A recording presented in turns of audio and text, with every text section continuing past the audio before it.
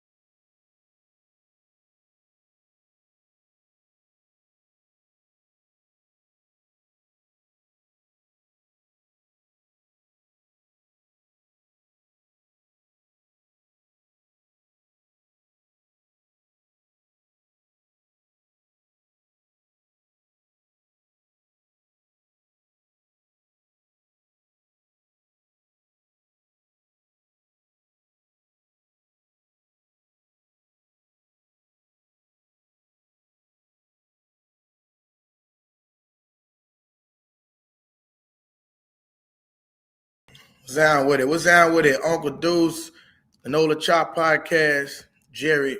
What's down with it, man? What's up to y'all, man? What's down? We chilling. Let me see if I can get this shit off. This shit look too big.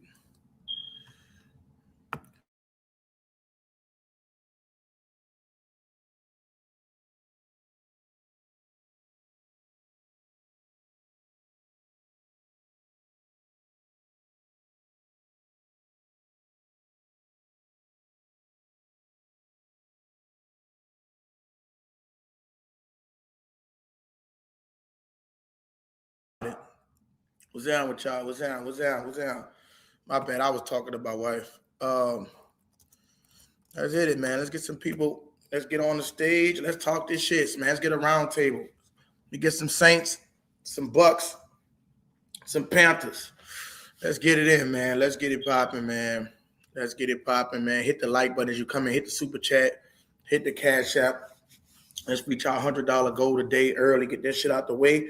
We talk some NFC South ball. We're gonna talk some NFC South ball. You heard me?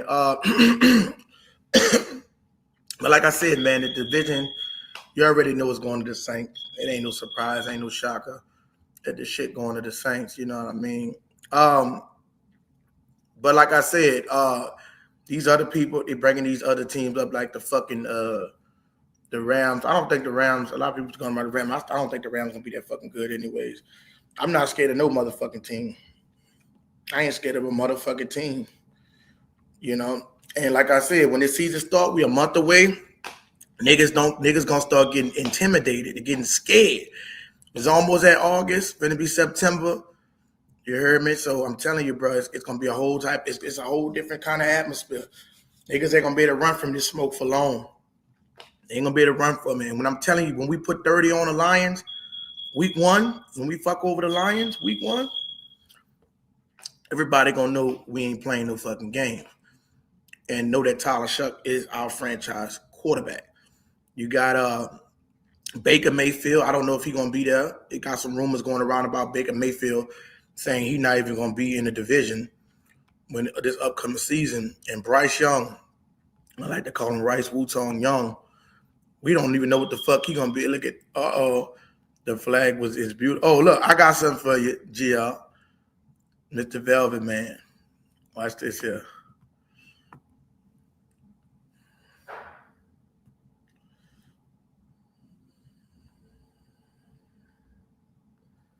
Damn, I can't even find this shit. Hold up.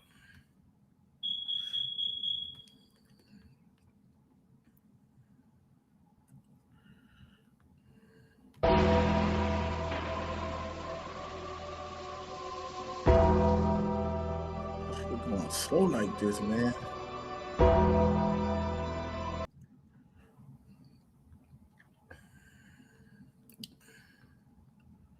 Hold up.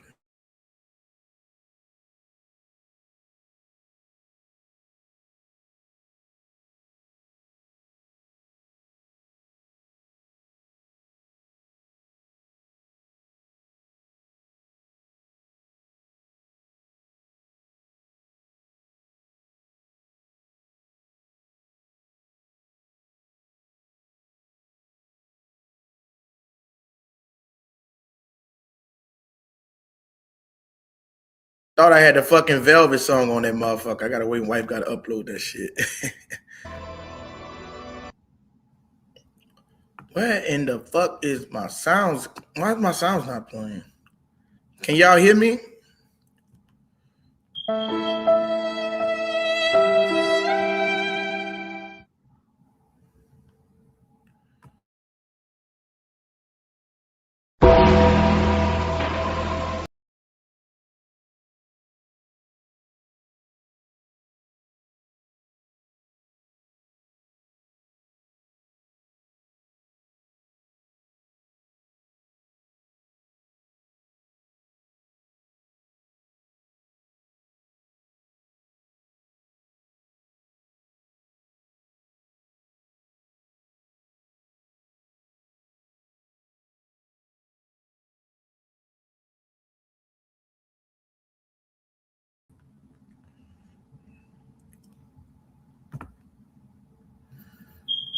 I'm bad. Can y'all hear me?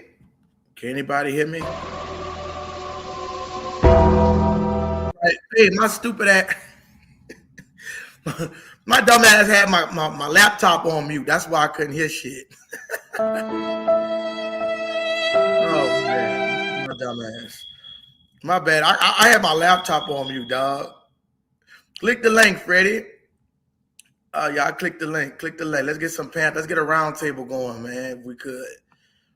Yeah, man. I'm tripping. My stupid ass was had the shit on mute. Since last I had it on mute. My dumb ass playing this shit. That's crazy. I feel like an asshole. Yeah. Y'all, somebody click the link. Let's chop it up, man. Let's kick it. So, like I said, we don't know if Bryce gonna be there. You can click the link if you want, Brandon. Anybody could click the link. Anybody. Matter of fact, Brandon, I supposed to been and made you a mod anyways. I forgot. I was supposed to make you yeah, he donate. He be donating all the time. I forgot to make him a mod. He hit me with $5 the other day. Hold on, let me go make him a mod.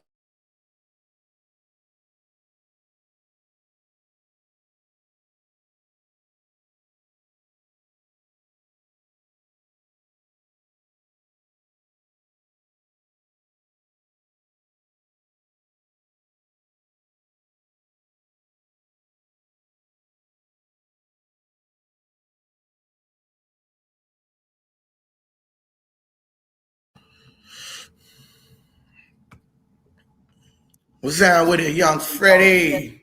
What up, Izzy? What up? What up? Cool. Yeah, he cool. He just don't really be here that often like that, but he be donating. He donated like $5.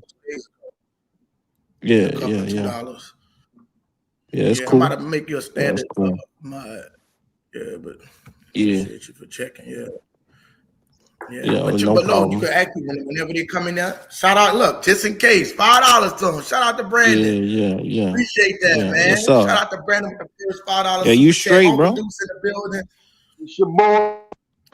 Deuce is in the building early. What up, early one yesterday. It's your boy, man. What it do, fellas?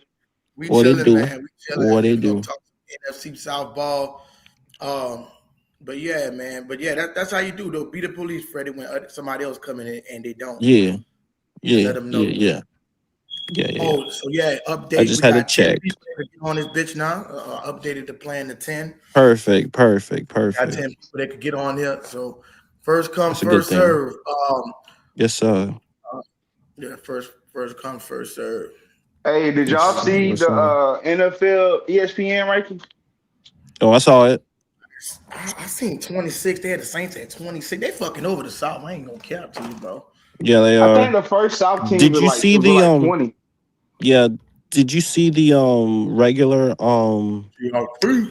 what's it called? Did you see like the D tackle rankings too? Nah, Could they rank them too? Yeah, they ranked them too this morning. Nah, I didn't see that. Yeah. And what they showed? Well, Derek Brown's number 5.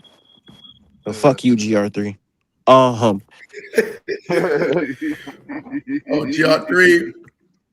How y'all doing, brothers? How y'all doing? Man? What's up, GR3? All right. Y'all didn't enter the building, man. NFC South. Yeah, number 5. Well, NFC house players. Yeah. He won't be that long. I'm gonna abuse this fucking. I'm gonna let y'all know right now. I'm gonna be abusing this keyboard probably for the first 30 minutes. Oh, I bet you are. You stupid as Let shit. me know if I'm going overboard. All right. Look out for our attack for this year. Here, our second round pick. Mm-hmm. Wait, what you say, Gio? You said your second round pick is better than Derek Brown. He's not. I said, look out for him. He might be. You never know. Christian Miller. He's got high upside because he's younger. Miller? Yeah, Christian Miller. Yeah, that's what I'm talking about. Man, Yeah. that boy gonna be a dog, man. Yeah, he is. He really need to stop that's that not motherfucking run. my boy. It's just going. He just got to develop. I think he probably gonna be better. I don't know. I might go straighten up. I think that dude from Ole Miss. I think he went to Ole Miss, huh? The one He went to Ole Miss. He went to Ole Miss, and the other nigga went to Georgia, Christian Miller. He just needs technique. I mean, because if he don't got it, sick. Because if he ain't got it, he'll get washed out the play. Who you talking about? Which one you talking about? 6'8" nigga? Not Christian Miller. I think Christian Miller's good. I'm talking about the Ole Miss motherfucker. If he, you lost your mind. But if he can use his height to his advantage, he'll be good. But but leverage is a thing. I mean, but a player like that though, bro, if he demanding a double team, he doing his job. Yeah. Yeah. It should open up Christian Miller. That was racist. But he the one from Ole Miss. God damn. He the one. Think you're a sleeper. Man, it's the two. We was talking about this the other night. On the Deuce, they got a dude, Chris Herron. I think it's Perriman that we got undrafted. Yeah, I think that's his name. Defensive end, him, the dude from Ole Miss. Like that's my two sleepers. Like I think them boys gonna cut up. Yeah, I was saying the same thing about the 6'8" dude, because I was like, shit, you don't really get many 6'8" D tackles in the motherfucking league. And if you do get one, bro, you know you can. If you know how to develop them, because if you don't know how to develop them, they're just raw talent. I think our raw talent. Because he's raw. Need him to be, the thing about it is you don't need him to be motherfucking because we got 1 and 2, Chase and Cam. And those are edge rushers. Right. D tackles are gonna be more run stopper. I said niggas on the line and put a world. I mean, all of them can rush the quarterback. I'm saying the D tackle's primary job is to stop the run, or fucking take up space. All I'm gonna say is this: everybody, when we all excited about our offense, but if you really go back and look, a lot of people need to be excited about our defense. Because that defensive line is going to be something serious. Mark my words. So, Freddie, tell Bryce Hussein Young to be on the lookout. Legs better work. Well, I mean, as you know, and I know you guys know, that his legs does work. Well, don't worry. You know, I feel like, you know how we usually struggle with scrambling quarterbacks? I think that's about to be a thing of the past, man. I really do think so, too. Because you got too much fast. Exactly, bro. You got Chase Young. I know y'all all hoping that Cam, but Cam had 10 sacks, too. Cam, I mean, he's not as fast as he used to be, but he ain't slow either. Exactly. I forgot what game it was, yo. But Cam ain't walk him down, but goddamn, by the time the nigga got to the sideline, Cam was touching him like, motherfucker, I'm here. My point is yeah, I don't remember who was playing, but I remember that shit. He was the quarterback, too. That's not including you get that boy from the Raiders. That dude fast. He ain't no damn slow is, bro. He's still raw. And you put him on with Chase Young on the end and have him on the other end. Oh, y'all got fucking problems. You got talent. It's just all a matter of how the talent works. GR. Don't worry. And this ain't no Let's be shade real. at you either, KPP. But I'm gonna keep it real with you. We ain't gonna get our credit game that we deserve until we start whooping ass. That is a fact. Thank you, Doc. I'm glad you said that. I'm more excited about the defense. I'm glad. I know we talk about offense all the time because offense make us excited, but we don't pay attention to how good the Saints, what they the one got on defense. Yeah, for us it's the opposite. For us it's the It's the opposite. opposite to me. Well, for Carolina it's the opposite. It's A like lot on of the offensive side, we a did lot of our thing. people I mean a lot of people are very excited about that veteran defense in Carolina, the continuity of that defense, the new and then everything is just a toss up and because really a lot of people are really intrigued on what Jonathan Brooks is going to do if he's healthy. And I Yeah, we mean talked about that's that yesterday. yeah, that's our big thing though. But I'm gonna tell you, bro, like last night, I had to really go back and look at all the pieces the Saints acquired for defensive line. And Bruh. that's not including the Brian Brzee, the Carl Granderson, and shit like that. I was just looking at who we picked up, like draft picks. And I'm gonna tell you, the Saints defensive line, that's not including that boy from the Raiders, because a lot of people like, oh, he a bust. Maybe he wasn't a bust, just maybe he couldn't do it with Oakland. Chase Young Oh, for you well, now. not Oakland. Yeah, Las Vegas. I'm sorry, I always still call him Oakland. Their daddy named him Oakland. I'm gonna name him Oakland. You feel me? Mm, But what I'm saying is, y'all gonna see it's gonna be a different kind of defense. I got a feeling. I know they was pretty good last year, but I think they're gonna be way much hell this year on their mm. defensive line, bro. Mark my words. Now, Freddie, Bruh. see when it's Go ahead. around December, you're gonna be saying, you said it, New Orleans, you said it, GR3. Hmm. Bryce gonna get hit at least 8 times in 2 games. He was hit what 4 times in 2 games. So Oh, yeah, he was? It'll be eight. yes. Eight, maybe 9. I'm gonna go with 10. Fuck it then. If you can Yep.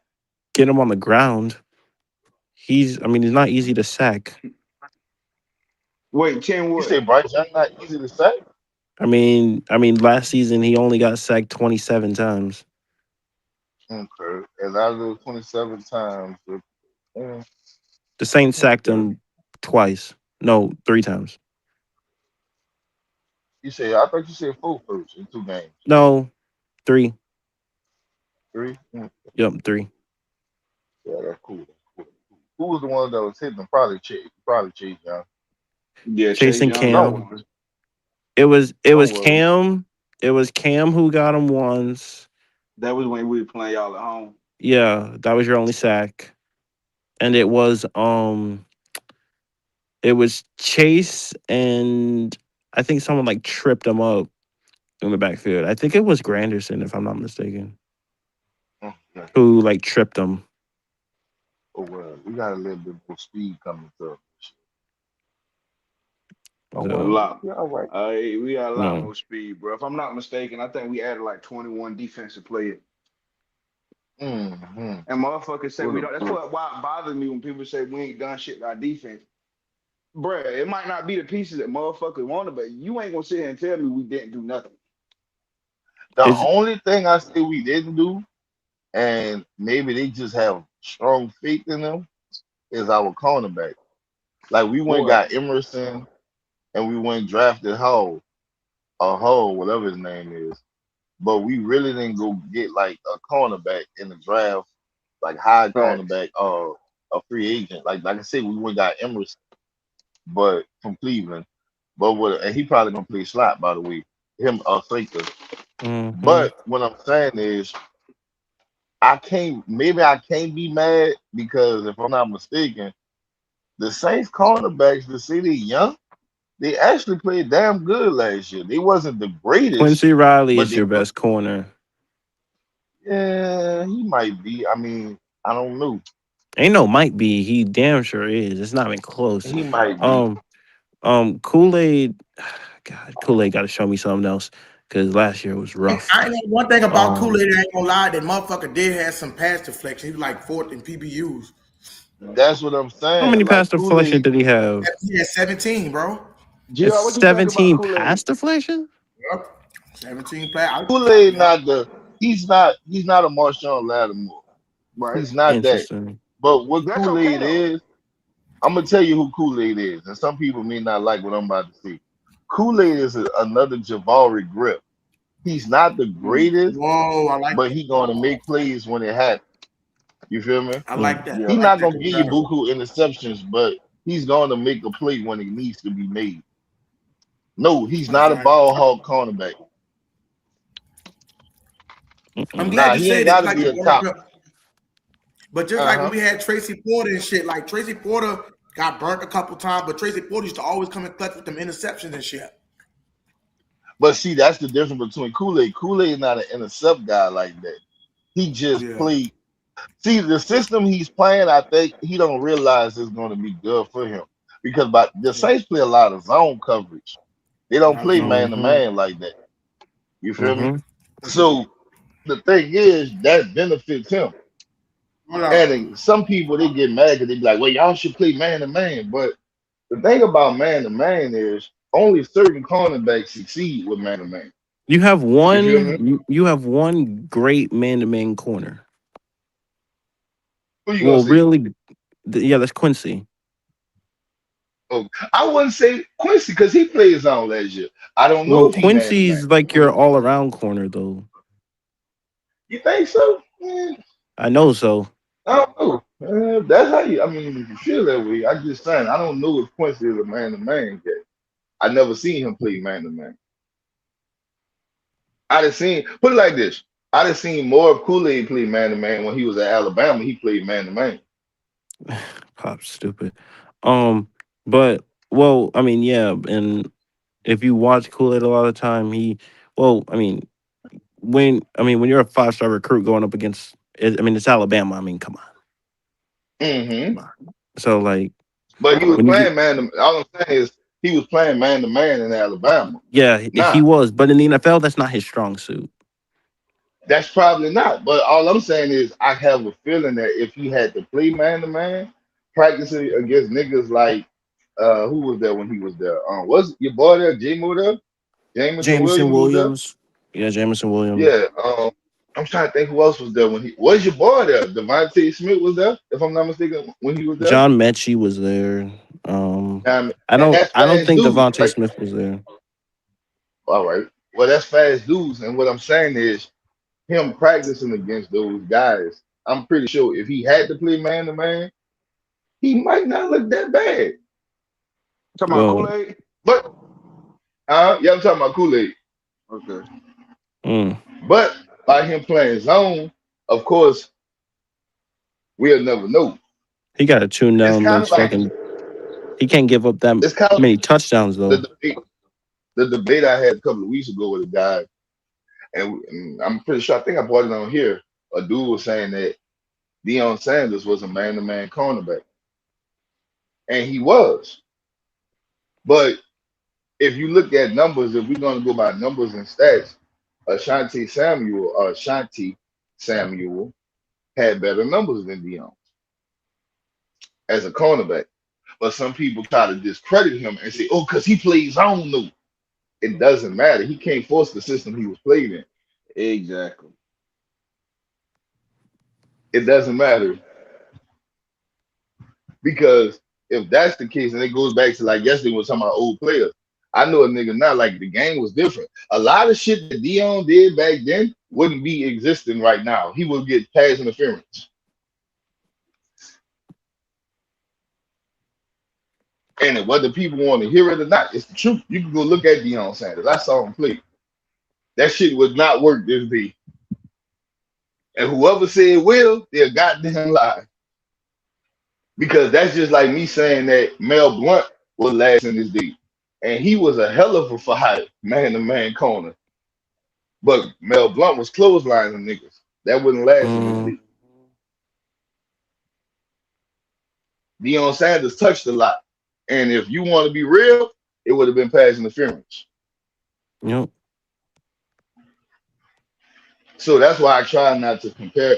Like, people to different people. Like you'll have some people like he's the greatest of all time, and it's like, in what era?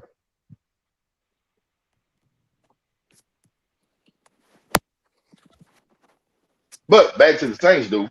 Kool-Aid, I don't know. Like I said, he plays on. The Saints plays on. Maybe that might benefit him, Mm. It's a real especially for a toss young up. rookie. You said what? I said it's a real toss up, depending on Yeah, depending on because Carolina primarily runs zone. We're not man. a lot We of run. defenses run zone. Yes, You feel me? yes. They don't run man like that no more. I mean, you'll see it every now and then, but at one point, Mm-hmm. I'm gonna keep it like this. When the Saints had Marshawn Lattimore and Paulson Adebo, You the ran more Saints was running a man. lot of man then. They was because those are man corners. Yeah. Even when they had Eli Apple and your boy the Jackrabbit, they was running man to man. God, Eli And Apple was. don't talk about when they had Chauncey Gardner Johnson when he was playing slot. They damn sure was running man to man then. Yeah, they You feel me? was. Paulson Adebo, Lattimore, and Gardner Johnson. Oh I my was God. jealous of that secondary at a point. I was like, fuck the Saints secondary, man. That shit was annoying. I was like, fuck the Saints secondary, bro. I hated going up against that trio. I was like, fuck that trio, man. Fucking Paulson, Adebo, Alante, and fucking, man, fuck those three guys, bro. God, I But couldn't quiet as stand it playing kept, them. I did not want Paulson Adebo that year. When the Boy, Saints drafted him, no, I didn't want him. You know Mm, who I want? And I'm so glad we didn't get him. I wanted Asante Samuel Jr. that year when it was in I the didn't draft. want That's what I Adebo wanted them either. to draft. mm. I'm Paulson, gonna keep it real. Adebo We gonna keep it was real. good, but like, good God, I hated playing that trio. Wow, bro, it was a beautiful thing. Fuck that trio, man. God, I hated And playing see, that trio. I'm gonna tell y'all this, and niggas don't want to hear this. Them three niggas right there, they said Greg Williams his damn job. He said what he want. I mean, not Greg Williams, Dennis Allen. Yeah, they did. Yeah, they really did. They said his job, bro.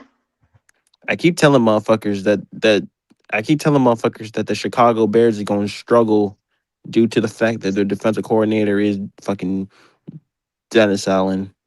Keep telling He motherfuckers that. makes he's a hell of a defensive coordinator. The problem is he got to have the talent to run the defensive scheme he runs. And the defensive GR3, this scheme he nigga runs a calling you a lot of. Browns fan. He calling you a Browns fan. I heard the Suck was top 10 fastest to get the ball out. Jan, holy. My bad, y'all. I'm trying to go through the comments as fast as possible. If y'all Mm-hmm. you hit the super chat, I'll make sure I get to all of them. GR3 really a See, Browns there ain't fan. nobody behind her. See, Honda trying to ruffle my feathers. But see, you Honda can't ain't been Honda's put on the hella Honda fucking like link. that. platform, but Honda ain't been on the platform for weeks. When He he's turned a gonna come fucking up here keyboard warrior right before our face. He a Quick as fucking hell. yeah, keyboard warrior. yeah. And When by he the gonna come up way, here and and show by us the way, he and also by the way, everyone on the platform, let that motherfucker keep talking junk and mess.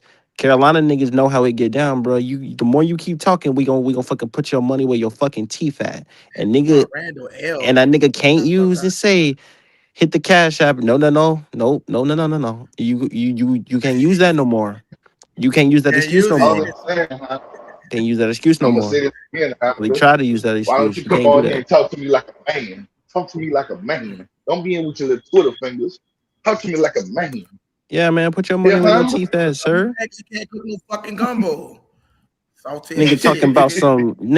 some Steelers gonna sweep the NFC South. All right, nigga, put Yeah, your he money where was your nice teeth with at Lattimore. then. Oh my bad. Let me read this comment. Janoris Jenkins was like Jack Rabbit. You picked that boy off that first Hell year. yeah. DA can call Dennis Allen can call defense, bro. I can't stand him, but he really well good DC, but he ain't no good fucking head coach. But yeah, He ain't no head coach. he's But the over his thing bitch about ass though. DC, all I'm gonna say is Dennis Allen, he have to have the right pieces. And that's what Chicago gonna Yeah. come to find or really realize that there's a certain way he play and he need them. I'm gonna tell you, he needs certain people to play his defense. Yeah, that's true. He ain't got the Why you personnel. think last year he went and got Chauncey Gardner Johnson with the Bears? He did that because he was trying to show them cornerbacks that maybe this dude can teach y'all what I do. The problem is though So, is that, but the problem is though is that their corners got absolutely fucking torched. and because they don't have the talent. Jalen Johnson's good, but like fucking Kyler Gordon and Tyreek Stevenson, bro. What are we doing? Those two Hey, guys have to get can. up on here like a man, bro. Stop all that Twitter finger. Get the motherfucking Cash App a super chat. Run your fucking mouth. All G Honda been doing lately is fucking Cash App yapping. in weeks. It's just hey on Deuce. Hey on Deuce. Hey, you already know how us Carolina niggas get down, bro. We gonna pull your fucking card. Hey nigga, hop on the fucking link, bro. Stop being scared. I've been waiting to fuck Honda up for a minute. I ain't gonna scary ass nigga. Yeah, I know that man's scary. He keep on ducking me. I'm going his shit. That man is scary. Jock, man, in the building, man. What's that? I'm Jock 54. Hey, what's going on, fella? Chilling, bro. Who that, baby? What is it? Hey man, I just had to comment on what GR3 was saying. And I'm gonna get off, but I'm gonna let y'all chew on this. But Dennis Allen, you're right. He need real spectacular players to run his defense. But the two cats we got in charge in New Orleans right now, them jokers, they just need good people, and that's what they doing. They stacking the team with just good dudes, and that can run whatever scheme they got going on. That's exactly what's happening. Is you a coach that evaluate if it's hold on? He always says you a coach that needs talent, or you a coach that makes talent. Right. Yeah, that's a good way to put it. And Clint Kubiak, he needs talent. He can't make it. Nope. You feel me? Yep, that's true. I mean, if you can make talent, you definitely cooking the grease. It's just something easy. It ain't easy because it's basically everything has to fall in place with your scheme. That means you can take anybody.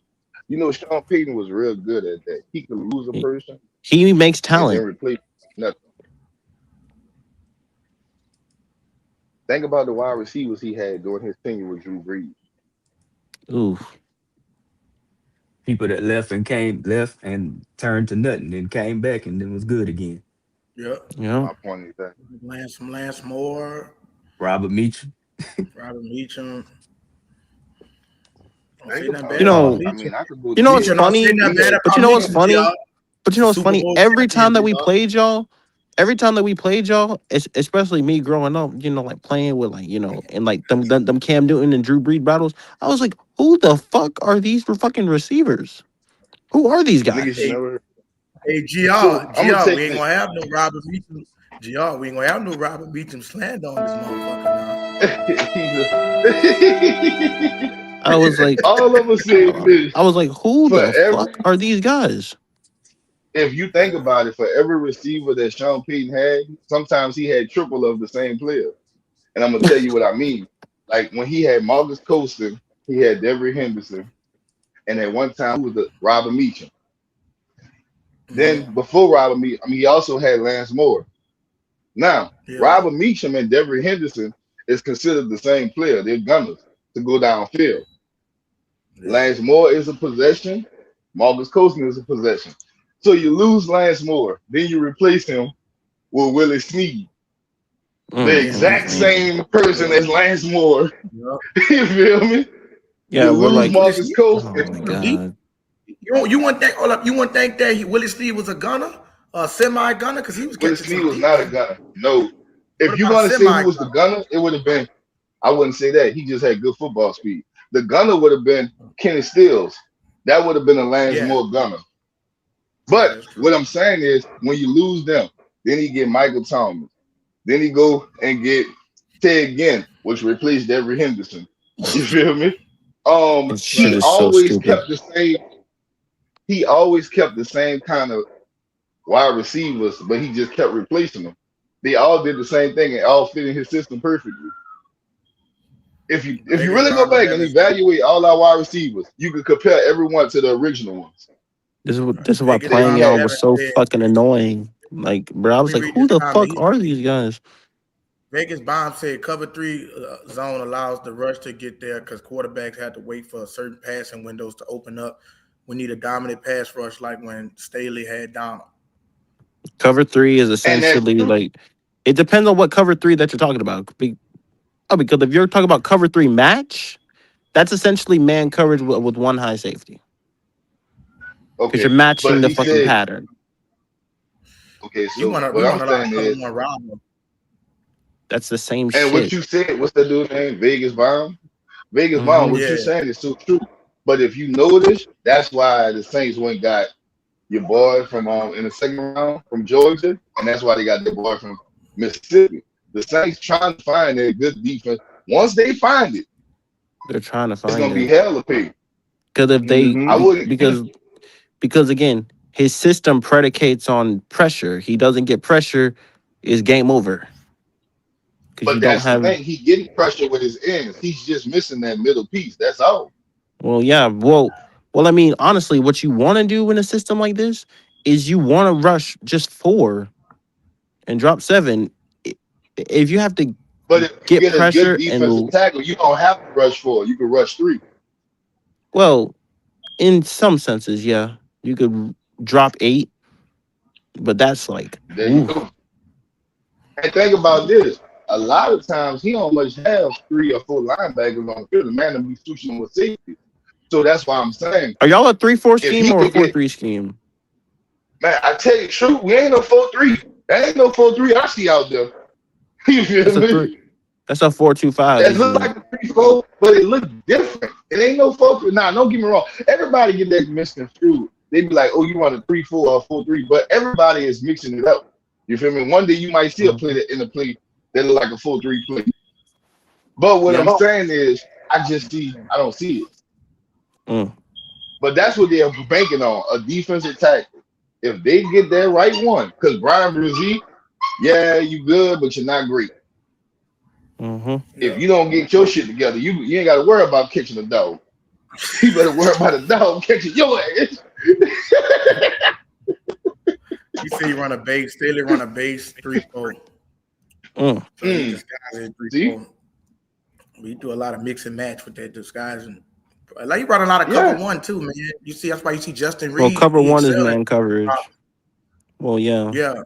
And we cover 1 robber where he bring that Justin Reed he ball hawk. He more of a ball hawk and safety.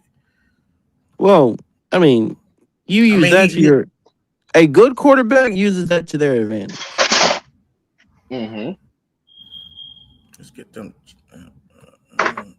So that's all I'm saying. Like, I don't know if you was said, here one of them yesterday, tackles- GR3, when I was breaking down what the free safety actually does and what it actually is.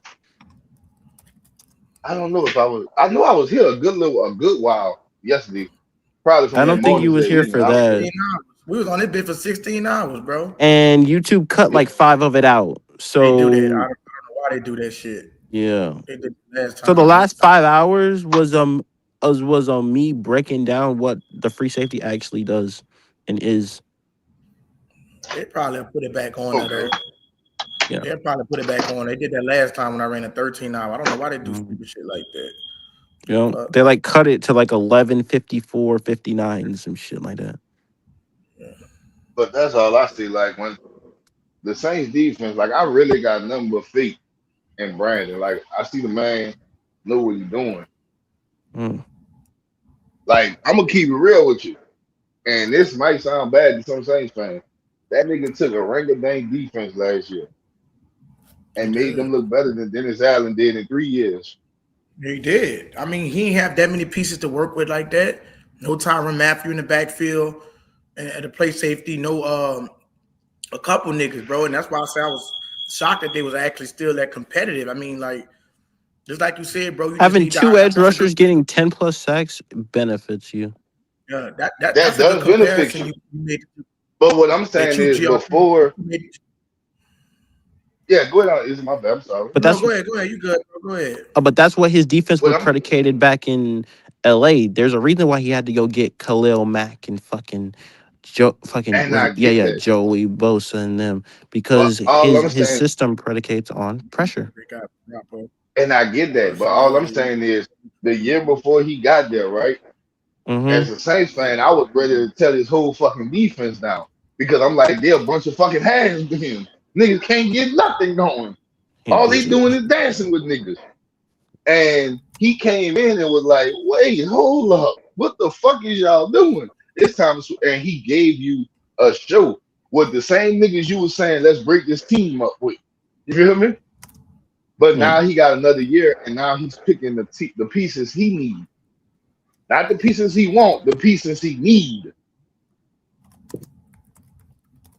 Like, niggas don't realize how much of a defensive coordinator you have to be, or defensive mind to say, you know what? We don't need the Mario Davis. Because if Dennis Allen was still here, the Mario Davis would still be here. All right. Well, that should let you know that he has. That should let you know that he's with the history states that he's confident, and I'm saying and hey, listen, nothing wrong with being confident. It's just how do you make it better than what you did? How do you tweak some things, because it's obvious that teams have seen what you've done before. So now, how do you tweak it as a coordinator? Because you can't run the same thing. Y'all get if not for non-members and non-moderators, if you want every comment read, hit $5 on the super chat. We'll read every single comment. And that's for trolls too. We'll read every comment so we could be able to get through everything. You know what I'm saying? And that's all I'm saying. Like, we gotta look at Cash App or super chat, don't matter. Matter of fact, $5 a week. I'll do $5 a week, $2 a day. I'm tired of talking about the goddamn quarterback. I'm tired of that shit. That shit gives me fatigue. It gives me a fucking headache, if I'm being real here. I do $7 a week. Matter of fact, I do $7 a week. We change it. I do $7 a week. You get all your comment questions read. I could get to them. I'll get to them questions, but if you want me to get to every single one of them, $7 a week. We get to all your questions. If you're not a moderator, if you're not a non-member, if the more you donate, the more you become a moderator as well. What's good, y'all? What's up, J-Live? J-Live probably want to come on here early and shit. I know this live. First, watch y'all get them. Watch y'all be messy. Just know this, get live. The first general manager was here before you. I don't want to talk to you, nigga. I don't want to talk to you. You call my motherfucking quarter a fucking game manager. We're done, nigga. Oh we're boy. Done. I ain't fucking with you for at least a week or two, nigga. God damn. Damn. AOGR3, you definitely fucked that up. I have one question for you, live. And notice what I said. We would never know if he was. I never said he was. How dare you put that juju out in the fucking open there? Now you don't want to hear it. It's always you'll never know. I'm pissed, nigga. You'll never know. But just know I was at the meeting first. You're lying ass. I was at the meeting first. I'm playing that bullshit. Yeah. He's an elite game manager. I said, what the fuck? I said this. I said we would never know. If you're gonna quote me right. He never left the system. Who came on this bitch agreeing with you that pissed me off? Who was that? I think it was Bloody. Yeah. That's exactly right. That shit had me. I said, you know what? I'm gonna get on his ass for every time I say it for the. What you say? So the conversation was. I'm gonna tell you.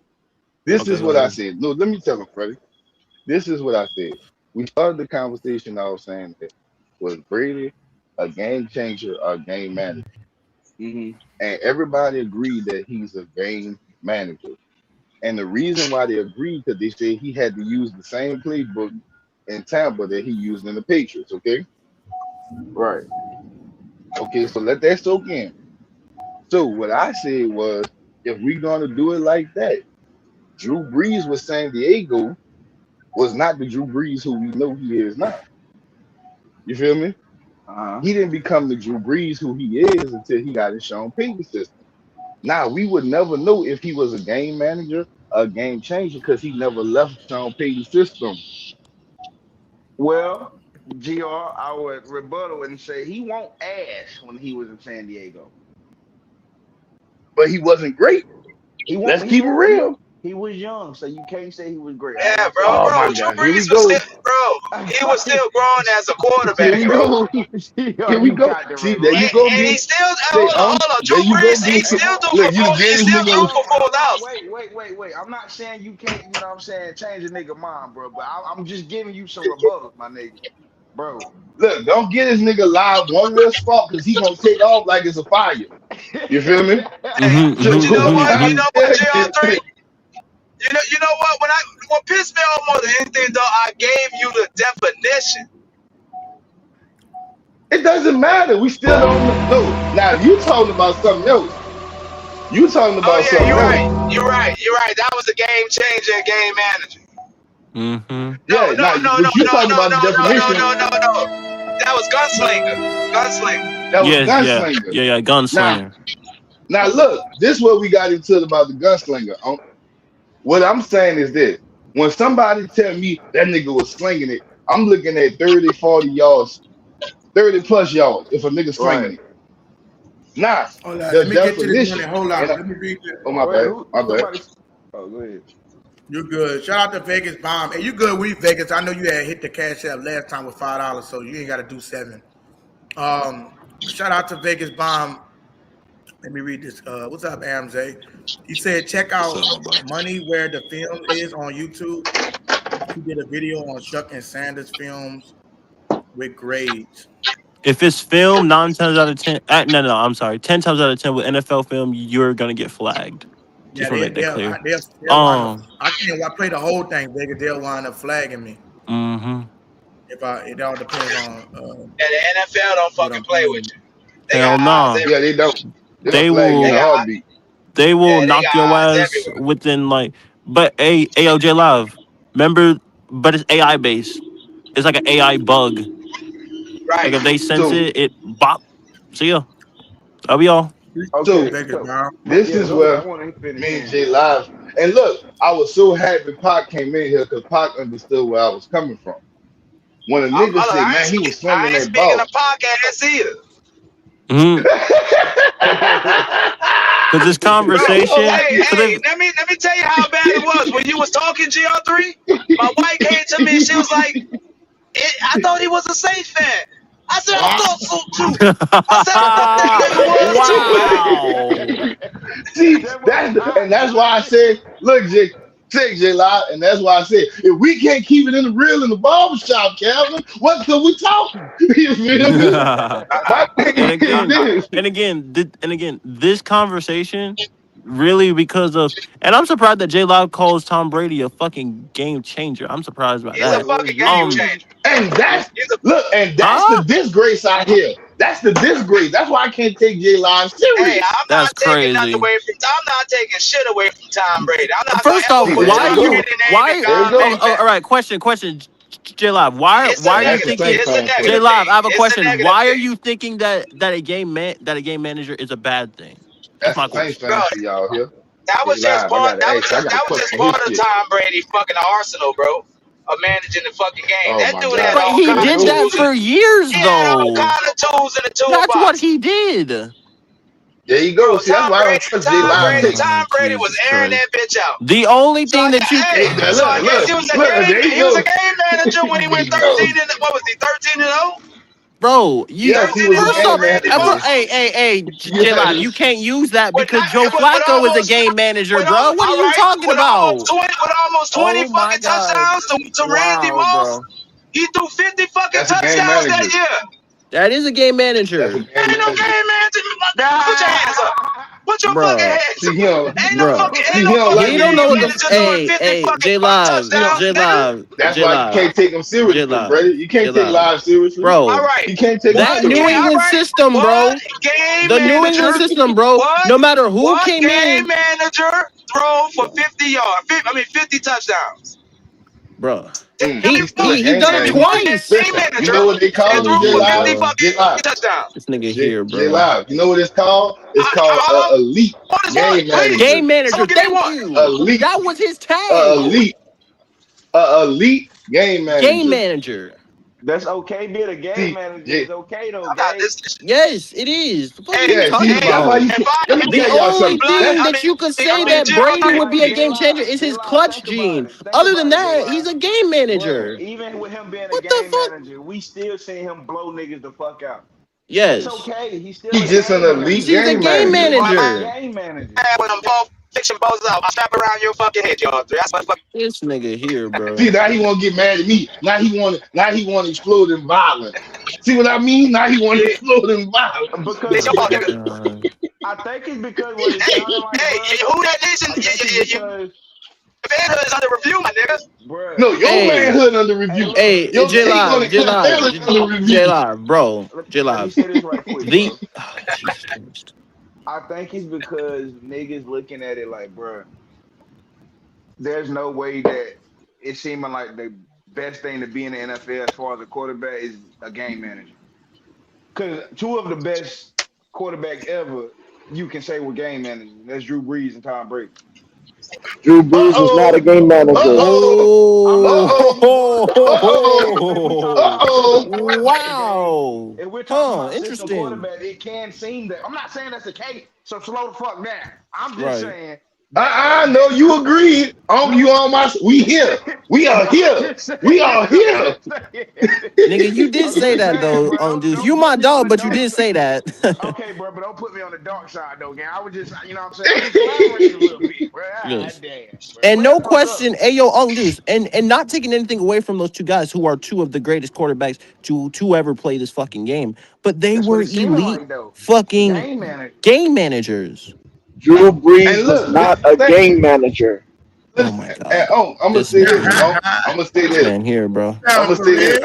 That's the stupidest shit to I'm say a, that Drew Brees was a game manager. I'm sorry. It's the dumbest shit ever. Hey, Dog. but wait, I hold already up, said wait, what I real had to quick. say. And I get Hey, that real too. quick. I Hey, get real that quick. too. Only to be fair, real talk. Only to be fair, it is a $5 donation for the to become a member or to be on here for a thing because I had charged everybody else, so it's only fair for $5, $2 a day or $5 a thing, Perez. Because they got a lot of people that got to get on here. Oh, okay, well, you can let them get on there. Huh? So Mm. But $2 either $2 a day. What do you say? You got on? Yeah. yeah, he said well, you can let him get on. Yeah. So All right, all yeah. I'm saying, hear me out.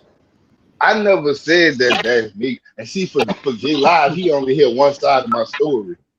What I'm saying is we would never know if Drew, but based on before Drew Brees got here, I'm not saying he wasn't no scrub, but he was not what he was until he got with Sean Payton and Sean Payton's system. But we would never know if he was a system player That's because or a game they changer. complimented each other, bro. Okay, well, can I ask a question? Man, what's Yeah. up? So, because I'm not sure this is a real genuine question. What was Sean Payton before he got Drew Brees?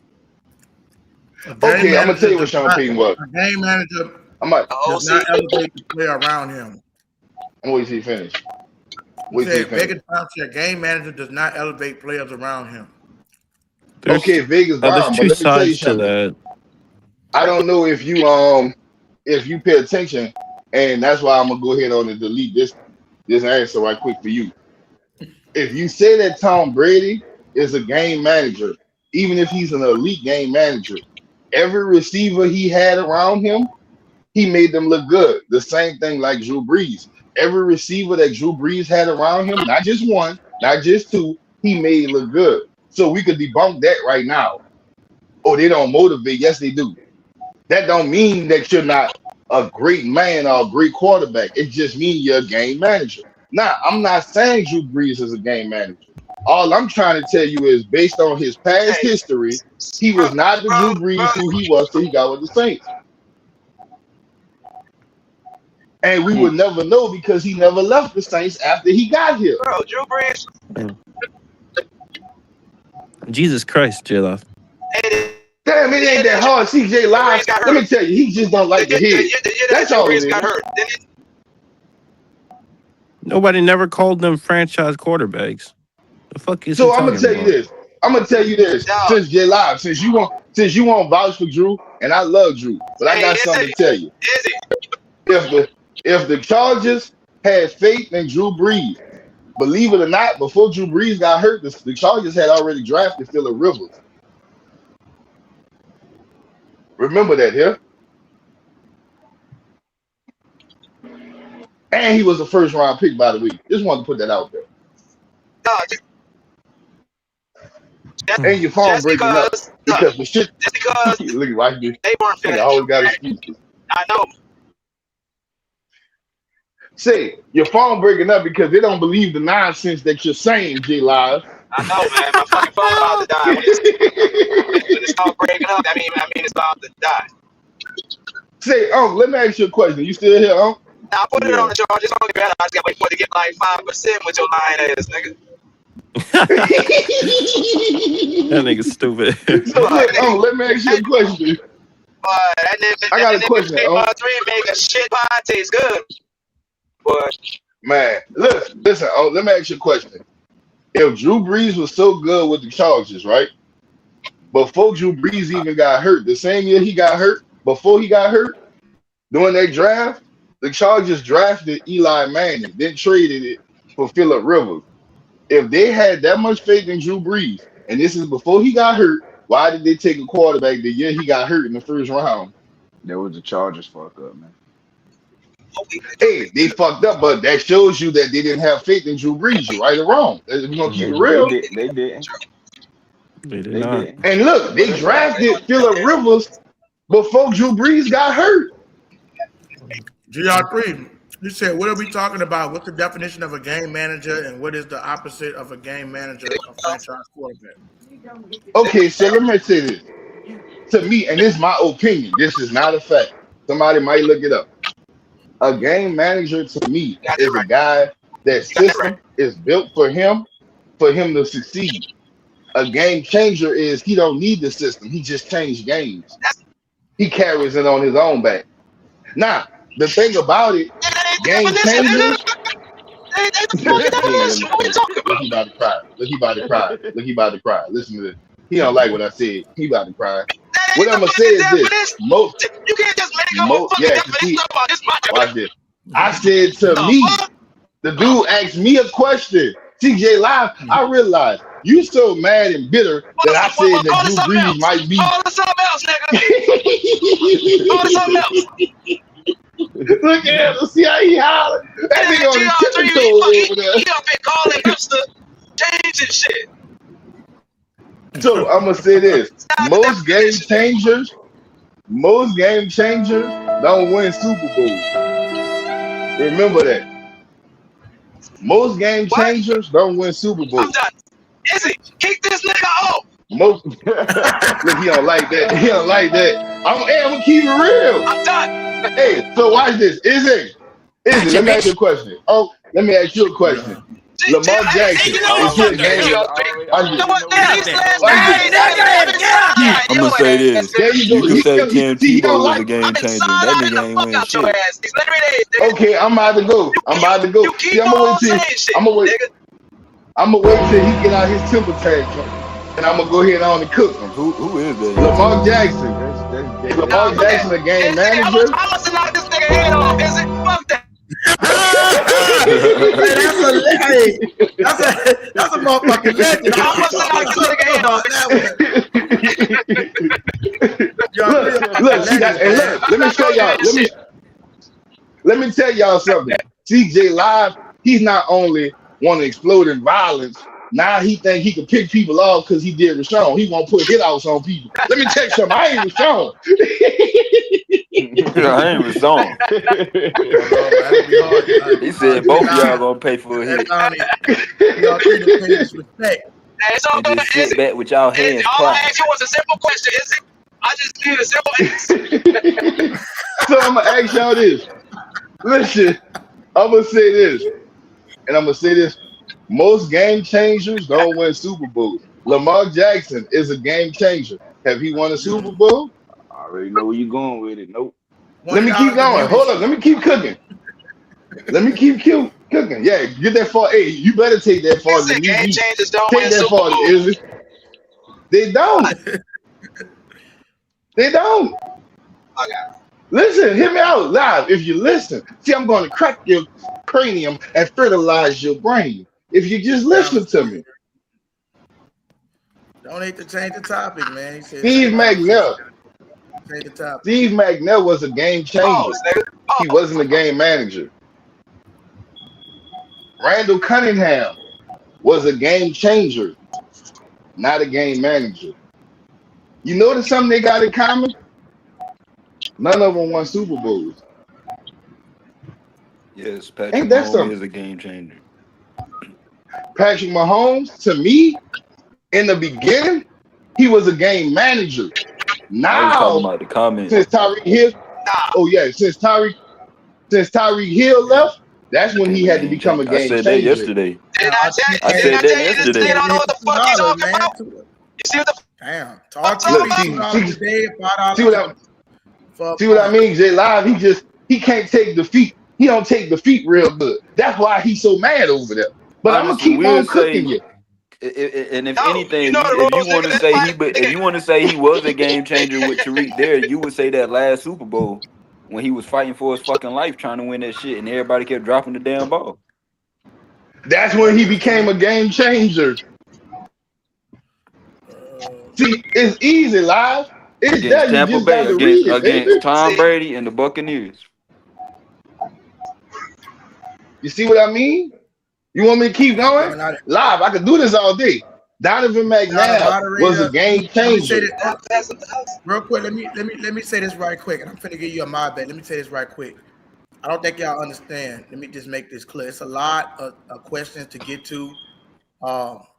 That's why I say if you're a non-member, a non-moderator, it's hard for me to get to every single question. I'll get to them if I can, but it's hard for me to get to every single question. You want to change the topic, $10. $5 to change the current topic. Y'all got to think about it like this here. It's a lot of people that come through here. I can't get to everybody's question. If you're a moderator, I'll get to every question. But it's like I said, it slows down the show. It's too much like that. So if you want your comment answered, pay $5 and you'll get your comments answered for the whole week. $5 an answer for the week, $2 an answer. That's just how we're gonna do it. No 2-day play because it's just too small. We gotta get to. It's a lot of people in here, y'all. That's why I said you want to hit the stage, $5. Or get a what you call it. If you want to change the topic, $5, bro. I lit to a lot of people. I don't know who this other guy is. Games, Speed, and Docs. If you new in the chat and you new, I'll probably read like one of your comments just for you being new. But we gotta get to that, man. Because it's gonna stop the whole show. I sit there and read every. Y'all gotta think about. I can't read every fucking comment, man. Gotta be mindful of that. It's a lot that run through. Trust me, I try to go through and look at them every now and then. It's a lot. But I'm not. But if you're not a moderator, because moderators are the ones that's always donating and shit, they will get all their comments read. Questions. Like I'm gonna read biggest bond question and shit. But if you're not, you know what I'm saying, hit the $5, hit the $2 if you want at least one answer. So yeah, that's just how we gotta do it, man. It's a lot of people, y'all. So Vegas Bomb said, bro, a game manager is someone who avoids the team from losing. Teddy Bridgewater was a game manager. That's not necessarily Vegas, and I'm gonna answer that question. A game manager, yes, they avoid the team from losing, but a game manager also is a system player. That system is built just for him, and he cannot play outside that system. That's a game manager. Kind of like Jalen Hurts, a game manager. Because if you put Jalen Hurts in another system, he won't succeed. $2. What the $2 for, brother? I know you had donated already. What you trying to do? Tired of J Live. Every time I come, nigga, want to put money on people's head. Say, is it? How much money is to put on J Live head? I don't think Saints legend can get knocked off, fellas. No Saints legend can get knocked off. Y'all both legends. I might mute them up. For 15. Say, is it? I just wanted him to hear how it sound when he said it. How much it is to put money on his head? You feel me? I could get money put on my motherfucking head, nigga. Me talking fuck that shit. I would sit right inside with a bag of popcorn. Every time I say something, he got something smart to say. Just cause. Shout out to Brandon. How much it is to knock the host head off? How much? 150. 150. I'm asking, what's the price of the host head? I'll sit back and eat me some church chicken.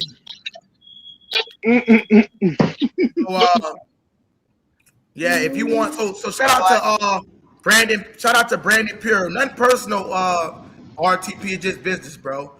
Brandon Pure, shout out him for the $2 super chat. So once again, if you're not a moderator, non-members, you get your comment read for $2 a day. $2 a day question, $5 a week. Hit the $5, man. If you're a frequent donator, you gonna get your shit read, man. No $2 ain't shit to drop, man. Y'all, it ain't a motherfucking thing. Come on now. It's a lot. It's both for me to read that shit than the, you know what I'm saying? So if you want to get involved, put the change on the table. So let's get it. All right, we get back to it. So because you gotta see it like this, I'm saying, because it's like I gotta read comments, so it's gonna already slow it down. If I just read every fucking comment, that's gonna be ridiculous. So it's gonna get slowed down a little bit, but I'm gonna read this guy thing since he sent this $5 for the week. He can change the game, brother. The touch push is something only he can do. Great success. What the hell you mean that's all he can do? No, man, Lord Jesus. Let me tell you something, bro. And you just proved my point without proving my point. The touch push is a system. What I'm trying to tell you is they run that team. They run it, but anybody else could run it if they get in that system. It ain't just Jalen Hurts. Because if you put Taysom Hill in there, he'll do the same thing as Jalen Hurts.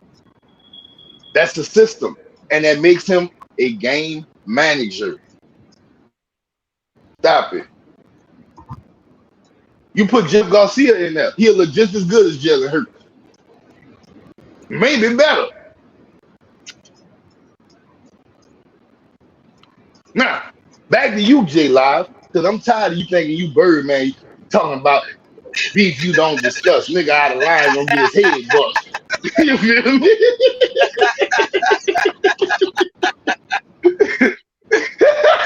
Put some respect on Jordan's name when you speak it, nigga. Every time you look, this nigga, that's why I say he's a bully. He's a fucking bully. That's what he is, bro. Every time you look, he won't put money on niggas' head. Oh, man, look, how much it cost for his head? Come on, bro. Hey, bro, I just want to know. It's the sad, third man. Day, GR3. But you come to listen. Let it go, GR3. You gotta let it go because you'll never know if he's a game manager or a game changer. His is over. Drew Brees is the ultimate student of the game. He would have been successful anywhere the fuck he went. Period. Okay. Drew Brees is the most accurate quarterback. He holds almost every fucking record statistically. Bro, you're dumb. This motherfucker called. Drew Brees could have thrown 20 fucking yards and still was starting and winning games in the league. But listen, watch your mouth, because a couple of days ago, what you were saying? Drew Brees was airing that thing out. No, he wasn't airing it out. At the end of his career, yes, he was. You lying motherfucker. Come on. See how he switched his words? See how he switched his words? He said lie. Kellen Moore tried to use the touch push with Taysom Hill last year. How that shit Come worked out? on, man. You said what? No, I said how that worked out, trying to do the touch push. What I'm trying to tell you, bro, is if you put Taysom Hill with that offensive line and that system that Philly run, he would have did the touch push better than Jalen Hurts. Trust me. Let me read this comment. Look, I believe in Taysom. I'm mad we never gave him a fucking shot. I am too. That's one I always deal with for the rest of my life. Bro, I would have rather look at him than Simeon, fucking Derek, any of them son of a bitches. Like, right. I like Teddy, but shit, I still would have rather been. Oh, go ahead, bro. No, you good. I was gonna just get this question out real quick because they're coming through kind of quick. Doc said to me, a game manager. No, go ahead, J Live. You do it. Then I'm gonna read the question. No, I'm done. I'll change the topics away. Okay, I'm said done. to me, He ain't doing nothing but bloviating anyway. To me, a game manager is a coach on the field, meaning he can't sling it and run the entire offense without the coach. X Breeze was a monster when he was time of essence. Hurry up for 4 minutes. So what you're saying? That Drew Brees was a game manager? That's what you're saying? And see, if you say that, you're gonna make this nigga over here. You're gonna make him get highly upset. Hey, You feel me? to get these niggas out the chat, is it? There you go. How much to get these niggas out the chat?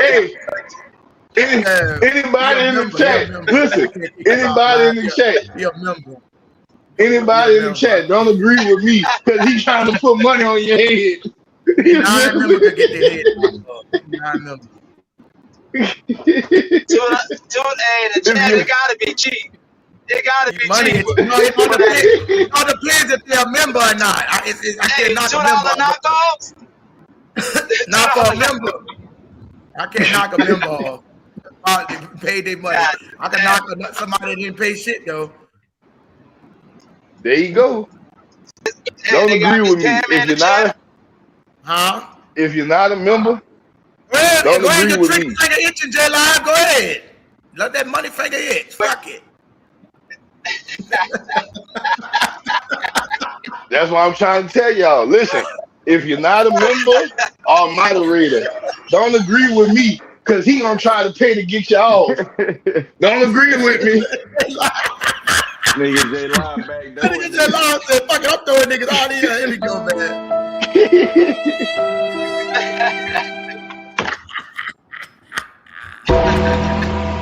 J-Live, you the Undertaker today, nigga. Don't agree with me. Oh, I see it, is it? And that's why I say this nigga a bully. Hey, that'll be some good nice intro music for somebody. I know. Hey, Sidney wanted that, but I'm charging his ass. Fuck that shit. He got to be a more heavy hitter. I ain't giving him a music. Take his track. That's your track. I like that Undertaker. That's a good intro. Hey, that's you. That's you. You want it, you got it. Fuck Sidney Cox. You got to up the price up. Hey, see. Damn, that's down bad. See, that's what I mean. He ain't nothing but a bully. He think he can bully his way through life. I'm getting tired of this nigga J-Live. Yeah, see what I mean? Damn. Throw some money in my problems, you know what I'm saying? Right. Make them disappear. I'm not going to stop you, J-Live. I appreciate that. I mean? He's a bully. He was a game changer and a game manager at the same time. Now, why he gonna try to get that man kicked off? Who said that, is it? J-Pop. You know somebody you can't pull off, J-Pop? Nah. Shit, he got a price too. Pop got a fucking price too. There you go. Everybody got a fucking price. Hey, I got a price. Shit. Hey, I got a fucking price. Izzy got a fucking price. Somebody get me the fuck on out of here. 150. Get me the fuck on out of here. I sit in popcorn and eat turkey chicken in the back. So hold up. Why can't I get Izzy? So you said 150, right? 150, so brother.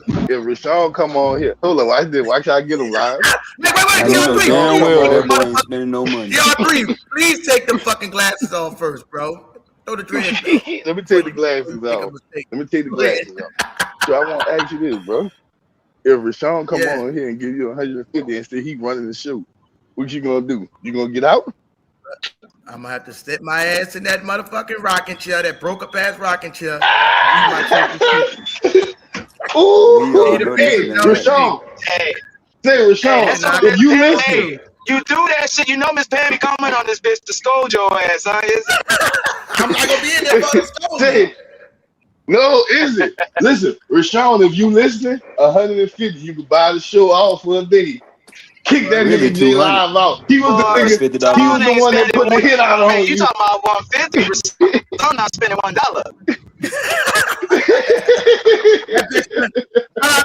Eat that bitch could kick a rat or a roach off the fucking stage, funky bitch. That Nigga, J-Law said That Nigga was was like, sound hey, like a Man, damn look, I roach. tried. I did. Soon as your ass hey, block one page, here go 4 more. I don't even. shout out to RTP. Hey, shout out to RTP with the $2 super chat, man. Appreciate that, RTP. Nothing personal, RT, just business, man. They got a lot of people that try to cut through Bro, listen, I don't care if you don't agree with my opinions. There's a lot of shit I don't care about. One thing I can't stand, J Live, is someone that's talking wrong and thinking that they know what they're talking about and they just are completely wrong, bro. Right, bro. That shit is annoying as right fuck. That shit Like, irritates no, the fuck out you, bro.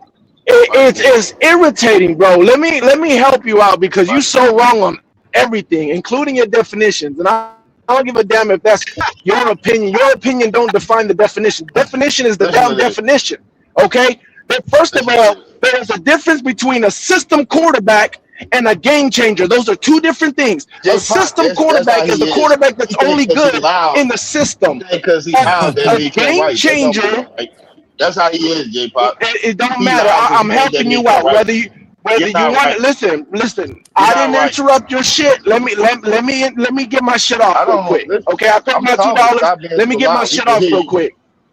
Calm Okay, down so then. a Stop system hollering. Everybody quarterback, can hear you. JR3, let him land. a system quarterback is a quarterback that can only thrive in a certain system. That's why they call it a system quarterback. If you put them in a different system, they're not as good. But if they're in one system, they're pretty good. That's a system quarterback. A game manager is just a quarterback that's not going to lose the game for the team. That is what a game manager is. He's not going to lose the game for the team. That doesn't mean that at some certain point, if the team needs them to pick it up and do something for the team, that they can't do it. That's not what it means. It just means, for the most part, they don't lose the game for the team. And that's what Brady does very great. That doesn't mean that he can't make a comeback. That doesn't mean that he can't put the team on his back. But for the most part of the time, his style of quarterbacking is being a game manager. Okay? When someone says, oh, they were slanging that thing, that doesn't mean they're bombing it 30 yards down the field. Slanging that thing means that they let it go, whether it's 10 yards, 5 yards, 15 yards, 20 yards, wherever. They just don't just check it down all the time. That doesn't mean that they don't check it down, but they slang it all around the field and they do it willingly. That's what someone that slings that thing means. When you talk about what you're talking about, which is 30 yards down the field, oh, that's all he did. That's called bombing it. Oh, he bombs the ball. That's what they call it, bombing it. So now you know the definitions of all these different things. Hopefully you can get some stuff correct now. Because what does Drew Brees fit? The guy who is game managing and just making sure the team don't lose, or putting the team on his back, which is a game changer, and put the whole team on his back and go win the game for most of the time. I'm pretty sure there's games, maybe 20% of the games, where he didn't have to do much and he can just dink and dunk all the time or whatever and just not lose the game. But for about 80% of that damn time that we saw Drew Brees with the Saints, he was putting that team on his back. Thank you, So J that's Pop. not a game manager. Are you finished? Are you finished? That's your opinion. And your opinion is just like an asshole. Everybody has them one. niggas don't know that you've been in this game for a long fucking time. Say, hey, is it how much it costs? How much it costs to put RP out? How much it costs? In the game, I can tell. Just from the word how much it costs?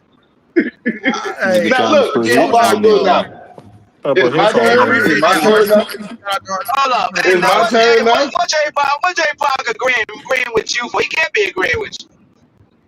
Yeah, he agreed with me. He said everybody's definition is different. Just because he over here hollering and bloviating about his fucking definition. Listen, J Live. Oh, my bad, I'm wheezy. Okay, so look, this is what I'm saying. I said every definition is different. Yeah, go look it up and then read in the comments. Teddy Bridgewater, Vegas Bomb said Teddy Bridgewater went 5-0 after Breeze busted his thumb. That is the perfect description of a game manager. Mike, now you just proved my point. Now I'm going to go deal with this little Tampa Bay fan who came in here bloviating, hooping, and hollering on his fucking opinion. Now, what I'm going to tell you is, Mr. Man, when you come in here hollering, get your shit correct. Drew Brees, when he was with San Diego, what was he? Watch this. Why does it matter? He can't answer. What was he? Was Drew Brees the same person for the rest of his career No, that he was what in San was Diego? I don't need you going in circles. I don't need you going in circles. I'm not going in circles. I'm not going in circles. The last time I answered your question, what was Drew Brees? Pointless. You got holler It was pointless, and I'm not doing that shit again. Ask me a question that's relevant to what we're talking about. You're dumb. What was Drew Brees? See what he does? He holler and scream, and then he's right. You're dumb. You're dumb. Your question has a point, and answer it and make the point. Ask you this. So since you don't want to answer it, I'm just going to erase your ass out the conversation and go to Say, you watch football. What was Drew Brees when he was in San Diego? Was he a game changer or a game manager? No. J Live. Just answer the question. That can cover you too. What was Drew Brees in San Diego? A game changer or a game manager? A young dog. Oh, nobody wants. Look, if nobody gonna answer this question, I'm done. Was he a game changer? No. You shouldn't have never even spoke because you sound like you look dumb. You sound dumb. So I'm gonna ask you again, J Live. You got all that mouth. I'm gonna ask you again. Was he a game changer or a game manager? I'm asking. Nobody wants to answer that. You know why? Because he was a fucking game manager. I don't know what we're talking about. It's relevant. It's relevant. It's just that your dumb ass don't know. So now it's time for me to coach your dumb ass. That's why you don't want to answer. Because you probably didn't see him. Answer it and coach me then. Answer it and coach me then. Yeah. Look, he get mad now. He don't like that. So answer the fucking question. Was he a game changer or a game manager in San Diego? Answer it. You can't. You know why? Because it's gonna make you look every bit of dumb that you are. So you feel me? For me, I tell you, I'm not wasting my breath on pointless questions like I did last time. I'm not wasting my breath on pointless questions. Last time you told me to answer a question, I answered it and it was pointless. I'm not doing it again. So answer it for me. And listen, excuses are the crutches for the ones. You don't got a point, bro. If you had a point, you'd want to say it. You don't want to say it because you don't got a point. Answer it. Why you don't want to answer it? Answer the question. You don't got a point. You don't got a point. You can't answer it. So since you can't answer it, sit your $5 ass down before I make change. J Live, thank you. Nobody gonna answer that question. Not JR3. You know why? I don't know what's wrong. Because it's irrelevant. It's relevant. He's not gonna answer. If it's so irrelevant, why nobody's answering? Because it's pointless. Because it's irrelevant. No. It's because no. Say J Live, stop agreeing with this dumb nigga. Don't make yourself sound like him. Don't do that, J Live. If it was relevant, you would have answered it and made your point. When RTP, I want you to answer it. No. I'll let you know. I want RTP. I want his ass to answer it. Since you got all that fucking mouth on you, answer it. You can't. You know why? Because you know it's gonna make you look like an ass. He was a game manager in San Diego. Plain and simple. My point exactly. Someone answered Plain and it. simple. Okay, Pop. So what's your point? Thank you, Pop. So look, what's your Pop, point? let me ask you this. And I'm gonna go back to what I'm saying. Hey, my original statement, because you was hip hop. See, now he mad. He mad because Pop here. He mad because Pop here. Let him finish and see if he has a point. So look, this is what I'm saying, Pop. He was a game manager in San Diego. When he got with the Saints, and you was here when I said this the other day, we would never know if he's a game manager or a game changer because he was a game manager in San Diego. Unfortunately, when he got with the Saints, his mindset, his skill set changed. Now, we don't know if that's because he became an elite game manager or if he was just a game changer. You would never know, RTP, but based on the facts, before he got with Sean Payton, he was a fucking game manager. So real quick, I'm gonna tell you what the difference is for me. Like I said earlier, I think everybody has a different definition in their head. This is what I think a game. Wait. Let him finish, please. Let him finish. I'm done. J Pop was talking. Done? Go ahead, Pop. So guess what? You're not talking. Pop talking. No, let him He's go. talking Let him about go. the wrong Go ahead, thing. bro. Go ahead, Tampa Bay. He's talking about the wrong thing. He said we'll never know if he's a game. You're talking about a system quarterback, that, stupid. dummy. You're talking about a system quarterback. That's the question you're trying to ask. You're trying to say we don't know if he's a system quarterback or not.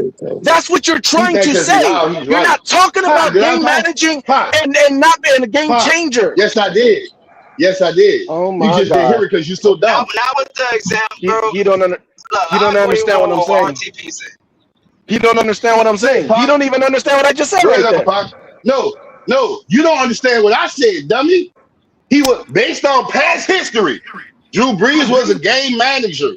We would never know if he was a game manager or a game changer once he got to the Saints, but we know from past history he was a game manager. Now, when he got with the Saints, you can't say. No, go ahead, sorry. Go ahead, John. I can't help myself. You spitting bullshit. Now, come on. That ain't bullshit. Say, you know what? I'm gonna be quiet. I'm gonna let Pac talk. Say, Pac, go ahead on talk. All right, go ahead, Pac. I think a game manager is a quarterback that basically he needs a running game and he needs good wide receivers, and then he keeps the offense moving. Whereas a game changer is elite and a physically gifted person who can single-handedly take over the game and create scoring opportunities when a play breaks down or when nothing is working. That's true. That's true. So, yeah, maybe he was earlier on, but I definitely think that later on in his career with the Saints, especially when he got to the Saints, that he became a game changer. I don't think it was just a system. I think his mind and everything improved. To look at the Saints, like that's but why you would never know again. If this was a Falcon fan telling me this, I'd be like, all right, I wouldn't be so mad about it. Look at dumb. Look at dumb. Just listen to him. But a Saints fan, like, how stupid you gotta be, bro? We went to the NFC Championship his first year, bro. Let me ask you a question. Right. Yeah, that you do. Do that for that Tampa Bay fan. Say, Pac, let me ask you a question. But would you ever know if he was a game manager or a game changer based on that he never left the Saints? Could you ever know? Well, I'm just basing it off of the fact that he was a completely different player. He looked as though the game slowed down, everything became easier, and he could single-handedly take over the game with a bunch of no-name wide receivers. But if you want to say that the system had everything to do with it, then your point is valid. But I don't think the system was the only reason he became good. I think it's the system.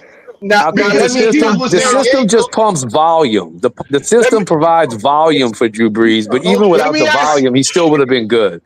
Let me ask him this. Let me ask you this question. The one that says that Drew Brees is a game manager. Let me ask you this. What is a system quarterback? Listen, bro. That's how I know you're not fucking listening. I said I want to know your definition of a system quarterback. Lord, bro, listen. Shut up and listen. You talk, but you don't listen. I'm listening. The original statement that I made was we would never know if he was a game changer, game manager. I never called him either one. I understand. So when y'all come at me, and say that I called him a game manager, I didn't say that. I said you would never know if he was a game changer. First of all, you did call him a game manager, but we can move from that. We can move from that. I'm asking you a question. What is your definition of a system quarterback? What you're not going to do is put words in my mouth. Okay, you didn't say it. You didn't say it. Let's just pretend he didn't say it. What is the definition of a system quarterback? A system quarterback to me, and this is you asking me my definition. Yeah. Oh, you want me to get on Google or AI? No, I'm asking your definition. Whatever way, Google AI, your definition don't matter. You tell me. I'm gonna give you a prime example. No, I don't want an example. Tell me your definition of a system quarterback. I just gave you my definition. What is it? Like I said, Jalen Hurts is a system quarterback. That's not a definition. That's an example. Give me a definition of a system quarterback. Okay, I'm gonna show you a quarterback that needs a certain system to thrive. No, don't say that, Jay. He don't get that. But I'm saying that Jalen Hurts.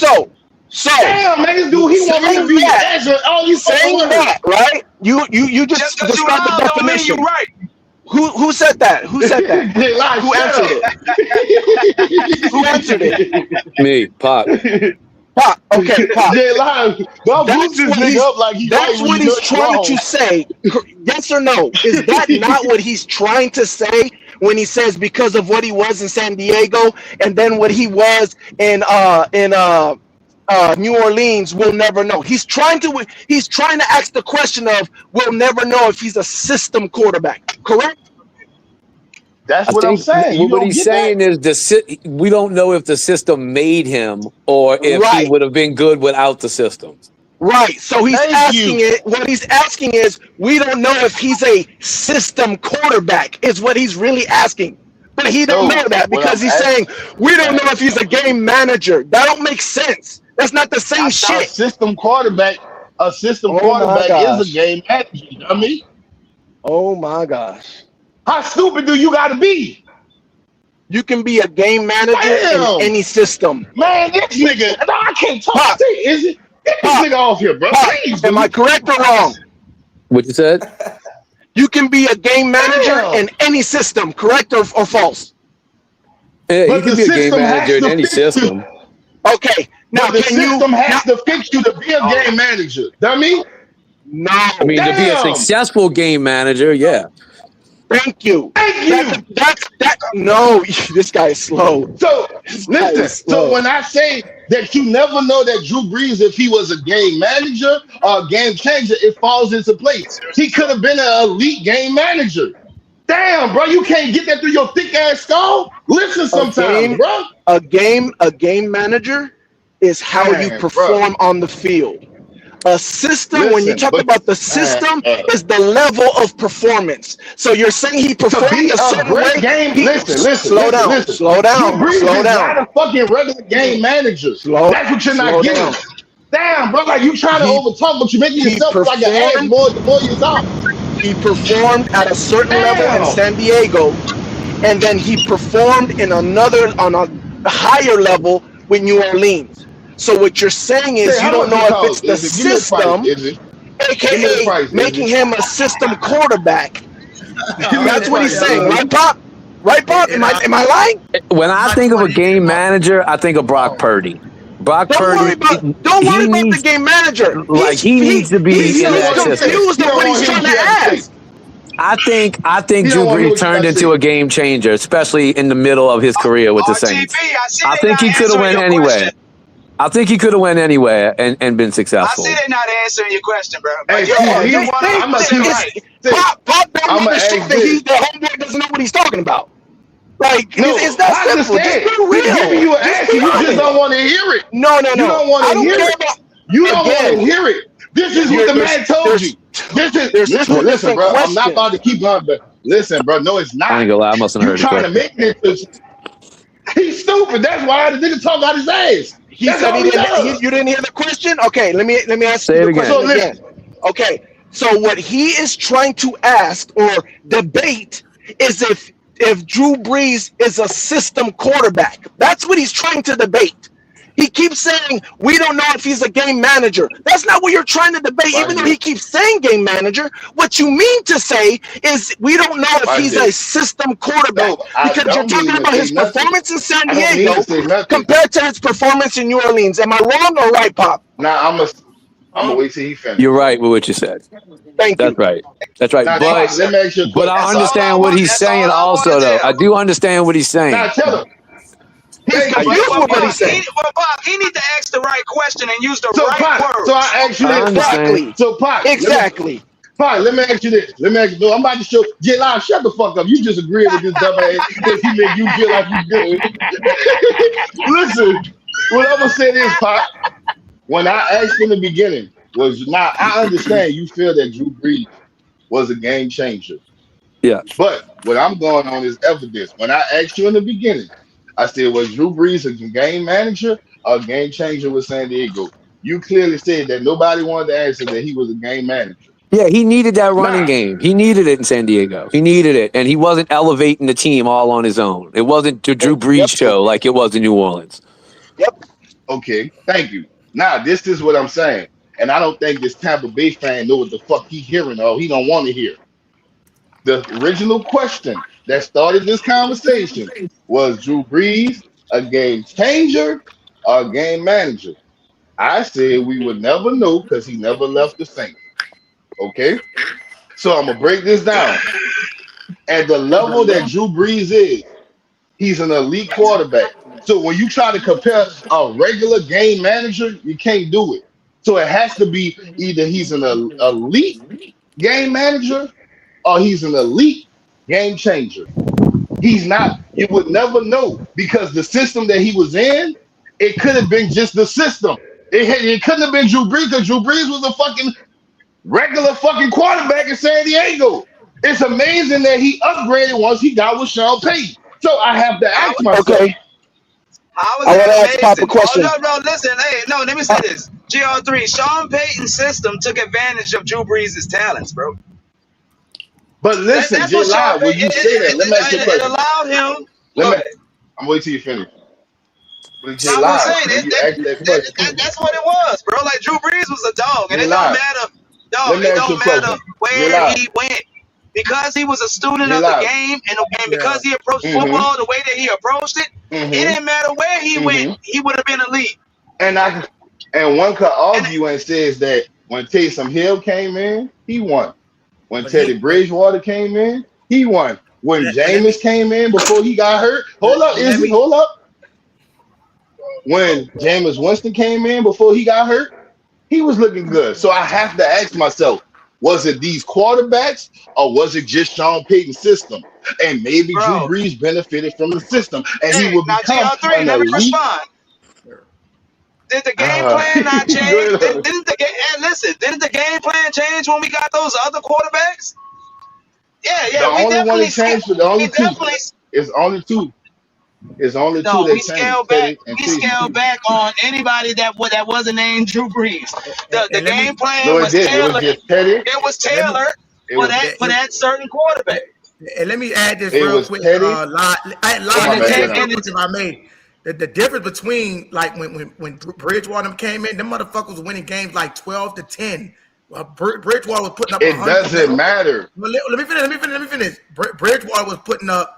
I understand what you're saying, GR3, but the area what you're saying is the motherfucker was putting up less than 200 winning games. So the production, Bridgewater wasn't taking over no fucking game like Breeze could when it was down.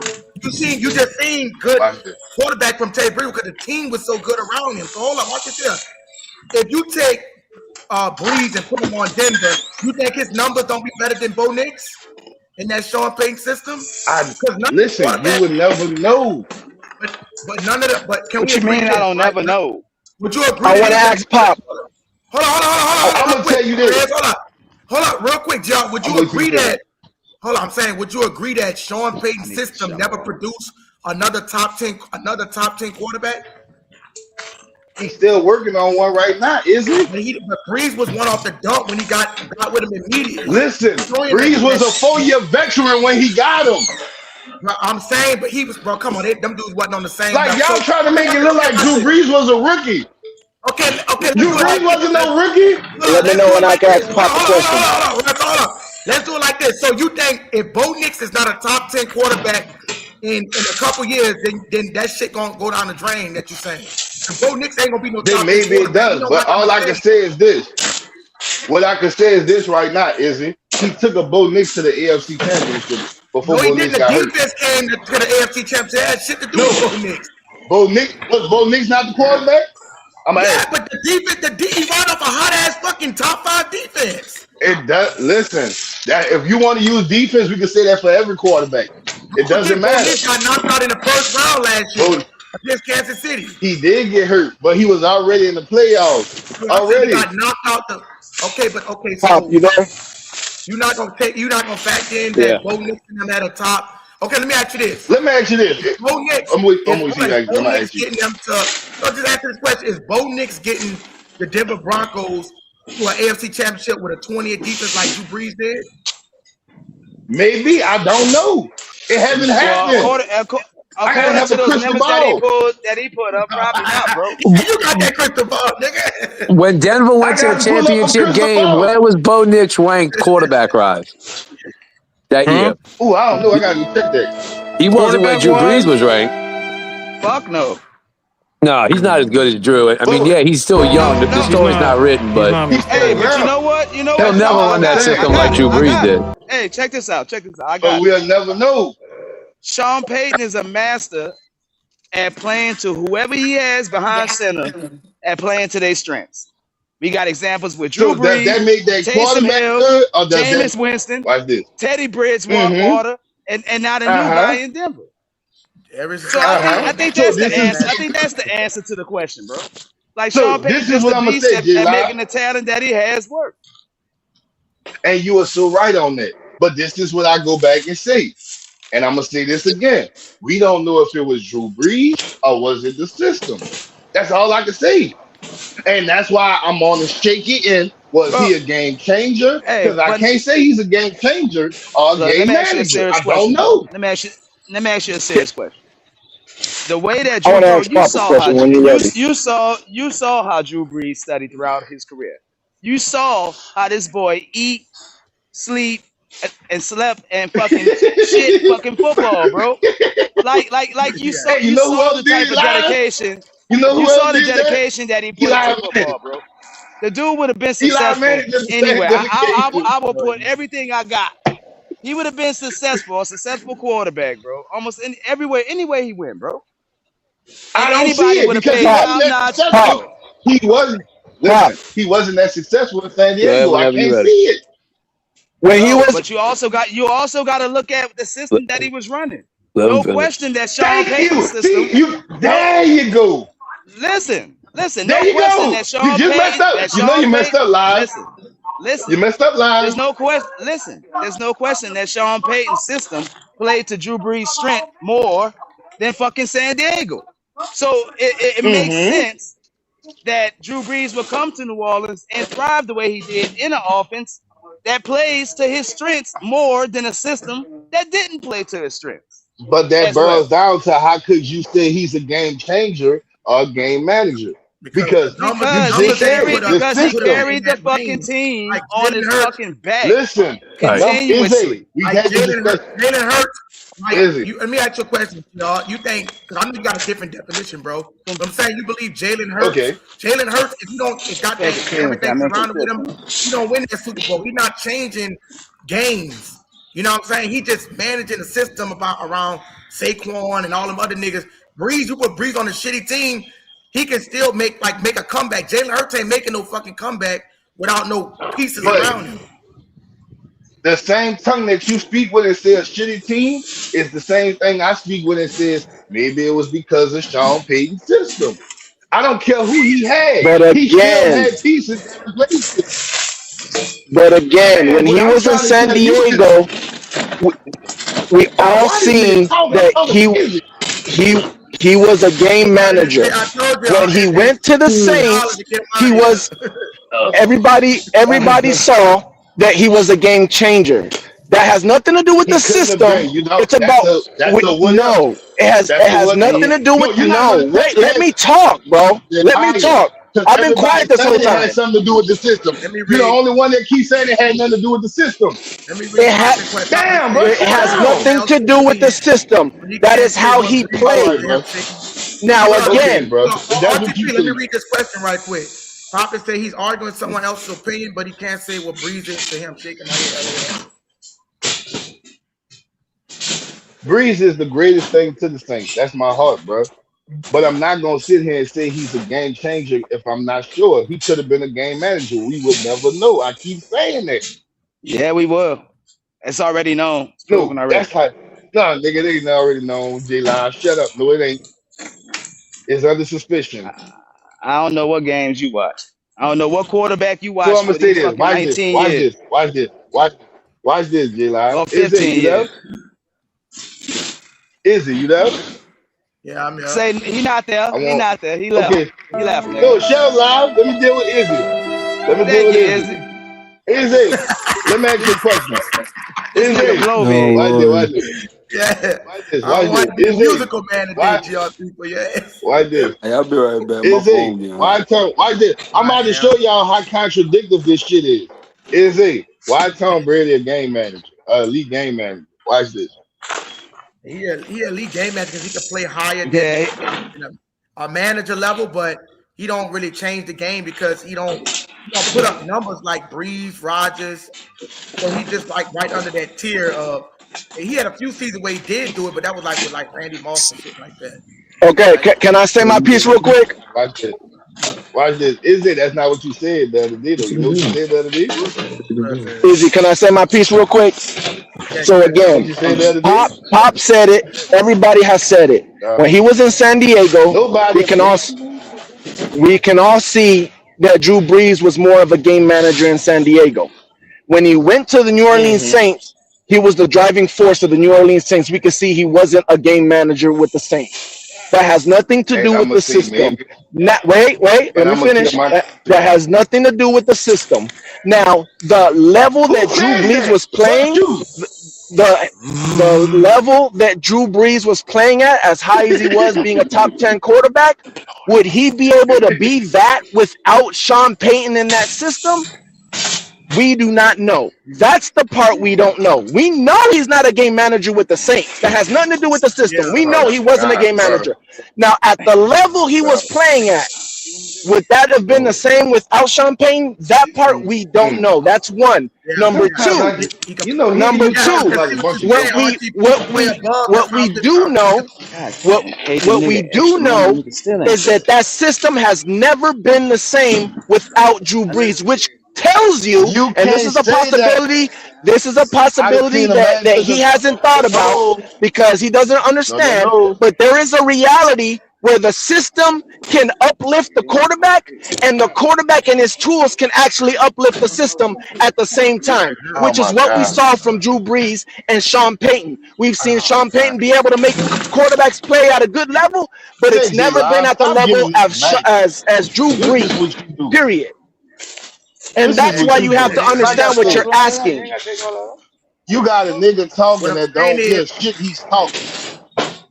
But you had said, hold up, Jeffrey, I know you had said something. Get back to your question, but before you ask that, let me ask you this. Okay. Like, okay, kind of like what people saying, like, if you put, like he just said, that's why I do agree with you at GR3 as far as we don't know what he gonna be like as far as his numbers gonna be.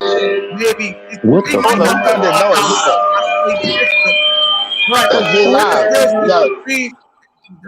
I can't hear you. Drew Brees hold on, I can still see Drew Brees putting up like 4,500 yards. Maybe he don't get the 5,000 a year with Sean Payton, but what I'm saying is we know Bo Nick, like for example, if Sean Payton was really that nigga and his system was really that lethal, then you would see Bo Nick's putting up similar to Brees numbers. We don't see him doing that. He only been in the league 2 years, is he? But hold up. So you telling me if Drew Brees got, hold on, let me ask you this though. You telling me if Sean Payton would have got Drew Brees his first year, Brees would have looked it like that? Because you don't go from being so-called just below average in San Diego to elite like that. So it's still showing that. No. I'm gonna show you what it means. I want you to see what you just said because I don't want to lose this, Izzy.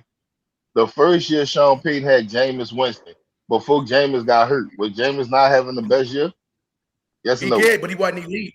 No, you true. He wasn't elite though. He wasn't elite.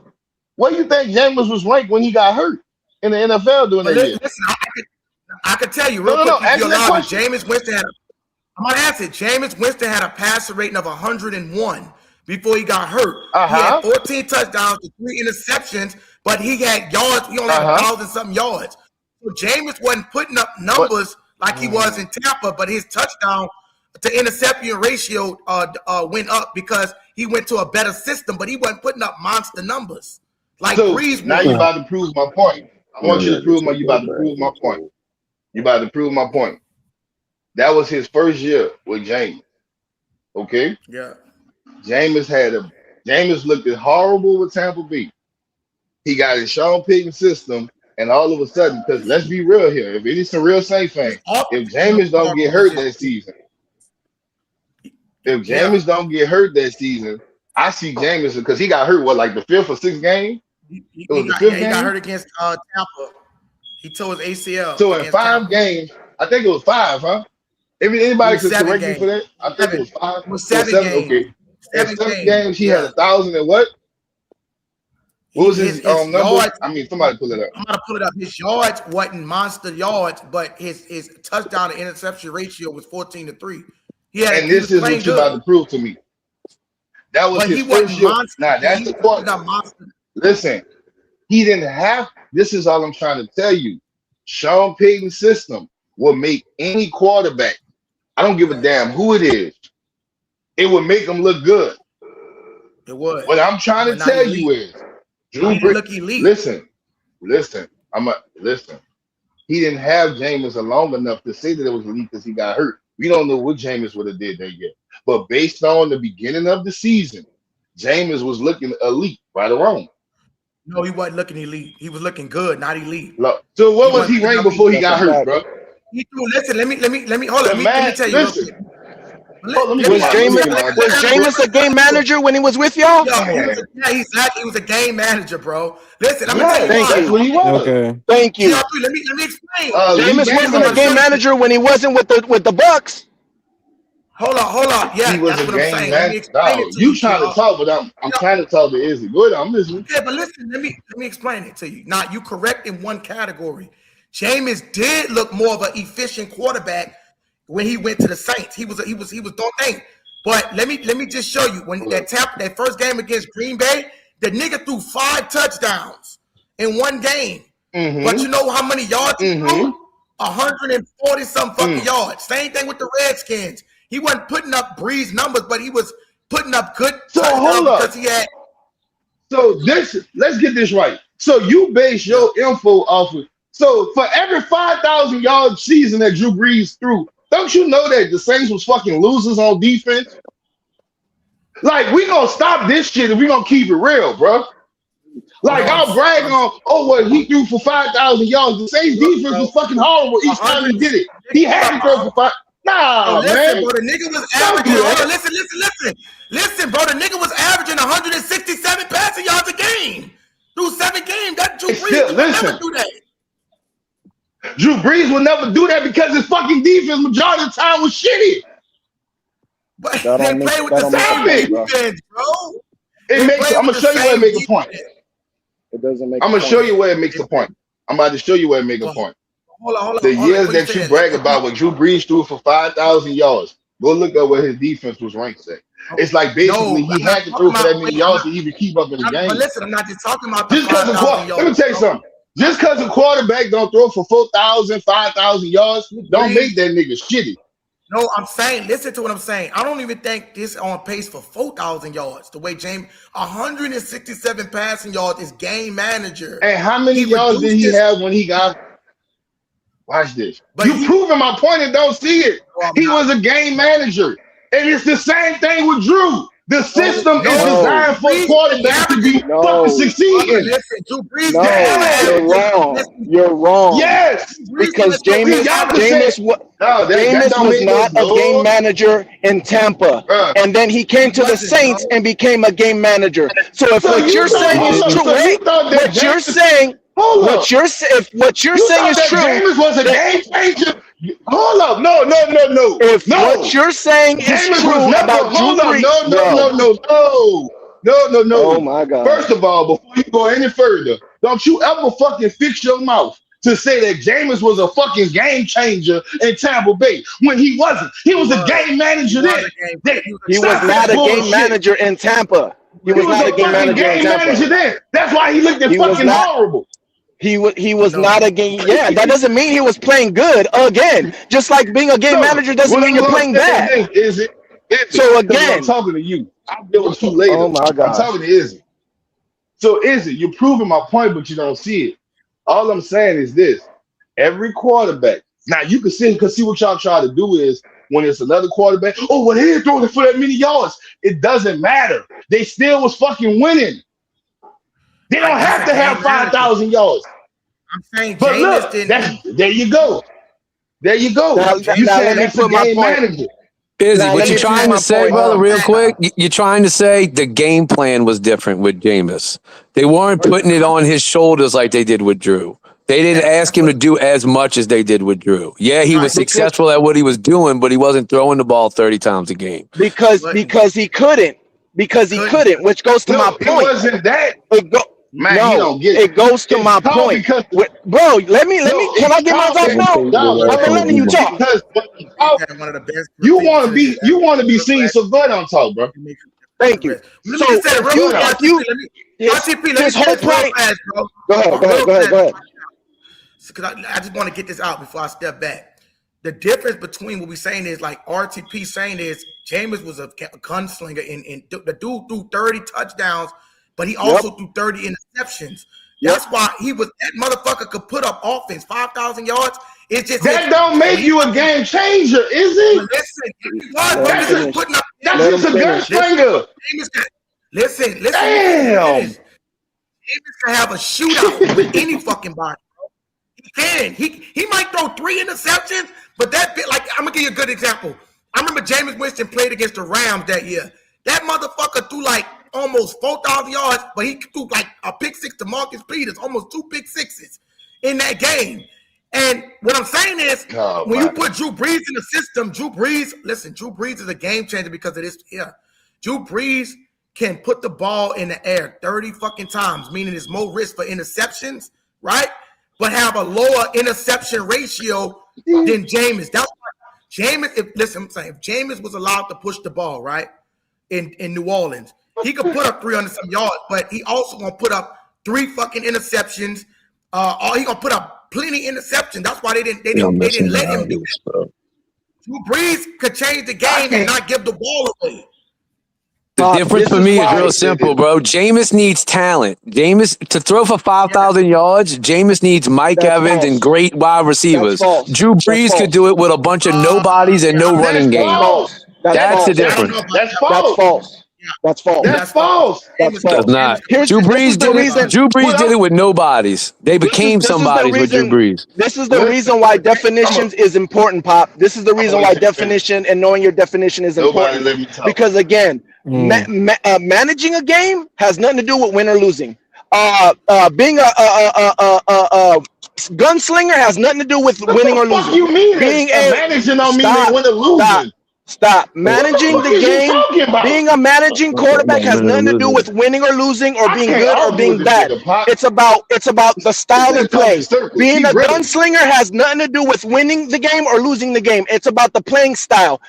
Being a gunslinger don't make you a fucking game changer like you say with Jameis Winston was never a fucking game. Bro, you said you were gonna let me talk. Being a game changer has nothing to do with winning or losing. These are all styles of quarterback. So this is why he's confusing people, because these are all styles of quarterback. Has nothing to do with are you performing good or performing bad. So when Jameis was with the Bucs, he was a gunslinger. Has nothing to do with performing good, performing bad. He was a gunslinger. So, I don't care. I'm talking about a gunslinger. He was a gunslinger. So again, you argue 2 different points. I don't think I'm arguing my point. He's wrong with his definitions. Because again, I'm saying he's a gunslinger in Tampa. When he went to GR3, we're not saying that you're wrong. You're correct about what you mean. I think your definition is just was throwing everything off because, like he said, it don't have shit to do with win or lose in a style of a quarterback. Baker is a gunslinger.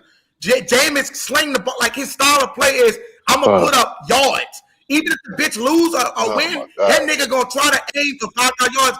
That don't make, I think, listen, I think you think when we say game changer, that depends on if a quarterback's shitty or not. That's not what he's saying. He's saying no. That's not what I'm saying. I think when y'all say, I say, listen. This is what I'm going to keep saying. The reason I brought up Jameis, and I ain't going to bring up Taysom Hill and Teddy.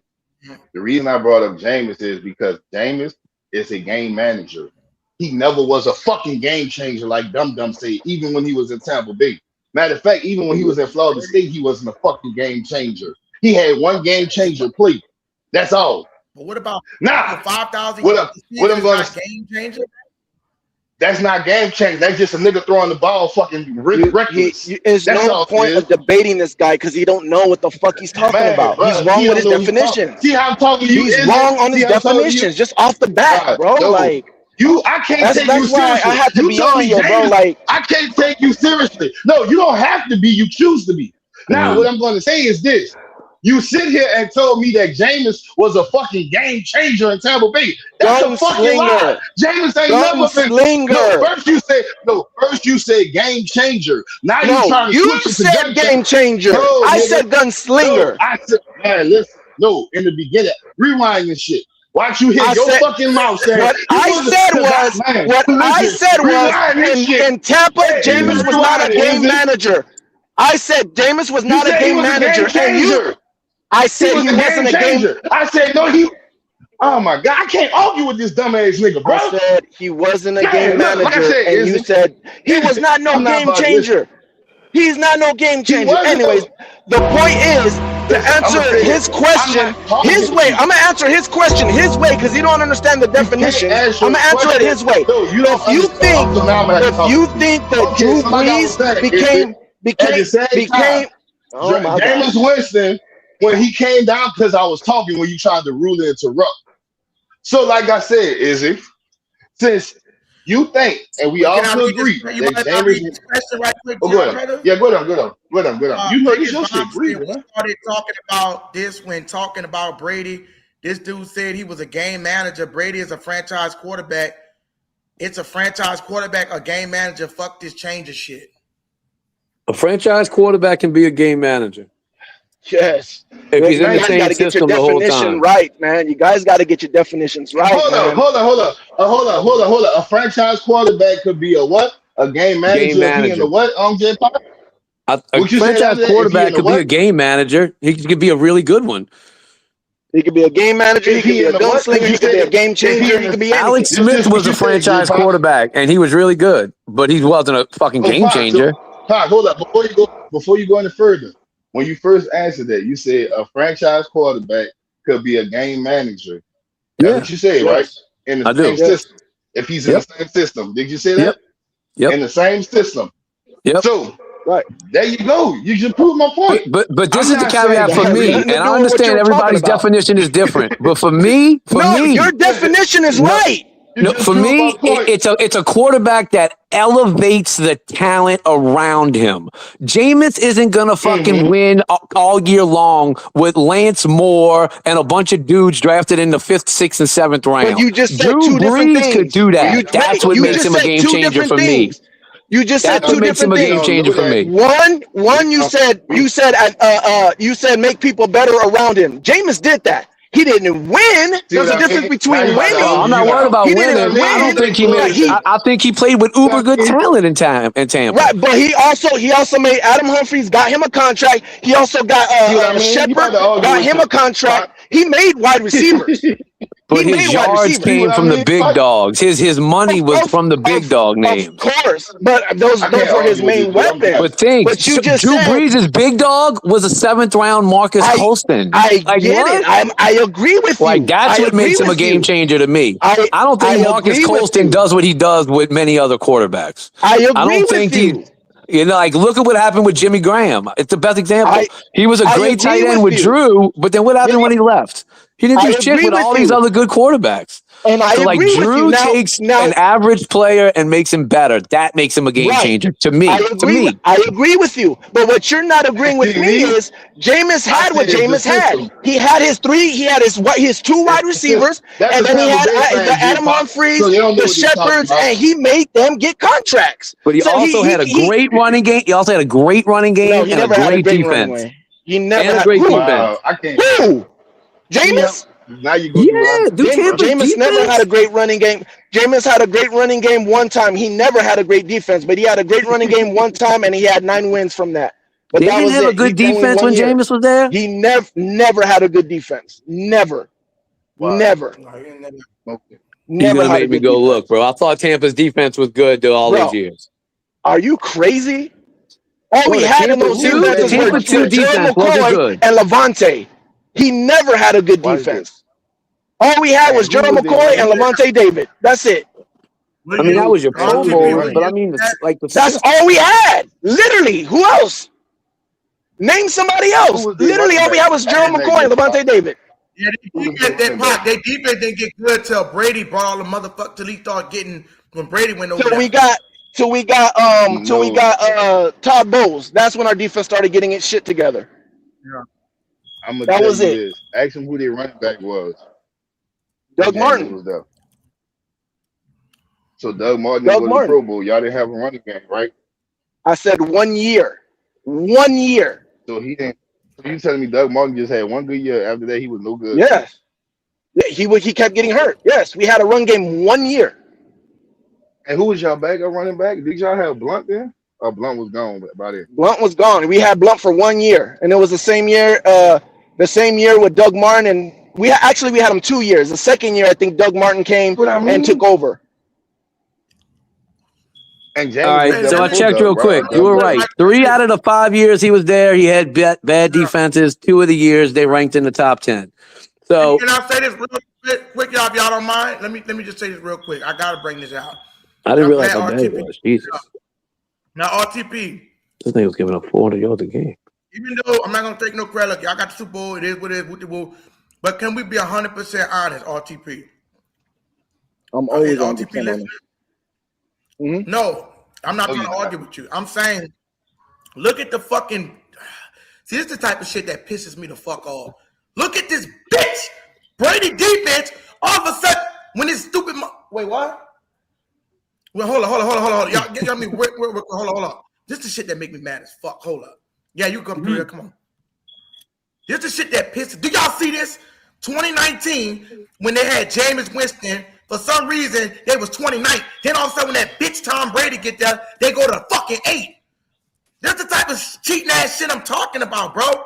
All of a sudden they jump to the fucking 8th rank, and But that's when they got Todd Bowles and they put a whole new system in. And in 2019, they were first against the run. First against the run that year.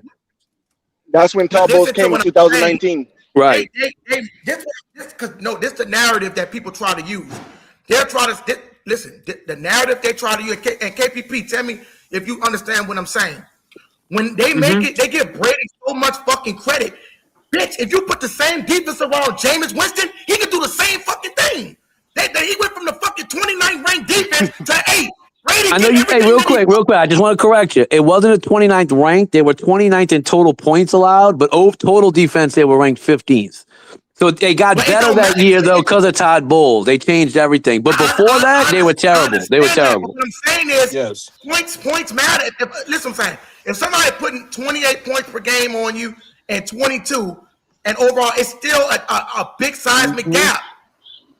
That's still a 6-point difference. What I'm saying is, their defense overall, this total defense is total defense 29 to 8, and they was number 1 in scoring defense. They were 15th and 19th in total defense. 15th. Total defense don't mean shit though. But this, you understand what I mean? Yeah, because they were first against the run that year. First against the run in 19. That's a big deal. It's all about scoring, bro. Fuck all that. They ain't just about scoring. It's the only thing that matters. That's not the only way to create a defense. It's by scoring. No way. No. Yeah, if they don't score, you win. If the offense turns the ball over inside the 20 and the defense gives up points, I got a bad defense. Don't waste your time, bro. Don't waste your time. I bro. mean, I'm saying it's situational, bro. You got to go by the yards. You got to go by against the pass, the run, and the points. You can't just do one category. You're giving me one situation. I'm giving you the whole game. No, you're just giving me one stat. You're just giving me points. There's more only statistics thing to that defense than matters. just That's points. the only thing that matters is points. How? No, it doesn't. If you get a whole bunch of yards on me, if you get a whole bunch of yards on me, but you're not scoring the ball, does that not matter? That's called big dog. Okay, so flip it to offense. Exactly. On offense, if I'm scoring points, but my offense isn't good anywhere else, I got a good team. That's the dumbest shit I've ever heard. The defense could be awesome and getting turnovers and just putting the ball at the 30 every fucking game. Yeah, That don't mean I got a good offense. That's not a good fucking defense then. Is that likely? It's the reverse for the defense. If the dude throws a pick inside the 30 or the 20, and the defense comes on the field and only gives up 100 yards, but they get 10 yards, but they get scored on, that don't mean I got a bad defense. If they got scored on that one time, why does it matter? It's just one score. I understand, like, it is important, but it's not the only factor in a defense. It is literally the only factor, bro. Negative. You're totally wrong, bro. You're totally wrong. Again, you're saying if the defense has to stop them at the 20. Okay. Obviously, you're not going to be like, oh, you started at the 20 and let them score. The game is on you. It's your fault. Obviously, you're not going to do that, but you're talking about one specific little thing. Okay, I'll give you another example. Let's say that year, Tampa Bay had the #1 running defense in the league, but the secondary gave up a whole bunch of yards and points. Do I have a bad defense? Yes, because you gave up a whole bunch of points. But your front seven's the best in the league. But who cares, bro? So you would redo. Wait a second. So you would redo your whole defense because your front seven was first against the run, but your back four gave up everything. So you would redo the whole defense? No, it's not about redoing the whole defense. But you're asking what matters. I'm gonna care about the points. Your whole defense is bad. That does not right. Your whole defense isn't bad. Just your back four is bad. The defense is bad. If you're giving up points, your defense is bad. Period. If you're giving up points, your defense is bad. Don't do it, bro. Does that mean you change the part about your defense that's good? No. But as a unit, your defense is bad if you're giving up points. Plain and simple. You're generalizing it too much. It's more intricate than that. Oh my! It's way more intricate than just they gave up a bunch of points at the terrible defense. Let me ask you a question. How do you win a game? Points or yards? But having a good defense doesn't mean winning or losing a game. I could have a bad defense and win the game. I understand that, but I'm talking about so your then winning defense. or losing has nothing to do with it. Do you? I'm not talking about winning or losing. Okay. Do you want your defense to give up points or yards? He just did, but he don't hear what he says. He talks. No. I'm changing it. I understand your point, but what I'm simply saying is there's more to it. There's more to it than just points. Yes, obviously, points is important, but it's not the only thing. It is the only thing, bro. No, do you want your okay? Is it okay? Is it okay if your defense gives up a whole bunch of yards but never gives up points? I mean, is it okay? I mean, no. You can't because eventually, if you give up a bunch of yards, you're gonna give up points. It's inevitable. No. I'm telling you what's happening. I'm saying your defense gives up a whole bunch of yards all the time, but they don't give up points. But that doesn't happen. Is that okay? No, that's an impossible. That doesn't happen. It's not impossible. That's how like a question that doesn't happen though. When have you seen a team give up 4,000 yards, but they have the best no points scored against them, the lowest points scored against them? That doesn't happen. It happens all the time. It's called bend but don't break. A defense that gives up yards but don't give up a lot of points. I'm your defense that was in the top 5 in giving up yards, but they was in the top 5 of points, least amount of points given up. That doesn't happen. And it doesn't happen the other way either. But what we're trying to establish, you cannot say your defense is good only based on points given up or bad. There's more to it than that. No, it's not. We're trying to establish what's more important, and it's points. Think about it. What the offense does affects the defense. What the special teams does affects everything. There's more to it than just my defense gave up a bunch of points today, so they're terrible. No, it's not the only reason. It's not good, but it's not the only thing. When you're talking about one specific thing, you can't do that.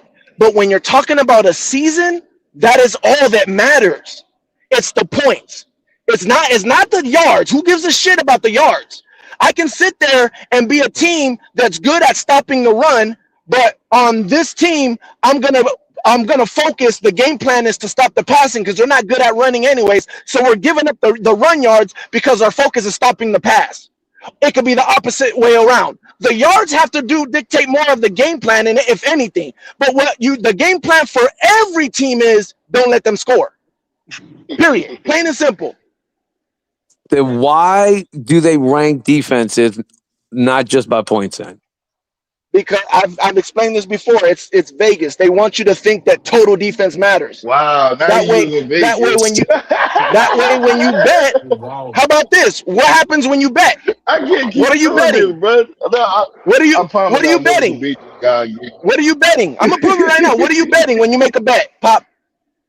I don't bet, but Oh what my are you God. betting? I guess Okay, it depends what you're betting. I mean, there's you're a million betting different bets, when right? you place a bet. They'll say Tampa Bay -5. -5 what? Points, Right, right? right. So when Okay. you go, Now I let got a me go. question. Let I'm me gonna go. leave it like Hold on. this. Hold on. When Hold you on. go Let on me go. NFL, hold on, let me say this one thing because I don't want to forget. When you go Go on ahead. NFL and ESPN, they have your defense ranked, and they don't rank them by points. I just want to let you I know know. that they ain't got shit I to know. do with That's what he Vegas. just said. That's what he just said. And he's asking me No, why, and he I'm telling said, him why. but you He use said Vegas. why. ESPN. No, Oh, he's told me ESPN why do they talking rank so it? business Why do they talk. rank it with total defense? And I'm explaining to him why. And now I'm saying that No, Vegas this is wants. see. That's how I know you're not Oh listening. my gosh. The man said, "This is what he said." Pac said, "Then why do they not rank defenses by points?" That's what he said. Yes, And I you know what know you said? You said this. You said because it's Vegas. No, exactly. basically, if you go on Yes. NFL, listen, be quiet and listen. If you go Oh on my god. NFL.com, if you go on ESPN, they show you the top defenses, and it has nothing Yes, to do with points, and that I ain't got shit to know. do with Vegas. That's what. He Listen, but he that's what you he tried to asked use to me. get out Hey, the yo, Izzy. question. Yes, because he asked me a question and I'm answering him. I'm telling him it's because of Vegas. When you make bets in Vegas, they ask you -7 points or Hey, plus yo, whatever Izzy, do me a points. favor. And Highlight Vegas Bomb's comment. Like I what I'm get it. ex- They don't. what I'm You don't gamble on yards. I mean, you can, but it's right, not the main right. bet. And not only that, if you saying okay, they got Tampa Bay -7, right? Are you gonna go look at the yard? Does it make sense to look at the yards and What say, comment you okay, like? Tampa's giving up this many yards, and their offense is getting this many yards, so Tampa should get that many points more than this other That team? Vegas Or does it make harassment, more bitch. sense? That's some Or of the does it make dumbest more shit I've sense ever to heard. say, okay, Tampa is giving up this many points on defense, and they're This is scoring what I this got to many deal points with. on Okay, I got one more. offense? What happens when the You're offense throws a arguing a pick piece, six? though. You're not arguing a fucking. What happens when the offense You're throws not a pick arguing six? totality. That goes That's against the what he defense. That was a does. bad I'm defensive glad Can play. y'all can see it. can you answer Fuck that is he? question though? Why is No, he but what arguing I'm a saying piece? is, GR3. you're just leaving out the one thing I'm telling you. You What's can't good, man? isolate. You can't. You're not No, counting the mistakes of the offense and the special teams. I That am. factors into the I defense. That's the thing I want to know. listen to what I'm saying. I asked you a question. You made a bet saying Tampa -7. Would it make more sense to look at the yards or to look at how many points that Tampa gives up and how many points does Tampa score to see if you can cover that bet? In What makes that more sense? specific instance, you would be right. You would look at the points. But what I'm Okay, trying to that's tell you it. is when you're ranking a defense, if the offense throws 2 pick sixes or gets a punt return back on them or gives the ball up inside the red zone, all of that Yes. went against the defense, in your opinion? That's the defense's No, fault? no, But all those are that's on the points. Those are offense. points. Yes, I So you might have had understand. 20 points scored against your defense, then they Hmm. weren't even on the field. Do And you so they but got a bad, so you got a bad defense? do do you understand how Yeah, that makes absolutely no fucking sense. that would no listen, do you Over the understand course of a season, though, that greatly affects exactly the numbers. no Yes, it does, bro. If you got a bad there's quarterback throwing pick sixes and giving the ball up on the wrong side of the field and the yes special team giving up kick returns, that yes greatly affects the points per game. yeah, I understand, but what I am saying is during a course of the season, do you know how many times that would have to happen to change what their Oh my average would god. be? It would How the have to fuck happen does he See, I a have tell that? you, the nigga lot. moved the goalpost. It's He not does moving the that a lot. goalposts, bro. I'm get this scoring. Bro, Like it would. there's been years where the Jets defense was pretty solid, but their Mm-hmm, offense was so bad that their points per mm-hmm. game was horrendous. But they had a solid. This is back when like DeMario and them was there, and fucking the cornerback Revis and all of them. They would give up points because the offense would leave them hanging constantly. With short fields and turnovers and quick returns. They did not give up a lot of points when what's his name was there. What I'm saying is their points per game was not reflective of how good that defense was. Yeah, but it wasn't bad either. It didn't show that they were a bad defense either. It never showed that they were a bad defense because they had a good defense, and the points showed it. I'm saying if they were 15th in points per game, they could have been a top 10 defense, or 18th in points per game. They could still be a top 10 defense, in my opinion. I think they were. I think they were. So that's my point, that you can't just rank it by points per game. There's more factors. There's more factors. It doesn't change. No, it didn't. It didn't change it that much, is what I'm saying. It does, bro. You're going into a boat. You're going into a boat that don't land, bro. That's what you're doing. You can't just do points. I'll give you this. Points per game may be the most important factor of it all, but it's not the only factor. It's just not. So let me ask you this. How many pick sixes do you think a team throws in a season? Well, if you combine pick sixes, turnovers inside the red zone, kick returns given up, and kick returns brought close to the end zone, a lot. Yeah. A lot sometimes. Sometimes it happens often, bro. Over 17 games. Give me a number. I don't fucking know. I don't know. Just give me a random number. I have no idea. When you think you're right, You think there's a team that's giving up 50 pick sixes? No, in a season it's not just pick sixes. In a season of NFL. In a whole season, you think there's a team that's giving up, whether you're saying 50 with picks and I never said a team. I said the NFL in general, dummy. We're not averaging the whole 32 teams. We're talking about one team because we're talking about that affecting a team's defense average. 5 then. So on a team. 5. Okay. So do the average and then put 5, however many points 5 touchdowns would be, and see how much it changed that average. Oh my God. It's not going to be a lot. If you just did pick sixes, but then if you did interceptions on the wrong side of the field, fumbles inside the red zone, kick returns brought to the other side of the field, all of that combined, that affects the points per game, bro. Who had a lot of pick sixes? Like that's all I'm asking you to do is to find that team, right? And see the difference it makes if you take those out. And it's a lot of things to have to take out. It would be a lot. You'd have to research fumbles inside the red zone, picks inside the red zone, pick sixes, kick returns, everything. Just do turnovers. Pick a team and just take all their turnovers and pretend they all turn to touchdowns. I can do it easy. The year we're talking about, 2019, your team. Okay. The number 1 run defense, but they were 29th in points per game. How many fucking interceptions did Jameis throw that year? Was that the year he threw 30-something picks? 30 interceptions and 7 pick sixes. Okay, and we're not even talking about the motherfucking special teams yet. And he threw 7. He threw 7 pick sixes that year. That's just the pick sixes. Then you got all the other interceptions. Then you got the fumbles. Then you got the kick returns. Then you got all of that made your points per game inflated. That defense was better than 29th in the league. Plain and simple. I'm not saying they were number 1. I'm saying they're not 29th. Add it to the average. And find out, and that's a very exaggerated season, right? That's a very that's a season that not every team's having. That's the season that kicked the conversation off. It is. They weren't the 29th worst defense that year. No, they were way better than that. What I'm saying is most teams ain't throwing 30 interceptions. Is what I'm saying. It's kind of that's a really good one. So what I'm saying is put that and see how much it changed. You're arguing with a guy that's going to try to make you believe his way. Which doesn't make any sense because if you don't believe my way, it's fine. But I guarantee you, if you're a betting person and you start making your bets like that, I guarantee you you'll have a lot better chances. I guarantee. When you put it in the betting context, I can get more on your page. But I'm saying in the general context of if my defense is good or bad or ranked where, I can't just look at points per game. My defense isn't just graded by points per game because there are extenuating factors that impact that number. Plain and simple. That is a fact statement. That's not a maybe or my opinion. That is a fact. It's just a fact. As you mentioned, turnovers, J-Pack, right?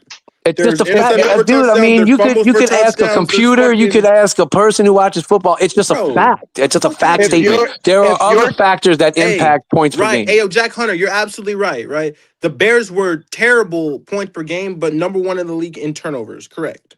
So, like, how the fuck? So, was that a good defense or a bad defense? How many points per game did they give up? I want to say it was like 26 or something. Then they were bad. Like, but they were number 1 in turnovers. And you can, but they gave up points. Oh, Jesus. Lord, and you can use it on your own team. Matter of fact, I did this 2 years ago, right? And I won a bet because of this. I did this 2 years ago, and I guarantee you, if you used what I'm saying with your own team, you'll be like, yeah, it does make more sense. If you do it with your own team, it'll make more sense. Who's Pop? You're a Panther fan? No, he's a Saints fan. Okay, Saint fan. Okay, where did your defense rank in points? Oh, I don't know, brother. I mean, I'd have to pull it up. Not good. You don't gotta know specific. It wasn't good. Okay. I would imagine not good. So maybe that's why you're I don't know. Maybe that's why you don't want to believe in it. But again, like I said, you don't have to believe in it. Just this year, go through that use it this year, and I guarantee you'll be like, yeah, you're right. It fits this ranking of the rankings of the points. I'm not trying to convince you now. If you don't want to believe it, don't believe it. But this year, look at defenses from the points, and when you do that, I guarantee you it'll fit their rankings way better. Perez, I'll pull it up for you, bro. I might go to. Well, he says it wasn't good. So I mean, what the Saints only gave up 22 points a game in 2025. But what was that ranked? That's probably about average. It's probably middle of the average. But they had their passing defense. The passing defense was ranked. That's the same thing that Carolina had 22 points a game. The Saints just didn't get a lot of turnovers. Their scoring defense was ranked 14th. But we was so their scoring defense was ranked 14th, and their total defense was ranked what? 9. So their total. Not the passing. The total defense. 9. Total defense. Okay, so be honest with yourself. Did your defense feel like a top 10 defense, or did it feel like, what'd you say, 14 for the scoring? Yeah. So that's not middle of the pack, but that's a little bit middle of the pack. You know what I'm saying? Which one did your defense feel like? Without the scoring defense. A little bit more middle of the pack, right? Yeah, it's about what you feel like. The original conversation was on what they rank it by. It ain't about what you feel. It's about what they rank it by. We know what people rank it by. That we've been trained to rank it by total defense. We all know this. I'm not disagreeing with that. What I am saying is you shouldn't do that. Rank it by the points. And giving you by your own team that would give like a shitty team. Man, that's an average. That's an opinion based. Yes, it is my opinion. But I see what you're saying by that, bro. It is my opinion. What I am saying is take that opinion that I just gave you and just from here on out, do it that way, and I guarantee you it'll start being your opinion because you'll figure out, damn, that makes more sense. I understand. Again, I told you why the NFL don't do that. The NFL don't want you to look at the game right. If you look at the game right, you'll make smarter bets. They don't want that. Let me ask you this. Okay, let me ask you this. Hold on, let me ask Perez a question, right? Because I do understand what you're saying, Perez, and the shit do kind of make a little sense when you think about it.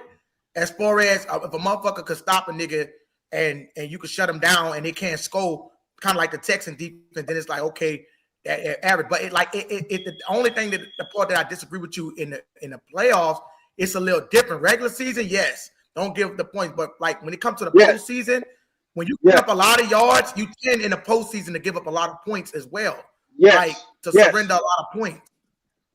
Yes, but the playoffs is different because even in the playoffs, most of the time, if you're a playoff team, you're not going to give up a lot of yards and a lot of points anyways. If you're a playoff defense, that's true. Yeah, so I agree with you with regular season, bro. With that, I agree with you with that. But for postseason, that's why I say it. That's why I was telling you last time. For me, you're right. You do get that shit at regular season, bro. It's gonna be hard to your record gonna look better. But when you get to that postseason and you are just a bad team, nigga, expose that shit of wind up scoring on you. It's like I read the yards of a nigga like the Bears. They gave up 360 yards game, but they had 39 takeaways. But they weren't getting them fucking takeaways against the Rams. That's why they couldn't beat the Rams. Because that takeaway shit decreased. But is it what Pac is saying? You gotta put all that shit. It can't just be, we'll give up the yards, but as long as we don't let them score touchdowns, that's how we gonna base the defense. I'm not giving up no fucking yards. That's why I say I'm not giving up no yards, sense, bro. Because let me make this clear when it comes to defense, right? Because my stepdad was a linebacker when it comes to defense, right? And again, huh? Who he played for? Well, he got drafted to the Green Bay Packers before he tore his ACL. But damn, Micah Parsons? No, he was a middle linebacker. But as I said again, so basically, as he broke down the way defense works, right? Because he ranks it based off yards and points. You cannot base the defense based off the points. Because of the fact that is, even if you give up a lot of yards, that means, as J-Pac has mentioned before, eventually one team is going to hit you and you are going to score. It doesn't fucking matter about points. It's all in totality. This is what's called DPA or efficient or EPA for defense. It's not based on the fact of points. It's based on the efficiency of your fucking defense. So if the efficiency of your defense, which takes into all the totality, EPA and DPA, correct, Vegas, exactly. So that's what this is based on. So I don't understand. How do you do that? So how do you do that? One statistic. It's based on multiple statistics. Based on. So how do you do that? How efficient your defense is. If so how do you do that? How do you come up with EPA? What's the formula to come up with the EPA? Give me a second. Let me look it up. Give me 1 second. Give me one second. Because I'd rather, like you said, bro, because of a motherfucker. If you get just like I'm just give an example. Fuck, I'm trying to find this on the screen. Like the Bears. The only reason that they defense looked at subpar and they wasn't giving that many points because they got 39 takeaways. They led the league with 39 takeaways. But you reduce it, when you reduce that shit, and like the team is not guaranteed to sustain that measure of just getting, because turnovers are hard to get. You're not going to do it. But if a team can play good coverage, let's just say, for example, the Texans, right? They don't give up that many points, but they really don't give up that many yards. So if I don't give up that many yards, but I give up a few more points, I could stop your ass to a field goal. You could be kicking like 3 field goals because you ain't getting that many. Like you said, I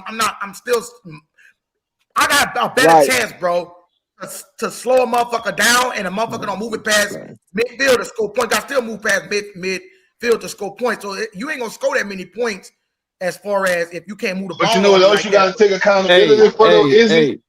Well, hold on. Because fucking RTP asked for the formula. EPA is the expected points after minus the expected points before, based on what the play before the play and after the play. That's EPA, which is efficiency. So how do you do that? So how do you do that? God damn. There's also DVOA, which is another one. You know, I fuck with all of that, but I'm just saying, I can't. But I want you to explain how to do that. Well, some of these are proprietary, like the PFF ones. They don't tell you their formula because it's like they charge you for it. Exactly. Yeah. But what I'm saying is, they can't. It's like quarterback rating. I hate that shit. They actually. I think. Yeah. You don't. I don't know if you know the exact quarterback rating. That's ESPN. QBR is ESPN. So you don't. QBR is a made up formula for passer rating based on situations as opposed to just statistics. To their opinion of what should have happened. It makes people like Brock Purdy look better, bro. It make motherfuckers like Brock Purdy and shit look better, bro. You can't take none of that. You can't take none of that and say we know what's gonna happen. Like Izzy was saying earlier, if your defense is not giving up points, your quarterback can throw a pick six. You're still not going to score because we're good at not letting you score in the red zone because we're a good defense that won't let you score. If you throw a pick six in their 20-yard line, right, you might let them come down to the field, but you're still not going to score because you're good at stopping the score. But if you're not good at stopping the score in the red zone and that quarterback throws a pick six, they're going to score 7 points on you because you're not good at stopping the red zone. That's automatic points for them. If they have a good kick return, they got automatic points. Like again, if you're gonna ask me which one am I gonna take, I'm taking points for the defense. I'm always gonna go points. That's the only thing that matters. So again, when it comes to defense, right? So again, a lot of defenses range around negative 0.13 EPA per play allowed. Basically, this is the way this formula works is you are subtracting the play before, like all the probability is basically probability, and then basing it after. This is where the formula comes into when you get offenses get plus, defenses get minus based on the efficiency. So I'm gonna tell you again, the Saints had the number 9 ranked defense EPA per play at negative 0.07 EPA per play. This is based on every single defense in the NFL. And what is that ranked? 9. Okay, so again, asking the Saint fans, do you feel like you had a top 10 defense, or do you feel like you had a 14th ranked defense? If you're just be honest with yourself, because again, I'm not asking you to agree with me. What I'm telling you is, this is how I do it, and for me, it makes way more sense. And if you're honest with yourself, it's gonna make sense. And you can say all you want about EPA. It felt like I'm gonna say this. It felt like it didn't look like it because you didn't have an offense. That's the only reason the Saints didn't look like it. I'm gonna say there's another factor that I could throw at you that we're not talking about. If your offense is fucking elite, especially has a good running game, you can make the defense look better statistically because I'm controlling the clock and your defense ain't on the field as much. That's another way that your points per game would be lower because you're not on the field as much to give up as many points. I just want to make this clear. Go ahead. The strength of schedule is another fact. Like there's so many factors that go into it. Yes, when it's on defense, negative is good, positive is bad. Because those takeaways lead to points. I'm not disagreeing with everything that you're saying about how these different things can affect the defense and the defensive points, right? I'm not disagreeing because obviously all that stuff affects the points. You're just saying points per game is the most important thing to look at. Yes. No. I mean, I am saying that, but what I'm also saying is everything that you say, one, it doesn't mess up the average as much as you think it is with all those other factors coming into it, which is why I'm like, it doesn't matter. And two,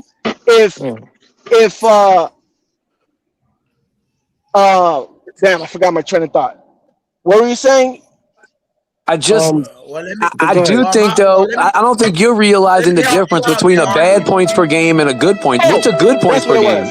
That's what it was. Okay, so all I'm saying is one, it doesn't mess up the average as much as you think it will, and two, if you look at the points again, it will feel more like that's where my defense was ranked than any other statistic. That's all I'm saying. And if you don't believe me, just do it with your own team or other teams. You will see, like, okay, I see where they're ranked total yards. I see this stat. Every stat might be around there, but those points, no matter, even if your offense is trash, like they're saying that their offense was a big factor of what the defense had to go through. Even with all that together, that point stat will still make you feel like, that's kind of where my defense landed in my eyes. That's kind of how I felt about it the whole season. It'll feel more like that's where my defense was.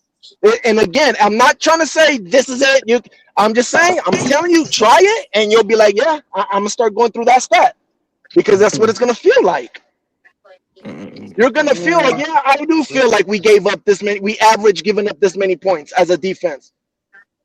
It's just as close. It's going to feel like. And when you start doing that, I guarantee you, not only will you be able to, oh yeah, we'll win this team by this many points, because you'll know on average we give up, no matter if it's because of a quarterback pick six, no matter if it's because of a kick return. On average, we give up this many points, and on average, we score this many points. So I can see us either putting up the average that we usually get or more, because we don't believe that defense is good because their average is terrible, or I can see that we either do our average or below the average because their defense is pretty good, averaging giving up the points, and My vice man versa with just the said other side of the ball. average rapid fire type like 18 times, Bad. dog.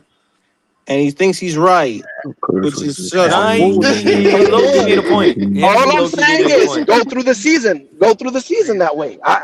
Yeah, It man, speaks you for itself. gotta I told you you I'm gotta big stop when head it though, comes. man. But you know, like, man, I'm not gonna get into a screaming match with you because I don't have time for that. Because like that's just ridiculous, I man. do feel like you're weighing it more on like a gambling perspective, and then you might be right, There because you I don't go. really look at it like that. Hockey I'm right. just looking at it like Well, a ranking But that's perspective, one. like that's overall. But that's but the how I thing about it is, started. Pac. But the thing about it is, Pac, is that that's his only ground to stand on because there's multiple different statistics and ways to view offense and defense. Freddie, You I can't said view. it. Freddie, it went over his head when I said there's a reason why you have NFL and you have ESPN that ranks Yes. defenses, and they don't rank them by points. But when No, that No, man said, then why they don't rank the defense by points? You know what he said? Because of Vegas.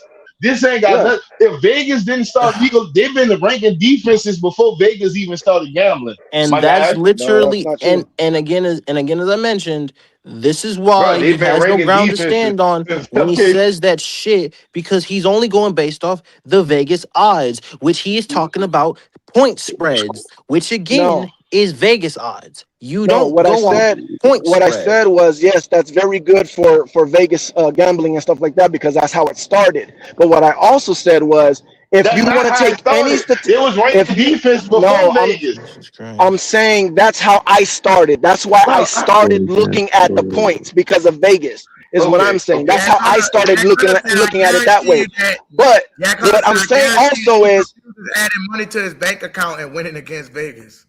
what I'm saying is however you want to look at defense is how you want to look at defense. What I'm saying is if you start just keeping tab on that, you yourself will start saying, you know what, I'm gonna start looking at it like that because it'll start making more sense. Defenses will start making more sense when you look at it like that. Just do it through the season and just keep tabs on it. Oh, they average this, we average that. Okay, if you start doing that, you'll be like, okay, I see why he does that. He looks at it like that.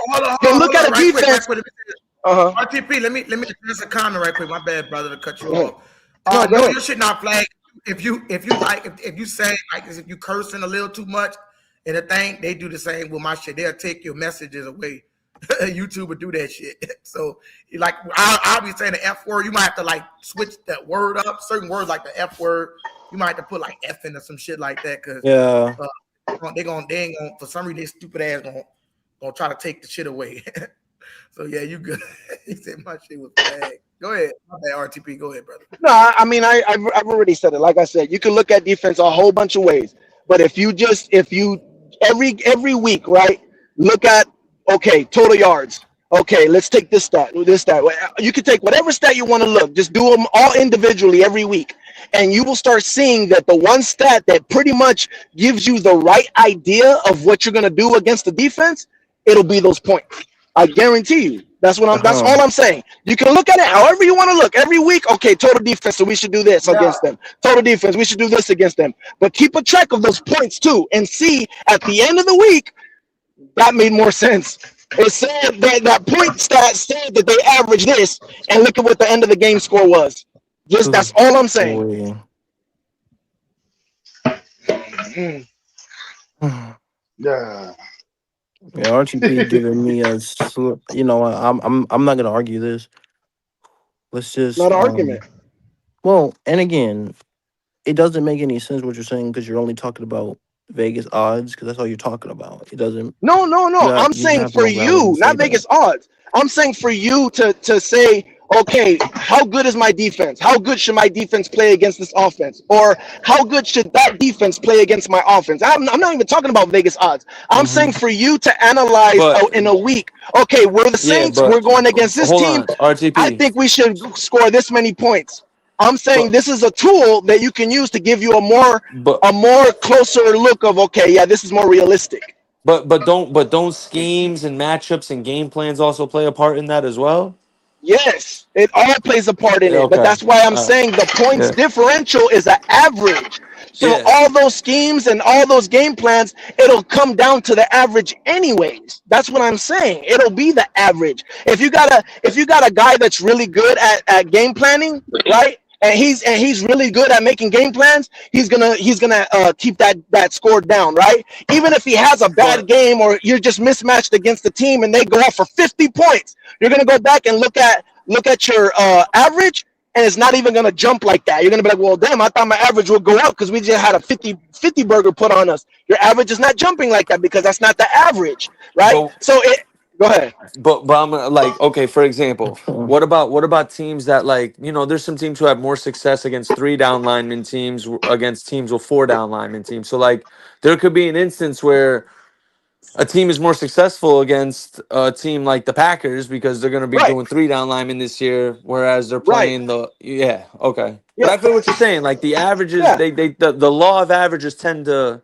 they tend right, to exactly. It's they going to tend be to that. yeah, You're the going law to of get averages that. No tend to matter if you have handle if you're itself. going against a good schedule, a bad schedule, good teams, bad, But whatever it schemes is, do you matter. play Schemes do 17 matter games. too, right? Wait, I got Schemes one do more matter. question for All You of you. it could have matters. you could have a you could Team, have a you could have a super fire front seven and a mediocre yes, secondary. You could go up yes, against a Buccaneers team with Baker Mayfield, Mike Evans, Chris yes, Godwin, and Buka and get yes. lit the fuck up though. You know what I Yes, mean? Like exactly, there's exactly. shit that But that's what I'm yeah. that's what I'm saying. Whether it's a bad matchup, good matchup, whatever you could think of, that's gonna be like, well, we're actually a top 5 defense, but we just had a bad matchup, or we had a bad game plan, or this player was injured, or whatever you can think of.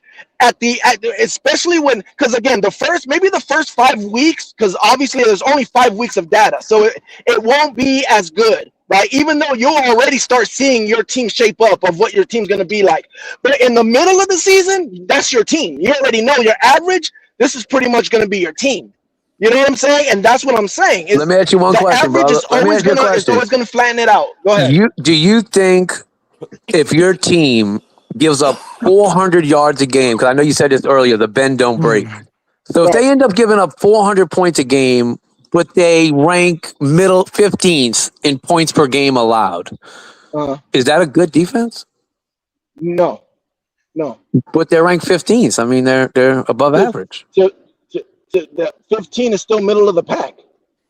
Okay, well, are they an above average defense? Because 16th is the middle. So are they above average at 15th at points per game, but they're Nah, 31st 15, out of 16 32 in tomato points in tomato. yards per That's game?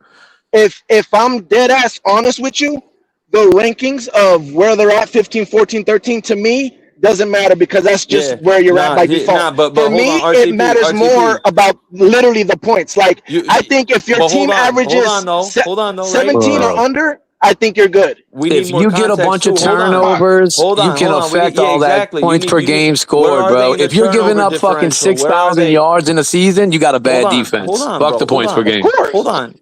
of Hold course. If on, you're hold giving up on. You 6,000 could give up yards, 400 But there's yards per instances where game. this has happened. Can y'all hear me? yeah, we hear you. Go ahead. All right. Yeah, we can hear You you. could give up 400 yards per game. You could be 15th in points per game, but if you're number 1 in turnovers, bro, what if you're the number 1? What if you're like the Bears last year and you're forcing So them to are Look you at a turn where over good too? defense because you got a look bunch at of where the Bears turnovers? ranked. Yeah, that doesn't mean What nothing. do you Look at where the Bears what do ranked. Bro, but here's my thing. Okay. A team could your offense is starting on your 8-yard line, right? You march 88 yards down the fucking field and Yeah, then you turn the ball over. right, What's the end result in it? Right? That you gave up 88 yards, which sucked, but you got a fucking turnover, so it don't matter. right.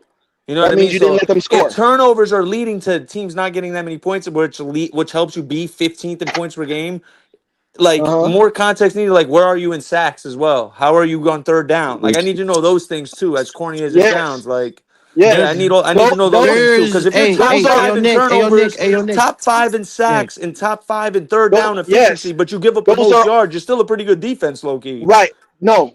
Those are all context, right? Those are all little nuggets, right?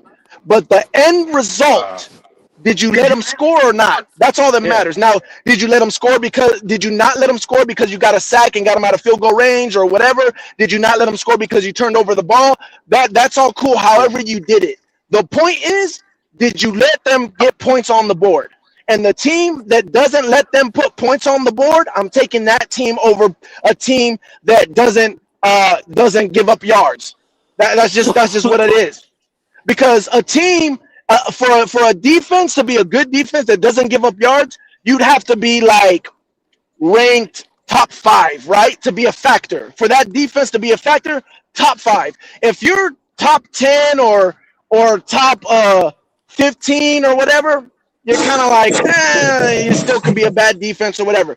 If you're top 15 in giving up points, but your points are like you're giving up 17 and a half or hold something, on, RTB, you're a still perfect a good example. defense. Listen, a perfect example of the Panthers last year. We were 16th in total yards per game. We were 14th in defensive pass yards per game. We were 17th in defensive run yard per game. And I think we finished like 15th in points per game. So we were literally mid in all of them. Right. So that's Literally, so that right in the middle of the pack of all of them. So that wouldn't be a good example because you can't tell the difference. You know what I'm saying? Yeah, no matter what that you is a look good at, example, right? you're in the Because if they were top 10 in all those things, we probably win a game or two more. Right. But what I'm saying is it's a bad example to see if the point differential is the better stat to look at, because no matter what stat you just named, you basically named the middle of the pack. In the no matter back, what. I pulled up You weren't like multiple 8th in yards per examples. game. Yeah. Multiple examples of teams ranked low in total defense, but high in scoring defense. And to me, that doesn't make them a good defense. The 2020 Giants were top 10 in scoring defense. Top 10. Okay. And they were 25th in total defense. Does that mean they had a good defense? No. But you just told me all I look at is points per game. They would be top 10. No. So what? How many points did they give up? I'm sorry. Hang on one second, fellas. Somebody just walked in. I'm sorry. No, you because good. remember, In fact, I said no. He said no. But what I'm saying is, how many points did they give up? Because again, I got you now. I'll go check. I'm not like, okay, they're 15, so that means they're good. That to me, rankings, when you literally rank them with numbers, to me that doesn't mean nothing, because all it means is that's where you fell because of the other teams. To me, if you rank 17 and under, 18 max, that makes you a good defense. If you stop teams from scoring more than 18 points, you're a good defense. Because the average is like what? The average scoring is like 21, 22, 23? Well, 21, 22. Here's the thing. They were 9th in that season 2020, but it was 22.3 points per game. See what I'm saying? Yeah. That's not a good defense. That's not a good defense, yeah. I said that. And that's why number it one in the league that year was the Rams at 18.6. That's even a high number. The Texans this year were like, what, 15.6? 16, I think. It was like 7. It was like 16.6, I think. Which is gross, by the way. 16 is good. 16 is elite. That is disgusting. Yeah, that's crazy. But that's what I'm saying. If you got to look at the point, how many points are they giving up? Seattle, Houston, and Denver have lower numbers this year alone. Well, again, Nick, it's not just the points though for them, because like Houston didn't give up a lot of yards. They were number 1 in total. They was like what, number 5 in yards per game. They were like number 8 in against the run. Like those motherfuckers. Like, I gotta dip out, fellas. Y'all be easy. They were number 1 in what? All right, Nick. Giving up points per game, 17. Jesus Christ. No. Izzy, what I'm saying is like there's also multiple statistics on Houston being the number 1 defense. Yeah, I agree. They do. It is. You know, like it's not just points. It was like they were number like 5 against the pass, and like they were, you know, like it was all other shit that if you are a good defense, you're gonna have the numbers. What I'm saying is the one stat that's going to direct you and show you where they're at more than any other stat is going to be the points. It's going to be the points. Well, if you have the other things, the but not points should all the come time. with it. I'll even Right. give Not you all the most time. of the That is not time an that might be accurate right, thing. but not all the time. Right. No, right. It's no, Because that's Houston the has that's all of it. no, Because, but like that's I when said, I that's got examples on my screen. I just looked up. It's not every team, but every year there's a team that's like ninth in scoring defense, only allowed, they were top 10 in points allowed. And then they were 25th in total defense because they gave up a shit ton of yards. Bend, don't uh, break. Does that mean they're uh, a good defense, though? again. How I many don't points do think they give so. up? Chicago gave up like 22. 386 and How had much? 39. 22, which was No, top that's a 10 that bad year. defense. That's not No, a bad that's a dude. bad 22 points a game is not a bad defense. Like, what do you think? Under 21 is 20? the average. 23 No. is the average. 23 was the average last year, and it changes every year. Then 23, it's still not a good defense. You're letting teams get close to the average. But if I'm top But that 10, if I'm number 9 in I scoring don't points allowed, that doesn't make me a good defense. If I'm know. 25th in yards given up, I'm fucking terrible, bro. I don't care how many points I've got scored against me. I might have got lucky with turnovers. I might have got a bunch of things working in my favor that Exactly. year. I'll agree with you all the way up to not every team, not every game can I base it just on points per game. In general, you're right. In gambling, you're right. But like overall, if there are instances where the points per game rank very high, and like in other words, you didn't give up a lot of points, but you gave up a shit ton of yards. I don't want a team that gives up 6,000 yards in a season. Hell no. Chicago No, gave up nobody wants a 386. team that's giving up yards. But Which again, means that, but by that what But logic, they were RTC, top 10 that in that points per game given up because a lot of shit but went that their means way that your that year. point is null and but void if that you just said that you but don't want a that team to give up a bunch of yards. Your point is but null and void. because they're top 10, right? That Right. tells me that there's a whole bunch of bad defenses. That's what it tells me. Again, that's why I don't like ranking, because all it means is you fall in that ranking from default. But if you go by, okay, what's the average of the team scoring? Average of the NFL scoring is what, 23? You said 23 points. They gave up 22 points. Okay, I know. But it's not remember, it good. changes every year. That number varies, I bro. Like, you know, in I 2020, it was 21 points. In 20, I you get know what it. I mean? It varies. The They I number gave get it. up like changes. No 77 matter how it yards a game. That's a changes, bad defense. no matter how it changes, you look at it like that. Okay, this year all teams are averaging 25 points. This team defense only gives up 22 points. Now you're not saying, you're saying, oh, they're close to stopping teams from a whole touchdown. So if the Basically, number 1 team in points per game given up is at 19 or 20 points, that's not good. Because that whole year, all defenses just weren't that good. if the best team is giving up 19 points, Yeah. well, if the best team is giving up 19 points and the average is 23, that's pretty good. That's a 4-point swing. Do you know how easy that? I know you don't think so. 4 points, bro. That could go. Yes. So many factors could swing that 4 points. Yes.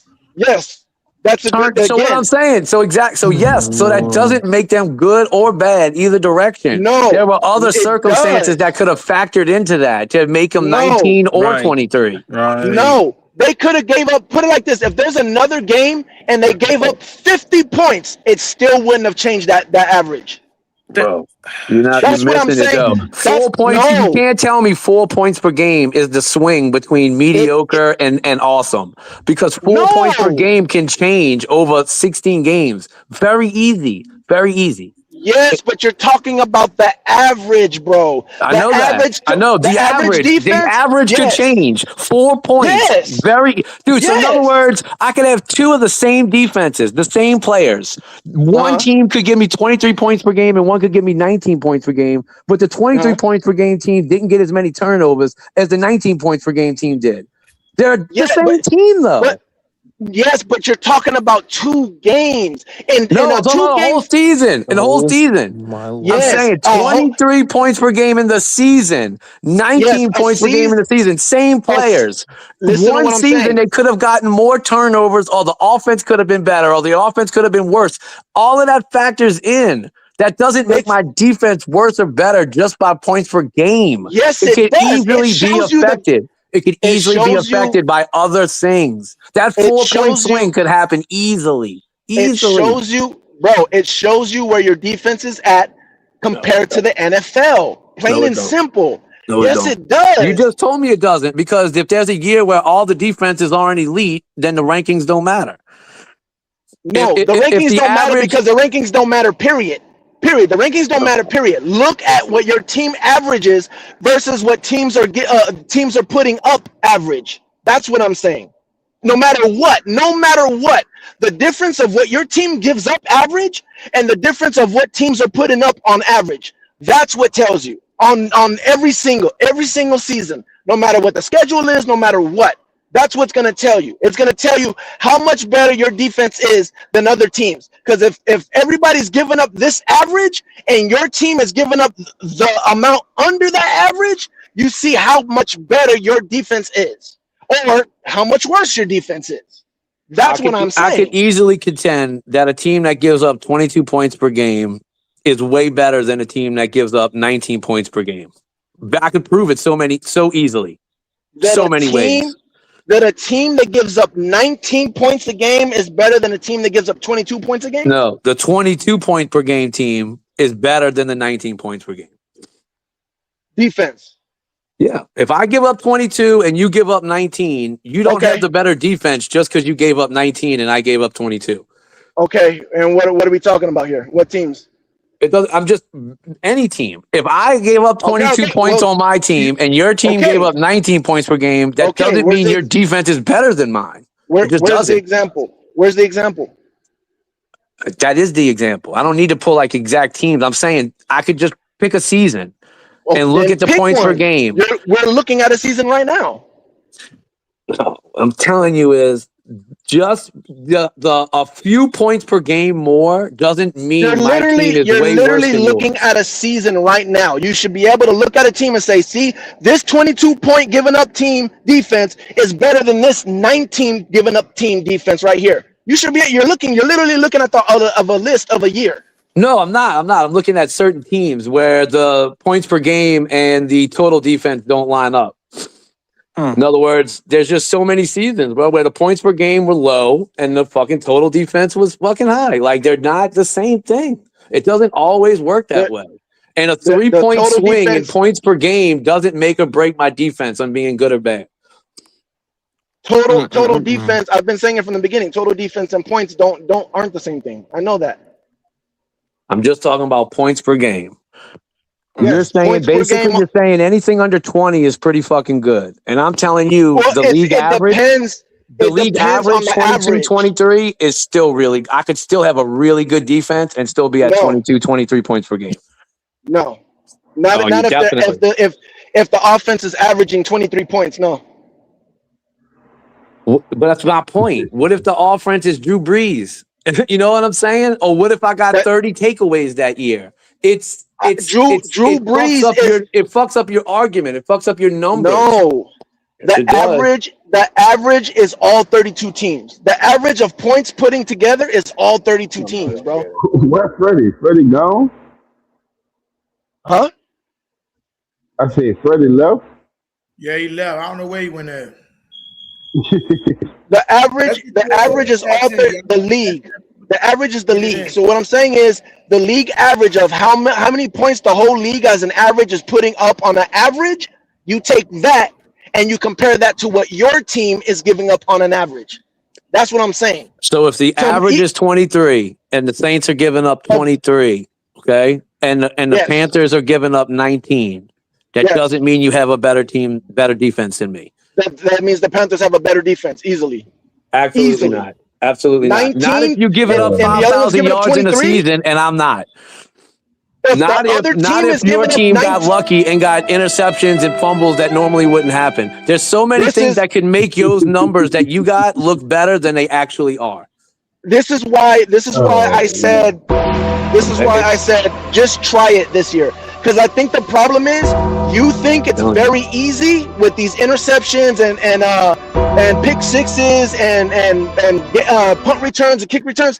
You think it's very easy to change that number, and that's I think it's easy to swing at 3 points. Absolutely, that's exactly. That's where we're easy to swing at 3 points over the course of a season. That's why I said just keep an eye on it this year and find out, because it's not. If you actually watch the season, you'll find out. Oh, it's not. It's not easy. That's why I said you can have 2 games where you give up 50 points. It's not going to change your average like you think it is. You think it's very easy to swing 3 points? It's not. You could give up a 50-point a game, and then you might change like 0.5, maybe. You know what I'm saying? That nigga is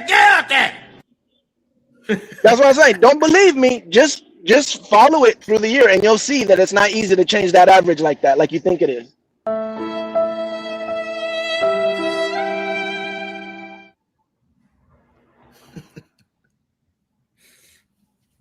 Mm-hmm. Say, I'm about to send you some pictures, homie. I sent you a message in the thing in the private chat. What I found today, going through my Saint shit. Because I told y'all I was gonna send you some pictures, but I found some shit. I texted them thing what I found today. Oh, okay. In the private chat, I see it. Yeah. Reggie Bush issue rookie year cleat. Also, my Pierre Thomas game 1 cleat. Oh, you got that shit from the niggas? Man, I ain't gonna. I ain't gonna care. Hey, that nigga Reggie Bush, my favorite too. That motherfucker was electric. Look, what I'm gonna do? I'm gonna take some pictures and I'm gonna send them to you. Is it? Matter of fact, they even got the tag on them. You're gonna see the tag where it says the year it was and all that. But and with the Pierre Thomas, the piece I got from him is the year.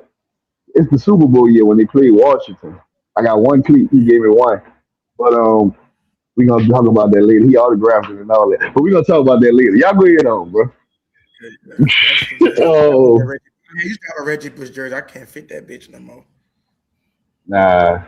Well, I got every Reggie Bush jersey. I got his white, his black, and his college USC. You got the one with the Louisiana boot on it? I like the one with the Louisiana boot. That shit to be I got the gold one like that. Ooh, but what I'm gonna do? I'm gonna take pictures, like, cause I'm gonna keep it real. Today, this morning when I got up, I started going through. Cause see that nigga on Quantum, he made me mad. And see, I don't like being pissed off when he showed his little gift. Yeah, I'm gonna have to show you some shit, Izzy. I'm gonna show you some shit. I can wear jerseys every day for like 3 months, nigga. A different jersey every day if I wanted to. Shit, I'm gonna show you, nigga.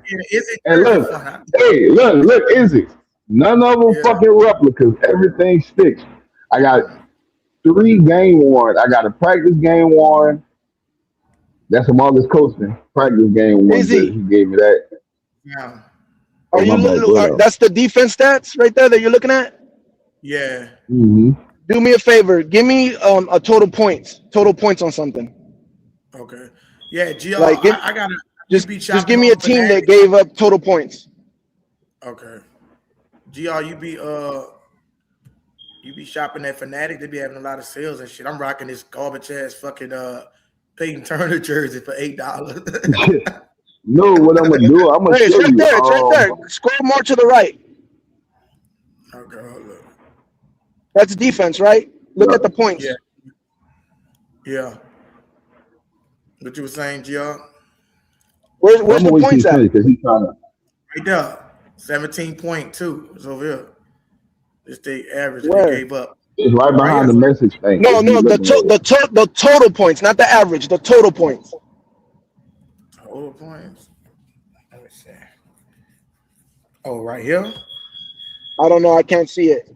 I think it's right here. Points per game. Yeah, total points per game. That's it. Points 200, 292, and 17.2. Okay.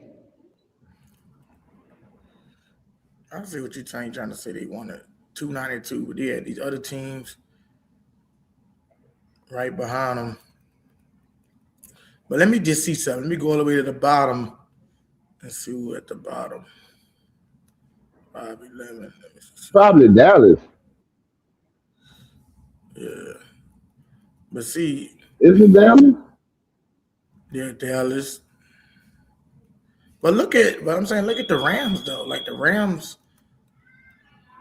they gave up it seemed like a lot of points, but they were like middle of the pack. But see, like this is why I say this don't really always make the sense because look, who was better, Minnesota or the Rams?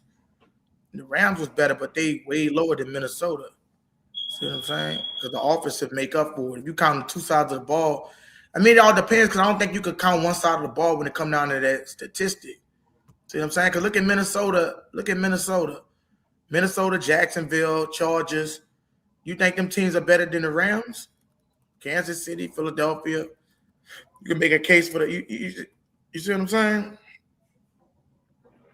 RTP. Look at that shit.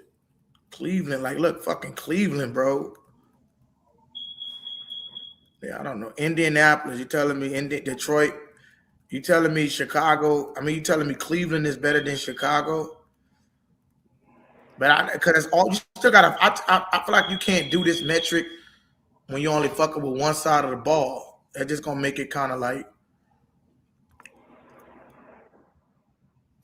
I don't know, man. Got to be a balance. Anybody can hear me? Yeah, everybody can hear you. Yeah, I don't know.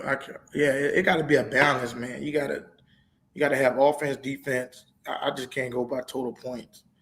Like, because when you get to the playoffs, bro, that shit do not be the same, bro. If you giving up chunk yardage like that, you gonna give up touchdowns and shit in the playoffs. Niggas gonna find a way to expose your defense. You just can't sustain it. It's not a sustained level of play to bank on turnovers. You know, the Saints did it when we had takeaways that year in a mid-level defense. But you got to think about it. The Saints had the number one fucking offense. You middle of the pack in offense, you're not going nowhere. They had the number one offense, and if I'm not mistaken, they was almost damn the number one on defense turnovers, touchdowns. You feel me? No, they was ranked 20th in total defense the year they won the Super Bowl, but they was number one in takeaways with 39. No, but what I'm saying is, far as the 39 takeaways, how many touchdowns did they make off those 39 takeaways? You feel me? A lot, plenty. I think it was like number one. Yeah, that's what I'm saying. Like Derek Schaub, for a fact, I know he had at least 5, and that's the least I'm saying. You feel me? 5 picks, yeah. Yeah, he like 5 pick sixes. Let me see. He had one in that Miami game. Let me see. Saints scoring defense. Let me see. Right. So that's what I mean when I say it. But I'm not gonna argue with that. I mean, I can't keep arguing all of these. I could do it sometimes, but I'm not gonna keep doing, especially when the point can't be proven. We was number one scoring defense. Yeah, you're right, y'all. We was number one in that's what I mean. Defense that year. Yeah. That's why I say I listened, but that's what I got out of that one. Yeah. Finishing first, scoring. Oh no, scoring. I had to go through my sports memorabilia this morning. And what I'm gonna do. 20 in scoring. I'm gonna show you some shit. I'm gonna send it to your personal number. Okay. Yeah, bro. I got to get my jersey collection up. I used to have a lot of shit, man. Just gained a lot of fucking weight, so I had a lot of jerseys and shit. I got to revamp my closet and shit. That's why you see me wearing. I only got these little 2 jerseys for right now. Bro, thought I'd get some more shit. Get my gear up. A headband. And look, what I'm gonna do for you to know that, because some niggas like to screenshot and take shit. I'm gonna put your name on a piece of paper outside the shit, so you can know it's me, nigga. You feel me? Yeah, man. I know that's you shit. You ain't gotta do all that. I didn't invest too much money in the Saints. I got my shit. I think I got something signed by Robert Beecham before. Remember Drew Brees was kind of fucking rude, bitch, talking about did I take a picture with him again? I told you, bro, my grandma cursed Drew Brees out. Like, we gonna take it again. My grandma said we gonna take this picture again. I was at a bike giveaway. Is he balking up a Saints walk? Man. Now I got something signed by him. I actually got the picture of him signing what I have. You feel me? Right. I met Thomas Morstead. I got his autograph. Matter of fact, I got his autograph on the Super Bowl book. The hardbody. I told him keep that shit and play. Nah, nigga, he's a part of Super Bowl history. The onside kick. He was a good punter, onside kick and shit. Yeah. Fucking has been, but yeah. You gonna watch your mouth when you say a has been. He a legend, man. Got it from the best, nigga. You said you got a jersey for 3 months, bro. You can wear a jersey for every 3 months. Yeah. Damn, bro. I'm sure I'm gonna take a picture of all of them and spread them all out. So you got over 100 jerseys? I'm probably pretty close. I'm gonna let you see. And majority of them are all. I always wanted that old gold, the one that they used to wear. I don't know what they wore that shit in the 90s. That shit fresh as fuck. The old. They got the yellow shit, then they got the old one. The old gold, I got an Aaron Brooks like that. And a Deuce McAllister. But I'm gonna show them to you, but I'm just gonna lay them all out tomorrow. What the fuck everybody went? I got Pac, you still there? My grandma had a Deuce McAllister on and shit. Like I gotta switch my shit out, man. I ain't never have nothing outside of a black jersey. I gotta get a gold, a white. Watch y'all make them mad, is it? And Carolina fans. I got a Sam Mills Saints jersey too. You feel me? What color you got? How many gold ones you got? Okay, so I got 2 gold ones. I got the Aaron Brooks with Joe, the Deuce McAllister. I got that new one they had me when Reggie started. I don't really count that one as gold. You feel me? I count that as like a yellowish. But I'm gonna let you see them. I'm gonna show them to you, bro. I got games where I got. I ain't gonna cap to you, bro. I didn't never watch Aaron Brooks, but I low key was kind of nigga had a little swag and shit. I ain't gonna care. I won't get one of his jersey. I'm gonna tell you this. His first year, Aaron Brooks. Everybody talk about Michael Vick was on the cover, and if any nigga that played Madden tell you this, Michael Vick made the cover. But on the back of that cover, they had Aaron Brooks in the gameplay. Real shit. Aaron Brooks is a great example of why statistics don't tell the whole story. Yeah. Mm-hmm. He had decent numbers. If you look at the numbers, that you're gonna not understand why I think he was so trash. He had one good season. That first little half a season where he came in, he tore it up and he caught fire and got us to the playoffs. But after that, he had one good year. You saying he was trash? I'm saying he was a trash ball, bro. But in the beginning, there's a reason he didn't stick in this league, bro, when he left. But you don't think they gave him another? You don't think they gave him too long? You don't think they gave him a chance on him too long? Because I mean, the numbers I was looking at. He caught fire at the end of the first year, and he really did. He came in and was smoking, bro, and took us to the playoffs. We won our first playoff game, the whole 9.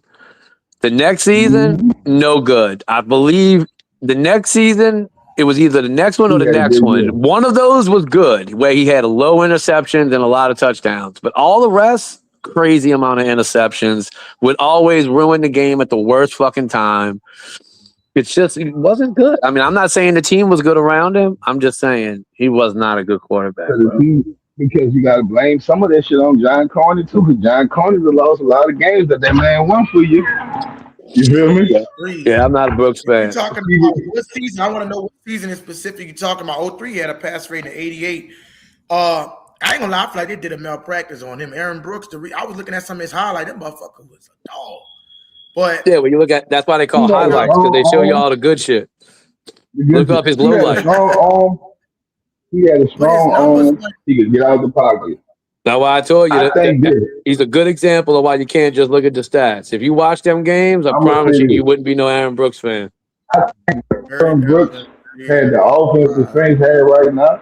Aaron Brooks would be a dog. I think so. He made too many mistakes, bro. He made too many mistakes. He had an arm. He had a cannon. He could throw it, but his decision making was trash. But a couple of times, what I'm saying is a good little bit of times that nigga put us in position to win, and you lost because of a kicker. You feel me? Come on, I'm not even talking about the win-loss record. I'm not even talking about the win-loss record. You ready? Wait a minute. Hey, check me out. Check me out for a second. His completion percentage was never over 60%. 60%. Bryce Young's over 60%. Fucking your boy, that's the worst quarterback in the league, was at 59%. He never got to 59% but one time. He threw 22 interceptions, 15 interceptions, 16 interceptions, and 17 interceptions in 4 different seasons. He had 1 year where he went 24 tutties, 24 touchdowns, and 8 picks. but his completion percentage was 59%. And we went 8-8. That's trash. That's trash. You can't throw for over 15 interceptions every year, have a completion percentage under 60%, and be a good quarterback. The man only had Joe Horn as a receiver. That and Boo Williams as a tight end. I'm just telling you. I'm telling you, the only players he had in his prime was Deuce McAllister and Joe Horn. It doesn't change that he's not an accurate quarterback. He's not accurate. It doesn't change when you throw the ball and niggas tipping and making interceptions either. I mean, I'm not going to say he was a great quarterback. All them interceptions wasn't tips. Them interceptions was bad throws. Bad throws. And not all of them was bad throws either. I can make the case that they were by telling you his completion percentage was under 60%. I don't know if you know how bad that is. That is horrendous. And he didn't do it 1 year. He did it 1, 2, 3, 4, 5, 6, 7 years in a row. Under 60 completion percentage. He got as low as 53. As low as 53% completion percentage. You know how bad that is? You could go throw 50. You could throw 53%. Let me ask you, was he splitting reps like first team, second team rep with Jeff Blake? Because I know they was. Once he had the job, unless he got hurt, he had the job. He had the job. Once he had it. Here's what I'm going to ask. I'm going to ask you again. What did the Saints give him besides Joe Horn and Deuce McAllister? And that's a great argument for wins and losses. But it's not a great argument for his completion percentage and interceptions. I'm just going to ask. If I only got one good fucking receiver. That doesn't mean you throw it to the other team. That don't mean you throw it to the other team, though. No. That means you're forcing it, though. Because your main guy is being double covered. Now, don't get me wrong. Joe Horn was a dog. But the Saints went and got Dante Stallworth, which we used to all call Dante plain clothes work, because he was always fucking hurt. You had niggas like Jerome Payton. It wasn't like they was asking Aaron Brooks to sling that thing down the field the whole game, bro. They asked Aaron Brooks to complete passes to Jerome Payton. They asked him to throw passes to Payton, Horn, and Stallworth, and he couldn't do it. And he had juice. He just wasn't good, bro. He just wasn't good. Listen, the man didn't. Hold on, they go live. There he go. Come on, live. If he about to get mad now, he don't like you talking about Aaron Brooks. Ooh, that nigga was trash. He wasn't trash. The Saints didn't give him nothing to build with. Let me ask you a question, right? You said that they were double covered and triple covered. Now, I do believe that, like you said, I know you said Jeff Blake came. I don't know too much about shit, so I'm not going to too much. Aaron Brooks started 1, 2, 3, 4 years in a row without missing a start. Never injured. 16 starts, 16 starts, 16 starts, 16 starts. No Jeff Blake. What happened after that year with Jeff Blake and came in and replaced him? The only year he missed games, the first year, he came in and took the job at the end. And then 1, 2, 3, 4 years in a row, he started every game. The next year, he started 13. What year did he start every game? 2000 was his first year. What year was it? 01 when he went to the playoff? And what was the next year? 2000 was the year he went to the playoffs. And then 2001, 2, 3, 4, and 5, he started almost every game except for 3 in 2005. Yeah. And look, this is what I see. What did the Saints give him to help him on offense? He had a bad interception ratio, but his touchdowns was 26, 27, 24. That's what motherfuckers put up in the league, right? Right. Okay. But so he had a lot of touchdowns. He had a lot of interceptions. And look what the completion percentage. Yeah, 22 interceptions is fucking ridiculous. I ain't gonna how you expect my completion percentage to be high when I ain't got nothing to work with? How did he throw 27 touchdowns if he didn't have receivers? 27 and 50. Majority of the touchdowns came from Joe Horn, bro. The point is, if you're giving him credit for all those touchdowns, he had receivers. Then you're going to say they can't catch the ball. Bro, stop pulling up the highlights. Stop pulling up the highlights. Stop pulling up highlights and go pull up a whole game. Go watch a whole game. They booed him off the field, bro. We were booing him off the field. Listen, you know terrible. What? Just because you look, they booed Michael Vick too when he raised his middle finger. That don't make it right because they booed him. No, we didn't boo him for a middle finger. We booed him because he lost the game at the worst time. Is the reason Michael Vick raised his middle finger because they was booing him. So I don't care about the crowd booing him. That ain't got nothing to do with it. It's If you because want to boo somebody, he consistently lost the game for us. Consistently. He didn't like sometimes. He consistently lost the game for us. Well, then the team consistently lost because they never gave him no weapons. Besides Joe Horn and Deuce McAllister. What weapons did they give Drew Brees? Okay, Joe, when Drew Brees got here, let's not forget. Now, Marcus Coaster came out of the woodwork, but when Drew Brees originally got here, he had Joe Horn and Dante Stallworth. Yeah, Reggie Bush too. Reggie Bush. Yeah. He had Deuce McAllister, which is a way better running back than Reggie Bush. So let's not go there. Deuce McAllister and Reggie Bush at the same time. But he had just as much talent as many years that Drew Brees had a bunch of trash wide receivers. He wasn't a good quarterback. So when year did Drew? Oh no, we're not gonna do this. Why didn't he get another chance? Why didn't another team pick him up and give him a chance if he was so good? He did get another chance when he left the Saints. He went to the Raiders. He played. Wait a minute. He went to the Raiders. You're right. He played 8 games. He went 0-8 with a 57 completion percentage with 3 touchdowns and 8 interceptions. Woo! He was smoking. And the Raiders was shitty then. Well, every team he went to, I guess, was shitty. It was always the team's fault, never his fault. I thought the quarterback was the best player on the field, most important player. Yeah, listen. So let me ask you this, and you're gonna say that when Joe Montana left the, wait till you finish. Oh, come on, finish that sentence because you're gonna bury yourself. Go ahead. I'm not gonna bury myself because I know you're gonna try to go. Well, he took Kansas City, but Kansas City had a better fucking option. He was 13-3 and went to the AFC Championship game. I would say he did a good job. What I'm saying is this. It wasn't like how it was with the fucking 49ers. All I'm trying to say is Aaron Brooks did not have nobody but Joe Horn and Deuce McAllister on offense. Yeah, he had Boo Williams. Yeah, he had Jerome Payton. Yeah, they gave him an old ass Jake Reed. I can keep on going. David Salone. I can keep going. The players they gave him. They gave him nothing to work with. But look at the difference. Joe Montana lost Jerry Rice and John Taylor, and he went to the Kansas City, where you probably can't name a receiver they had. Good players. He had. I don't know. I don't keep up with Joe. I'm saying he was a great quarterback that orchestrated that team back to the AFC Championship game without a terrific defense. He was awesome. Aaron Brooks was the opposite of awesome. I'm gonna say this again. They never gave the man nothing to work with. He had enough to where he didn't have to look that bad. I'm gonna tell you this. I guarantee this. If he would have got with Sean Payton, I think Aaron Brooks would have been better. Nah, way better. Bad decision maker, bro. You know why? Because Aaron Brooks couldn't complete a 10-yard pass, bro. He couldn't do it. Yeah, he could, but bro. Under 60%. All I'm gonna tell you, it wasn't like he had one bad year. Every year was like that. As much as people, and every year the Saints never gave him weapons.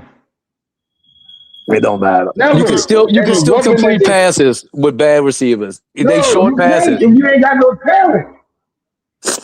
He was the no talent.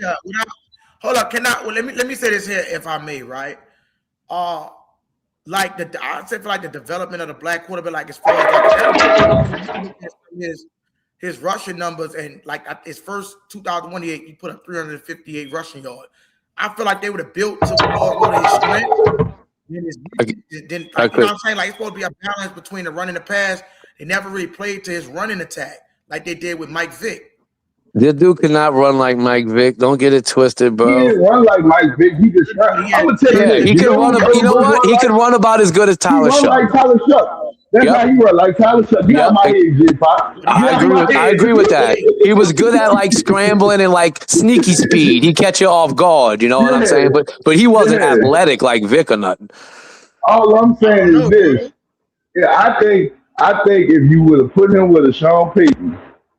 And one thing I'm gonna keep it real. You're gonna say Drew didn't have the weapons. Drew did have weapons when he got here. You know what would have happened if he went with Sean Payton? He would have had 35 interceptions with more passing yards and the same completion percentage. First of all, his arm was stronger than Drew Brees. I agree. Agreed. He had an arm, but he just couldn't aim it.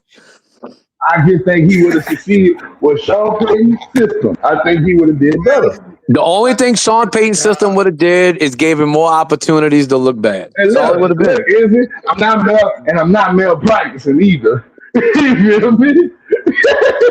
Hey, look. The 2001 season, we had Joe Horn catch 1,200 yards, Willie Jackson over 1,000 yards. He had two 1,000-yard receivers, and his completion percentage was under 60%. And Willie Jackson stayed 1 year left. Willie Jackson was older than himself. The point is, they were capable receivers. They caught over 1,000 yards with 7 and up touchdowns. They were good receivers. He just didn't get them the ball accurately. This is what I'm gonna say. During that time of everybody, I'm trying to name court because I think Kurt Warner was playing during his time. Kurt Warner was. Yeah, that was the greatest show on turf time for sure. That was, as a matter of fact, the year we went to the playoffs and won our first playoff game. We beat them. That's who we beat. And the 99 season, they had won the bowl. They won the Super Bowl in 99. Yeah, won the Super Bowl. And then the next year, we knocked them out the playoffs in the wild card game. There you go. Then we got our ass buzzed by the Vikings. Now here's the one caveat I'll give to you. The head coach was a trash can. He was another bumbling idiot who did not deserve that fucking job. Now say, Pop, this is what I'm gonna say. And I know some people are gonna say, well, the Saints had an offensive coordinator, they had Mike McCarthy. You feel me? What I'm trying to say is Jim Haslett, he was a good defensive coordinator. Yes. He should have been a defensive coordinator. He shouldn't have been the head coach. He shouldn't have been the head coach. That's doing that with Roy Glover, Norman Ham, Joe Johnson, and Darren Howard and shit. You feel me? That's when they had a damn good defensive line. That's when niggas was playing who let the dogs out. You feel me? But he had the defense right. He just couldn't get the offense. And that's the problem I have. Like, people shit on Aaron Brooks, but he never had a damn good offense. And let's not talk about that offensive line. The only nigga he had good on that offensive line was Kyle Turley. None of that helps me with this under 60% 6 years in a row. That is a consistent problem. I'm gonna give it back to you. Can I just ask him a quick question? Let me ask you a question, Pop. Do you believe that because I'm looking at Aaron Brooks' rushing numbers and 358, it's not world beater numbers, but like I said, if you would have made him more of an RPO dual threat quarterback, like Peyton, I believe, could have played to his strength. If he not because I'm looking at Mike Vick numbers. Mike Vick, 2,000 yards in the air, but have 900 yards on the fucking ground. He could not have done that, bro. Aaron Brooks was slim built, skinny built. He would have got cracked in half, bro. He would have got killed in RPO. He would have got killed in RPO. But I'm saying you don't have to be the fastest person just to be RPO. I didn't say fast. I said skinny. He wasn't built for that, bro. His yards came scrambling because the O-line was trash. He was running for his life. But that's what I'm saying. That's what I'm saying. They didn't build it into his game. Yeah, it does. 2001, the nigga had 358 yards on the ground. That's not something. I'll be right back, y'all. Okay. What I'm saying is, listen, don't get me wrong. The fucking offensive passing is shitty. The completion percentage is shitty as fuck. 22 receptions is horrible. What I'm saying is, if they would have built more to his strength like they did with Mike Vick, I believe that those not only do those interceptions, I think he could have been like a Jalen Hurts. You know how they did build to his strengths? They tried to give him the ball the least amount they could. They ran it with Deuce and they let it run on the defense that was really good at that time. And 358 yards is about 25 yards a game, and I might be being generous. That is not good. And if they'd have let him run it more, he would have got hurt. For sure. You think he would have got hurt? He was skinny, bro. That dude wasn't thick. He had no muscle on him. That dude had a little bird on. Look at Jaden Daniels. I know he get hurt, but fuck. What happened? What happened his first year? All that running. How'd it go? How'd it go for Lamar Jackson? All that running. How's it working out for him? Hurt. He hurt. And that dude wasn't a piece of the athlete Jaden Daniels and Lamar Jackson was. The only thing I'll give Aaron Brooks is he had an arm. He could throw that bitch 50, 60 yards in the air on a line. I ain't talking about no up in the air shit. I'm talking about on a rope. Shoo! A bullet train down the field. He just wasn't accurate. let's say you give him an Andy Reid or whatever, you don't think he could tailor-made his game to something that could be better?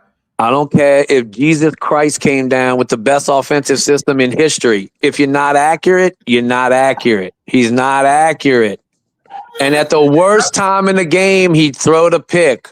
Right when we rolling, bomb. Oh, Aaron Brooks, pass complete. Pass complete. Oh, pick. He'd be like, fuck. He'd give you all the yards. That's why I say statistically, he'd look good. You'd be like, damn, he went 18 for 24, 260 yards, but 2 picks right when we didn't need fucking 2 picks and we'd lose. You'd be like, what the fuck? And I'm trying to tell you, bro, he would smile coming off the field and it'd make people want to wring his fucking neck. I wasn't the only person that said this, bro. I'm not making this up. He would smile. Look at Jack Connor. Pick and smile coming off the field. Bro, it would drive me crazy. He just wasn't accurate. He could have been a decent quarterback. He would have never been top 10 or anything.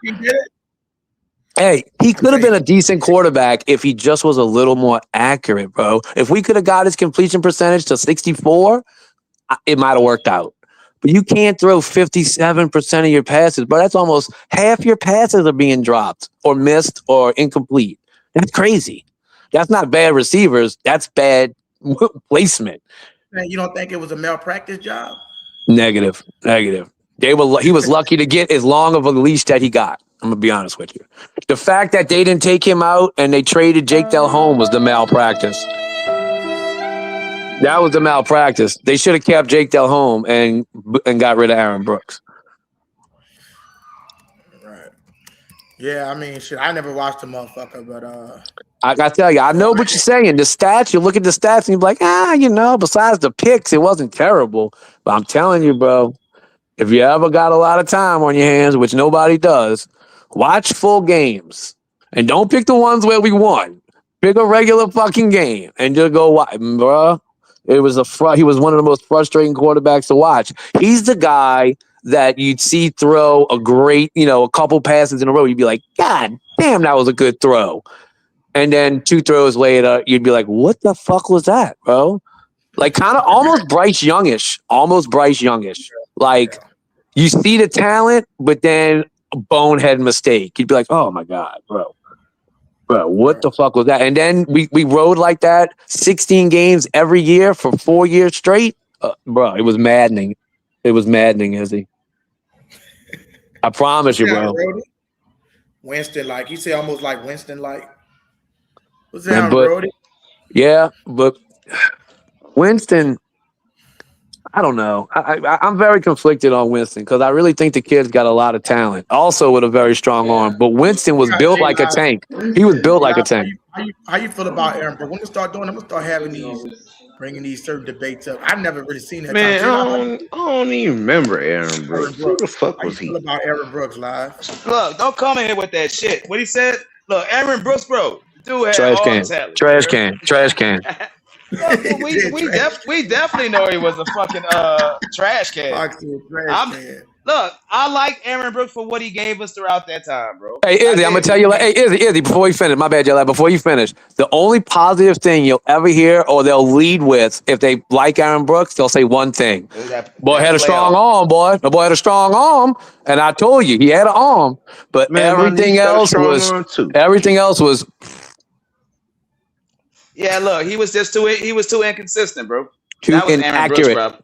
Did you hear what I said earlier, Wild? Were you listening? I didn't even know this was that bad. He didn't have one season, over a 60% completion percentage. Not one. His best season was 59%. They had some other ones at 53, 54, and 56. What I'm asking, what y'all arguing though? I was asking if you put a better running game. I don't even know why we talking about it. He had a great running game. Deuce McAllister was one of the best runners in the league. Lamar scheme or Jalen Hurts scheme. Izzy, he had a good Izzy. Sorry as fuck. Izzy, he had a good defense. He had a good defense. He had a good running game. No, he didn't have Pro Bowl wide receivers, but he had Joe Horn. He couldn't Hackett, brother. He wasn't accurate. The defense, Leroy Glover, Darren Howard, Joe Johnson, Charles Grant, Will Smith, Jay Bellamy, Scott Fujita, Mark Semino, Keith Mitchell, Cedric Hart. They were all Pro Bowlers at different times, bro, while he was there. They had defense. They had Deuce, who was a monster. He was the weak link, my man. He was the weak link. Interceptions at the worst fucking time, bro. The worst time. Even if he didn't throw 20, he just threw him at the worst spot. With all that shit they say about Aaron Brooks, bro, and it's 100% true, but and for his time in New Orleans, I enjoyed it. The only thing you enjoyed was that first half of season where he won a playoff game. Because after that, what did you enjoy? 8-8, 3-10, 7-9? Which one? I enjoy being able to pass 300 yards passing in the game. The games is more entertaining. Yeah, and look, he'll give it up. I mean, trust me, I'm not a Aaron Brooks fucking advocate, okay? But I did appreciate what he did for this team. You know what he did for us? He gave us false hope for 5 years in a row. Did he give us our first playoff win? And I leaded this whole thing with that first half, that little end of the 2000 where he finally came in. He was on fire. He came in smoking. He had everybody fucking fooled. I don't know how he did it. He looked so good at the end of that 2000 season, leading up into that playoff game, and even in the playoff game. But I don't know what happened. The next year, when the job was his, I don't know what he did, bro. Like he literally just didn't look right. He didn't look right. Well, hey, you know Aaron Brooks can throw a 73-yard pass, is it? I told Izzy, that was the other thing I said. I said, yeah, for all the things you say good. He could throw a 70-yard interception. He could throw that bitch 60 yards, not in the air, not like a Hail Mary, 60 yards on a rope. Like a rocket. Said those defenses were trash. He said they was trash, bro. Those defenses had players on it, though. I don't know how they graded out and all that bullshit. They had Pro Bowlers on that defense. He was the problem. And when you throw 22 picks, you put your defense on the field a lot. I don't know, J Park. It might have been a combination of both because we were scoring points. Yeah, they was. They actually averaged 22 points a game. Let me go look. Yeah, 22 ain't enough. How much of that was Deuce McAllister? Okay, part of that was Deuce McAllister. He did have, like Izzy said, the touchdowns, 26, 27, 24. But 22 picks, 15 picks, 16 picks, 17 picks with an under 60% completion percentage. All right, you lose. You are losing when that happens. Let me ask you this. Where does he rank amongst quarterbacks that played for us? He's number 2 to me. Number 2? No, not 2. Are we talking about the same person? Archie Manning would be 2. Archie would be 2 behind Drew. Manning? Wait. Did you see Archie Manning numbers? They was worse than fucking Brooks. Archie Manning is trash. He played in a different era. You can't look at the numbers like that. Eli said that nigga a doctor. Archie Manning numbers. Archie Manning was running for his life, and they didn't throw the ball like that back then. A lot of those players, bro, wouldn't even be able to make a squad. Yeah, back then there was a whole different game. Are you talking about Arch? Are you talking about Arch or Archie? The Saints quarterback, the old Archie. He didn't have good numbers. They were terrible. But the whole team. That's when they was wearing bags on their head and shit. The whole team was ridiculous. Yeah, that's Arch Manning, not Archie.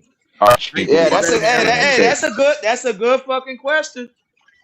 Yeah, how you gonna say Arch Manning better than Aaron Brooks? Yeah, I gotta disagree with you, Pac. Look, let me tell you this. Watch this. He had more time. Listen, Arch Manning. Before I read Arch Manning stats, Arch Manning is the young man. Archie is the old man. Okay. Y'all got it backwards. Archie is the young one. No, Arch is the young one, bro. Yeah. No, Arch is the granddaddy. 1971. It says 1971. Archie Manning. Look at the screen. Archie Manning is the old man. Pac, let me get it out, brother. I can't see the screen while I'm on the phone. Aaron Brooks threw for 123 touchdowns to 92 interceptions. This garbage motherfucker threw for 115 passing touchdowns less and 156 interceptions. But you're comparing a 20-year gap in the NFL. It was a totally different game, bro. They didn't throw the ball like that. Hey, no, he threw it 150 what? 6 times? What I said? Bro, 156 interceptions, bro. Yeah, and what was his? Hey, that mean he was putting the ball in harm's way, bro. Regardless of what era. Regardless of what era. Y'all don't know what y'all talking about, bro. It's terrible, bro. If Archie Manning was on another team, he would have been very good. Aaron Brooks wouldn't have made another team. He wouldn't have made another team. Pop, you can't say that. Was a 67.4. This nigga threw more interceptions than touchdowns, bro. Stop it. Come on, man. Any nigga that throw more interceptions than touchdowns. Hey, the rank is Drew Brees, Aaron Brooks. I don't even know. And I don't even know if Arch making the list.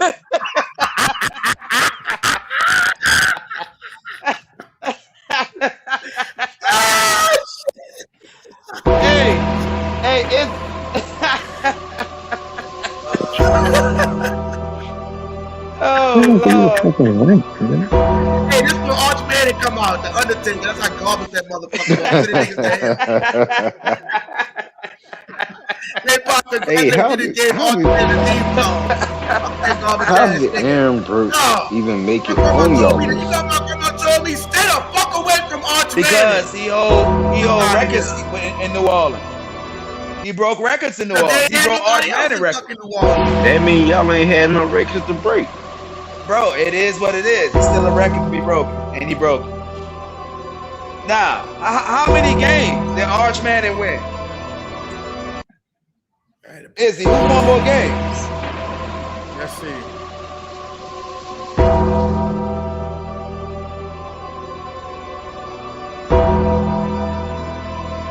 We wait. It's probably Aaron Brooks. In a short season, bro. When I look at this dude, do y'all know how much better? Do y'all know how much better that team was that Aaron Brooks was playing with than what Archie Manning was playing with? Y'all don't, because y'all never seen an Archie Manning game in y'all life. Dude, Aaron Brooks was the worst quarterback. One of the worst quarterbacks I've ever seen. You're looking at production and stats. It's not the way to judge it. Talent. Pure talent. Archie Manning is considered a more talented quarterback than Aaron Brooks. What do Aaron How is Brooks that possible? Hold on, how is that possible? Consider going by what, though? Bro, that's what I'm saying. Going by what? Going by eye test. No eye test. Yeah. What's the statistical category? Bro, this is like trying to compare Troy Aikman to Roger Staubach. This is like trying to compare Aikman to Staubach. It's two different eras. They were both successful, but Aikman's gonna have more numbers. That don't mean he's better than Roger. Oh, he had more interceptions than touchdowns. That is fucking abominable, bro. Bro, pull up a game. Bro, look at, if y'all have no clue what y'all are talking about, bro. The team we had back then, was they didn't have a man on that team as talented. They didn't have a guy on that team as talented as Joe Horn anywhere close. Archie not on the list no more, J-Pop. Look. Watch this. Hey, J-Pop. Hey, listen. Better team. Not a better player. You pulling up team stats. Damn, he played about double the game. J-Pop, listen. Let me just ask you this question. It's a serious question. Are you related to fucking Arch Manning? No. Let me ask you a question. Hey, hold on, wait, Pac. Now, Pac, I gotta read these stats, Pac. I don't want to do it, Pac, but I gotta read Pac, look, tell me, pull up how many players on his team ever went to the Pro Bowl. Ever. On defense or offense. Okay, I'm gonna pull it up, Pac. That don't make. Hold up. I don't know how that's helping that interception argument, though. No, bro, if you pull up his stats, his offensive line, the dude was running backwards. He was running backwards. Listen, he had the worst team they were the worst team in history, bro. In history. It wasn't because of Arch, I promise. That's not true. Aaron Brooks was 38 and 44. including listen, 38 and 44 to 35 and 91. Yeah. Yeah. Hey, bro. You Aaron Brooks wait, might have listen been a what you're better comparing. quarterback. Wait, stop. Listen. You're comparing. You're comparing when the Saints were turning the leaf to be a more competitive team and going into the playoffs for the first time to a team. To a team that was historically bad while he was there, and they were wearing paper bags on their head. 35 to 91. That's 26. You're comparing two different eras and two different teams. Hold up. Now, when Josh Allen got to the Bills, were they historically bad? No, they were not. Do you not remember Jim Kelly? They went to the fucking Super Bowl 4 times in a row. That's not what I'm saying. I said the year before when he got there, it was a piss poor franchise. Oh, it was not, bro. Hold on, watch this. When Mark Sanchez, before he got to the Jets, was they fucking trash as fuck? The Jets has been trash forever, except since Joe Namath. The quarterback still elevates the team. You got to understand the quarterback still elevates the team. You individual statistics, you should not have more interception than you got touchdowns. I tell you what. Bobby Abear, bro. This motherfucker. Get somebody on here that saw Arch Manning play, and then if they agree with you, I'll agree with you. Bro. I saw a game. I saw a couple games with fucking Arch Manning play. No, you didn't. You saw highlights. I didn't see all of them. Listen, but I saw, bro, Arch Manning. The actual game. I got a folder that talked about this nigga like he was. You know who we need up here? We need the team. The team was atrocious, bro. The team was atrocious. You know what? I hear you, J. Swarm old enough to see them games. Gonna make me set it up. Hey, J. Live, you gonna make me set up that Aaron Brooks versus Archie Manning debate? Do it. Oh, that's an easy one. And put Bobby Abear. Bobby Abear. I fucking hate Bobby Abear too. I fucking hated Bobby Abear. Well, Bobby Abear better than fucking Arch Manning. No, both he of wasn't them either. sorry. Bobby Abear was a trash can too. Hey, what was Arch Manning's accuracy completion? Terrible. Fucking terrible, bro. 67. Terrible. 67. Bro, get this, bro. He can't even make the practice squad on this motherfucker with numbers like that. Damn. Wait, it was 57 or 67? 67. What you said? Is he 57 or 67? No, 67 passer rating. Oh, passer rating. I thought you meant his completion, but I was saying completion percentage was not 67. No way. Oh, it had to be in the 50s. But hey, the argument that your boy was making for Aaron Brooks, why he was bad, that's the argument for Arch Manning. There was nobody. There wasn't a Joe Horn. There wasn't a Deuce McAllister. There wasn't a Pro Bowler on defense. There was nobody. All right, but you got to give Aaron Brooks some. Aaron Brooks actually had a higher completion percentage. Aaron Brooks he came in and elevated the team. I don't understand, bro. It was a different. It was bro, a different two different. Not only was it two different teams, it was two different owners, two different everything. They did not spend no money or nothing. The whole game was different. Bro, they didn't have a player of Deuce McAllister's fucking level ever when Arch Manning played. Joe Horn ever. If I'm building a New Orleans Saints second team, give me Aaron Brooks as my second string quarterback, man. And you'll win 4 games a year. You'll win 4 games. Well, how many are you gonna win with Arch? With a line and one receiver, I'll win more. I doubt it. Oh, for sure. It wouldn't have been close. What do y'all? Hey, be real. Hey, wait a second. Be real, y'all. Do y'all think this man had these children and they're just miraculously good quarterbacks? You don't think his DNA had nothing to do with it, right? Well, I think. No. Be real. He put his sons in all the best football camps and all that shit from young. The barely sorry ass fucking skills. Yeah. Everybody knew about Peyton. What does football camp have to do with when you get to the big dog? When you get to the league, what that's got to do with anything? What you mean? It has a shitload to do. Your upbringing and how you're. Football camps get you through high school and college. When you get to the NFL, you are exposed. Look at Shador Sanders. You will be exposed immediately. Stop.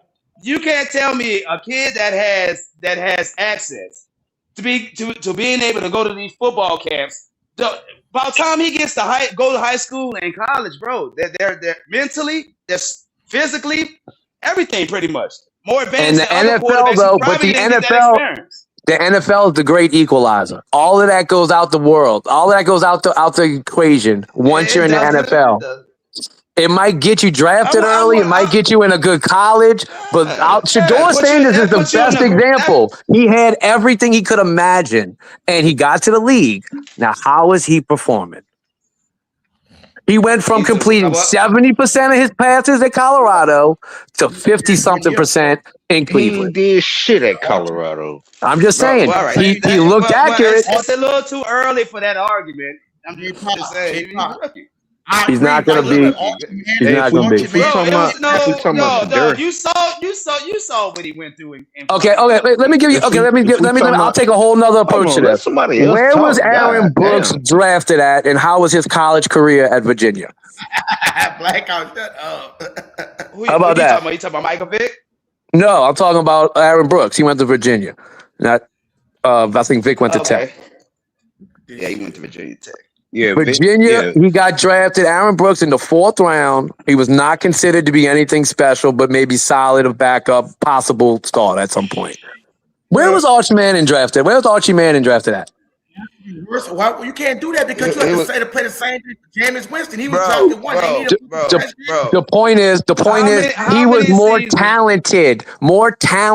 Right before the Saints come into the equation, Archie Manning was a more talented fucking quarterback than Aaron Brooks ever dreamed of being. Y'all. He was the 2nd overall pick, bro. He was a prime prospect. He had all the attributes. He had everything you wanted, except he went to the worst team in the league. Hey, that's back in the day. Yeah. What that means? Now the quarterbacks aren't nearly as good as they are now. I mean, as they are now. Y'all crazy, bro. You're crazy, bro. But the point, it doesn't matter where he got picked. The point is he was considered a better prospect. Why? Because he proved it in college that he was more talented. He was more talented. Prospects, like you said, being a better prospect doesn't mean it translates to the NFL. No, it don't. But what I'm telling you is when you go to a team in its 4th year of existence and they haven't won any games and their owner don't spend no money before the salary cap was in. Pull up his fucking sorry ass stats again for J-Pac can see it because he must have missed. Well, pull up his stats at Ole Miss compared to Aaron Brooks at Virginia. Let's see that. Now that was 30-something years in between. I don't want to watch Pee Wee ball, man. We ain't talking about Pee Wee stats. What the NFL stats? I'm gonna tell you why you can look at that because it shows more of pure talent and not the team they played on. Yeah, I mean, who came out in the draft? Who came out in the draft with Arch Manning? In 1971, I don't know it off the top of my head. Okay, no. Was you watching Arch Manning back then? What? I wasn't born in 1971. No, I wasn't born neither. But I can tell you, Arch Manning had more talent in his pinky finger than Aaron Brooks had. That's not true, bro.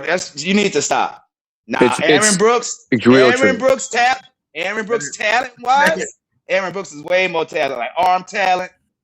Like physical gifts, Aaron Brooks was definitely. Yeah, you're right. He was black. He could run and he had a stronger arm, but between the ears, not there. Accuracy, not there. Wait, what? Hey, how many interceptions did Archie Manning have? Well, you can't pull the stats out on me. He played on the worst team in the league. He threw 150 interceptions, bro. Now we ain't gonna just blaze over that. Wait. I want him to repeat that statement. What you mean? Because he was black. He was more athletic, for sure. Peyton Manning wasn't athletic. Eli Manning wasn't athletic. That was racist. No, I'm saying it's a given that he could run better and he had a stronger arm. That's a no-brainer. But does that mean he's a better quarterback? Okay, let me ask you: do you believe the quarterback? You said he was more talented. Man, that was racist. He's way better quarterback. I understand. Hey, look, I'll agree with you. The stats don't bear out what I'm saying, but what I'm telling you is he was more talented, bro. More talented. He had more to offer than Aaron Brooks did. I promise y'all, bro. I promise. It's really not close. Who was trash? This dude don't even got information on here. He's so fucking garbage. They took his fucking stats off. That's how shitty he is. Archie Manning got drafted with Jim Plunkett. Good Lord, that was a long time ago. John Riggins, that dude was a monster. And when was Archer's? He was drafted in the first round, huh? Second overall, yeah. Damn, and see, that's what I'm saying. Yes. Man, they that trash. Yes, he was big time quarterbacks came out that year that he had to beat out. Jim Plunkett was number 1 overall. Who had the better career? Oh, I would say Plunkett. He went to a fucking terrific team, though, bro. I mean, bro, he went and played with a fucking very talented Patriots team back then. Like, that's a good one. Like, if Archie would have went to the Patriots, it would have been a totally different career, bro. It would have totally different. All right, let's see it by season, right? Bro, you keep pulling up stats, bro. The team around him was atrocious. Think about it. They was wearing bags on their head, y'all. Bags because they didn't get no players. Saw a good quarterback come in and elevate the team. This isn't what y'all talking. This isn't the 90s and the 2000s. Hey, so Drew Brees would have been trash. This nigga had more interceptions every fucking season. Hold up. This nigga had more interceptions every season, but 2 times out his whole fucking career. He didn't have nothing to throw. No running back, no wide receivers. Can y'all see my screen? Bro, he's putting the ball in a bad spot. That's what we're saying. Look at this, J-Live. The nigga had 86 completions. This nigga threw for 1,000 yards.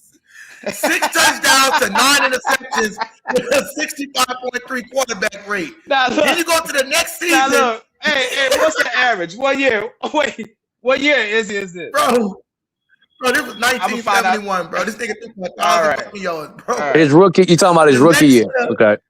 The next year he played 14 with no games, team. Threw for 2,781 yards, 18 touchdowns, 21 interceptions with a quarterback rating of 64.6. Aaron Brooks never had one that low. The next year, he played. God, bro. Y'all sound crazy, bro. You could pull up the best quarterback in the league from the 70s, and it would look good next. It wouldn't. Aaron Brooks would look good. Let me get it out. He played. You want the fitness? Sorry, motherfucker.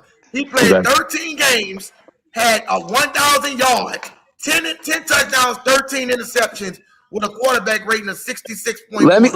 Listen to me. Let me give you some context. In 1972. Arch Manning was second in the league in passing yards behind Joe Namath, and he had 2,800 yards. That was the most yards thrown, 2,800. That's fine. So you can't look at the numbers side by side. It's two different times. That's fine. Listen, that's fine. I'll give you that, Pac, but I'm not going to give you Wait. So Pac. So you said that he had the most passing yards or the second? Listen to me, y'all, real quick. In 1972, the leading passer in the whole game, Joe Namath, Super Bowl winner, considered one of the best quarterbacks ever. He beat Arch Manning by 30-something yards, total yards. He had a worse completion percentage than Arch Manning. He had 1 extra touchdown and the same amount of interceptions. It was a different game, y'all. Joe Namath. So wait, let me get it straight. Aaron Brooks was better than Joe Namath. Is he? Let me look. Oh my God, y'all on crack cocaine, bro. Y'all on crack cocaine. Look. You just proved my point. No, y'all on crack cocaine. Is it? He just got finished saying that Archie Manning did have a competent bunch of wide receivers that can get him to the most passing yards, or to the second most passing yards in the season. No, so what I'm telling you is that's how the game was played. The best quarterbacks in the league threw 21 picks, 26 picks, 21 picks, 25 picks. That was the top 6 quarterbacks in the NFL. And they also were the top 6 in yards thrown. It's how the game was played. That's why you can't put stats side to side. It's too different. How many touchdowns did Joe Namath have? 19, Archie, 18. Right, Super Bowls don't make you a good. Frank Tarkenton, 18. Jim Plunkett, 8. All these dudes are Hall of Fame. They're Hall of Famers, y'all. They're Hall of Famers. Hall of Famers. Who? Different back then. Name it. The same as Archie Manning, 21.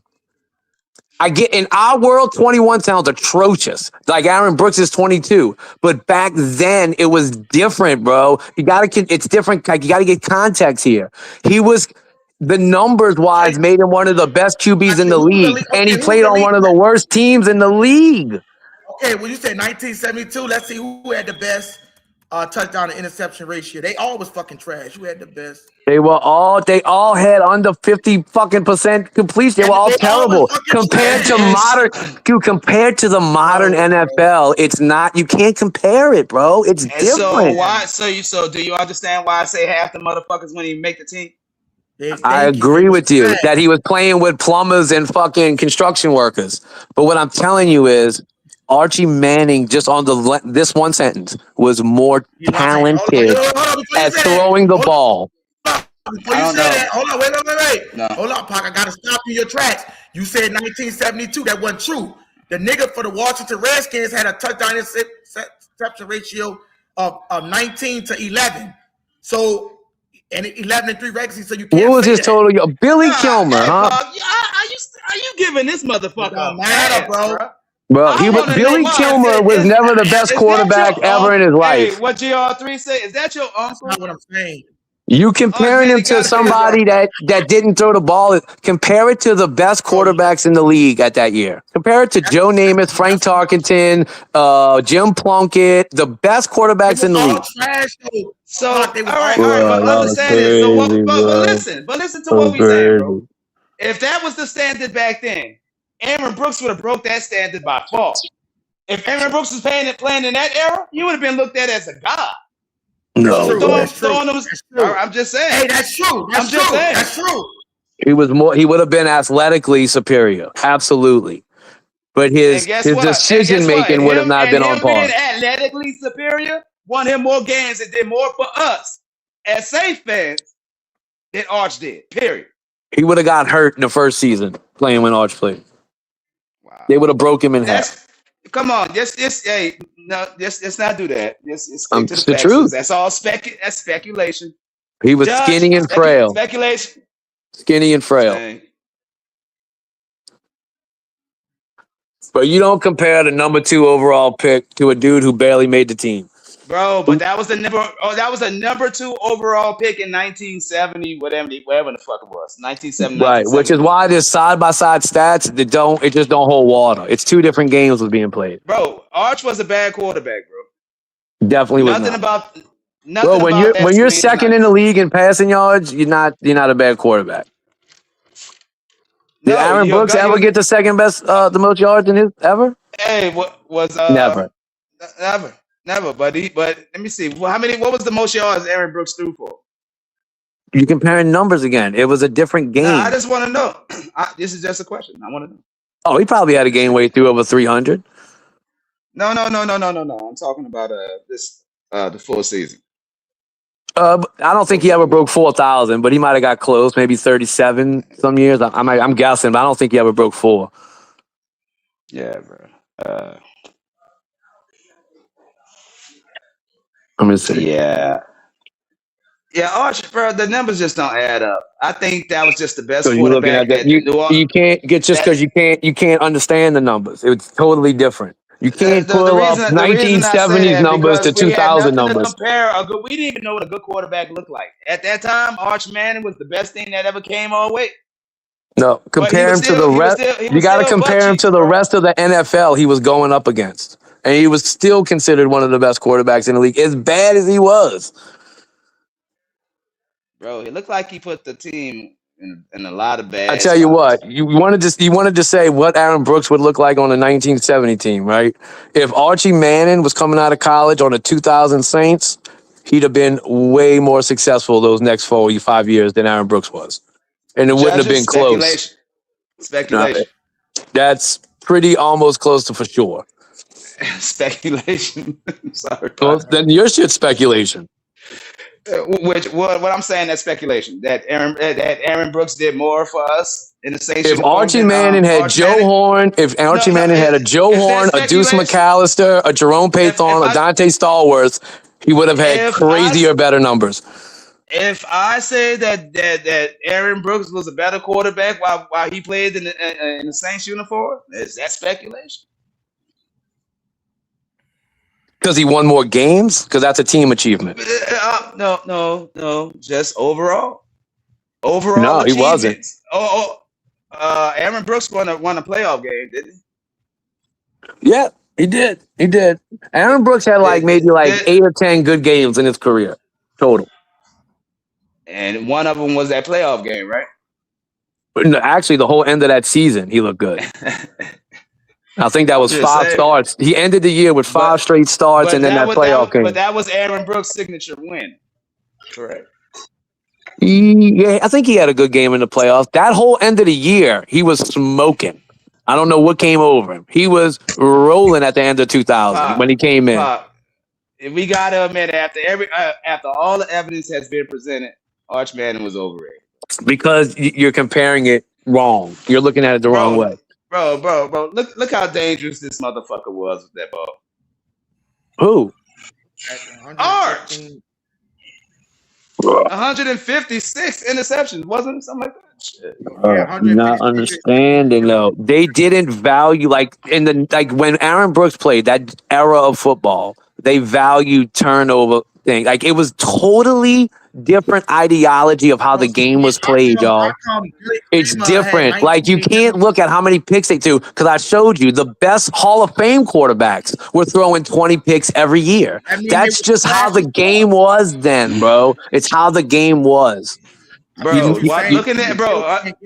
Hey, what was Arch Manning records while he was in New Orleans? What were we? The Saints were the worst team in the NFL, bro. They were the worst team in the NFL for most of the time. Pretty damn, if not every year, probably pretty close. They were terrible, bro. Why do you think they was picking at number 2 that year? All right. Let's see what the fuck YouTube got to say. Let's take a closer look. I promise. Fucking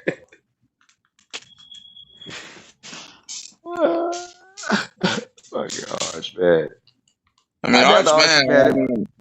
A lot of people. I think his last name carries more weight than anything. So. Oh. Yeah, bro. He was the best thing. He was the best quarterback the Saints ever saw. Yeah, he never had nobody good.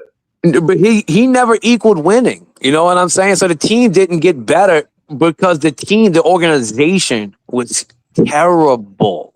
They let that man. You know what? I know the best comparison I could give you, and I know, and this is gonna fuck you up. I know we all probably agree. David Carr, not Derek. David Carr, early pick, right? Got picked, I think, 1 maybe overall? Yep. That his career was a bust. It was terrible. But David Carr was talented. He went to a expansion team where he got sacked a record amount of times, and the team was terrible. He looked bad. So statistics, if we look at David Carr's statistics, we'd be like, compared to everybody else at that time, you'd be like, God damn, that dude was horrible. But on the general premise of talent, he was more talented than some of those other guys. He was on a terrible team. Aaron Brooks, that was not the case. We didn't have the best team in the league, but we had a way better team around Aaron Brooks than we ever had around Archie Manning. These are what I'm telling you is facts. Bro, I'm watching the highlights of him. His first touchdown pass should have been a pick. God damn. That's funny. Thank you so much. All right, he throwing them darts out there. Let's look at the bad. Let's look at this one I got. Archie Manning, Doomsday. Yeah, we know Jeff. We know Jeff. Trust me, man. I was at a Saints shop earlier in the week, and my sister comes up to me and she's like, "Hey, you want this Derek Carr jersey?" And I said, "Over my dead body." Hey, matter of fact, in that rookie year, remember we were laughing at not his rookie year. It might have been the late. Archie Manning made the Pro Bowl. With them terrible stats, he made the Pro Bowl twice. But that goes to show you, it was a different. What we're comparing the numbers to, it was just 2 different things then. You know what I mean? His years when he went to the Pro Bowl would have looked like the worst Pro Bowls quarterback in meant the everything league back in in the day. 2000. Bro, so that's what I'm saying. Imagine an Aaron Brooks at that time. Bro. That's a fair argument.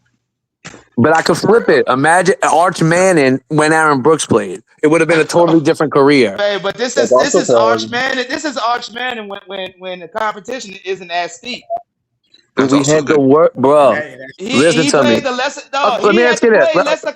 He I played got lesser another question for you. competition. If Aaron Brooks was so good, why didn't he only play for 4.5 years with us? Hey, I Oh, didn't you gotta say ask he was so J-Line good. I question. said he was And if he better was than so Archie. good, why didn't another team give him a chance after the Raiders? J-Line, that's a hold up real quick. J-Line, that's a good question you said. That's an excellent J-Line. You just cooked you with that one because he said what was the cornerback's peak at that time? Izzy, dinner's done. Dinner's been No, done. it's not. It's a shame, bro. How many Pro Bowlers did Aaron Brooks have on 1 year of that team? Hey, would you rather a Pro Bowl or a playoff? He had 5 Pro Bowlers on that 2001 team. Arch Manning had 5 Pro Bowlers in a decade. In a decade, not counting himself. In a decade. I'm just trying to tell you. You're comparing two different things. You're comparing apples and oranges. It's the truth. You're comparing apples and oranges. What quarterback? What position did Arch Manning play? 30 years apart when the game was completely different with inferior talent to Aaron Brooks. Bro, stop. All right, but you stop right there, and then I'll say 30 years when he was actually playing. He was playing against easier competition. Easier competition. But he was of the easy competition. He was the worst team of the easy competition. Well, that's hey, a good quarterback elevates a team. We saw this happen on numerous occasions. Matter of fact, we saw that last year with our own team. Okay, hey, I'm sorry, bro. Right. Hey, and you know what? This ain't the first time. Oh, this used to be a big argument. Bro, you know how many people in New Orleans hated that Aaron Brooks broke his fucking sorry ass records? Aaron Brooks was so untalented that he didn't even deserve the starting job, that he shouldn't have gotten it over Jake Delhomme. I wish you had that same energy for your boy Archie. Arch Manning was considered one of the best quarterbacks of his era on one of the worst teams. He was a fucking bust. J-Pack, can I ask you a question? That's going by his wins and his fucking numbers, bro. Look up and see anywhere on the internet if they say Arch Manning's a bust. Find me one article that says that. One opinion piece by an NFL historian that says Arch Manning was a bust. I just saw his stats. Like I said, you're comparing the stats to the 90s and 2000s. You can't do that. His stats compared to Hall of Famers were step for step. Okay, but Izzy, how many interceptions did that motherfucker throw? The same as Hall of Famers. The same as Hall of Famers. 156. He threw 100. How many years did he play? How many years did he play? Is it? A long time. A long time. Yeah. Okay, I got to see. This debate already set up, y'all, so be ready. Bro, look, I'm sorry. Look, check it out like this. Hey, J-Law, think about it like this, too. Joe Namath on a terrible team still made Pro Bowls and was still considered a very good quarterback in the league at that time, right? With inferior, Archie Manning. I said Joe Namath. I'm sorry, I meant Archie Manning. Yeah, he was still considered a good quarterback with those terrible numbers, right? So, if he was a Pro Bowler some of his years with the Saints with these terrible teams, right? So let's compare Aaron Brooks to the best quarterbacks of his years. Was he anywhere close to the top tier in the NFL when he played? Arch Manning was. He was. That's why I'm telling you, you can't put 2,000 yards next to 4,000 yards and the picks next to the pick. It's two different things. Arch Manning was the upper crust. Competition, but also the competition was more. Let me say this real quick, live. He did more with less. And that's what I want to say. I understand what you're saying. Aaron Brooks did do more with less. I do understand what you're saying. When you're saying that he was at the top upper echelon of that era, I understand that. But what I don't think you understand is they was trasher back then. Niggas was trasher back then. That's why he was just the best of the trash. That's why I say anybody really counting these No. old ass Super Well, Bowl. I already these dudes know. were I already balls. know your. I already know your position. I already know your position on the old guys. You think none of them were good, but I promise y'all are all wrong. Y'all are all wrong on that. Players from the 70s and 80s were just as the good ones were just as could have played in this era easily. I don't think so. I don't think so. Oh my God, bro. Not Yeah, even okay. close. No, Y'all not are in this era, crazy, bro. dog. Yeah, Joe Namath wouldn't have been able to throw the ball. Roger Staubach. You think so? That in other Joe words, by the Namath base would have been argument, left the league. Troy Joe Aikman's Namath better would than have been a Roger Staubach backup. was. I just don't see that. Jake Delhomme had a better defense and playmaker, didn't have Muhammad and some other dudes, like Jack Hunter said. Jake Delhomme had a better defense and playmakers. I'm talking about on the Saints. Jake Delhomme would have been more successful on that Saints team than Aaron Brooks would have been, and it wouldn't have been close. Speculation. I don't think so. More accurate. Okay. You ask the majority of Saints fans what they want now: Aaron Brooks or Jake Delhomme. Now it's in 2026. No, I'll take Jake Delhomme now. Of course, I mean, but because he was a better quarterback. That's hindsight. But like you said, What happened that end of that 2020 season, it was the worst thing that could have happened. It fooled everybody. I'll agree, he looked so good in that playoff and in the end of the regular season. So good. Everybody went into that next year like, we got a quarterback. It's Michael Vick's cousin. We got something. and he fooled everybody for 4 years, bro. For 4 years. He never got us to over a 500 record with a decent, not a good team, a decent team around him. The best thing he had was Deuce. And they still couldn't win. And like I told Izzy, it was situational with Brooks. He would throw good pass, good pass, good pass, get us to the red zone, pick. At the worst fucking time. Who was better at their peak? You can't. I'm telling you, you can't compare. You just can't compare it. Arch Manning was a top 10 quarterback most of his career with those terrible numbers. Aaron Brooks was a bottom 10 quarterback most of his career. So with terrible numbers, he was a top 10. Everybody, what we are calling bad numbers, the Hall of Fame quarterbacks were having under 3,000 yards, 20 picks. That's what everybody did. Those guys can play in the NFL today. And you're saying those guys can play in the NFL today. Say that again. I couldn't hear you. And you're saying that those guys with those terrible numbers can play in the NFL today. Right. Yeah, it's a totally different system, bro. You understand? You understand? Number one, the talent around him obviously would be way better at like receiver, O-line, running back. The systems that they run now aren't nearly as comprehensive as it was. Good running backs back then? They didn't have good running backs?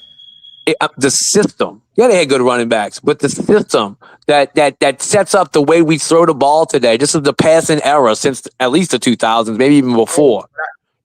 They did it. The game wasn't revolved around that then. That wasn't like they didn't pay attention to the picks and stuff, and like it wasn't as important. Like they didn't value turnovers and all of that. I understand that, Pac. I understand what you're saying. It wasn't value. I can agree to it wasn't a different system. I can totally agree that you're right. But that still doesn't make up for the fact that you got a motherfucker like Billy Kramer that threw for 19 touchdowns to 11 interceptions. He's still Show me. Okay, look, but you're just pulling that out of thin air. Who was on Billy Kramer's team when he did that? God, bro, and then tell me who was on Arch Manning's team. A good quarterback ain't gonna throw no. Listen one more time. What I'm gonna tell you. In a decade, from 71 to 81, we had 5 Pro Bowlers in a decade, and Arch Manning was the 6th, and he did it twice. Atrocious team around him. No money spent. He ran for his life on every play. Just like it makes me think of David Carr now. The more I think about it, David Carr could have been so much better had he went to another team. They fucking killed him. They broke him. The fact that Arch Manning made it as long as he did is kind of impressive. I didn't even realize he played that many seasons. Look, okay, I understand your point, but if we're gonna sit up here and say that quarterbacks who automatically get drafted to bad teams legally can't be good, then that's when I lost you personally, because it's like we've seen quarterbacks from, like, for example, Jamarcus Russell, right? Terrible pick, right?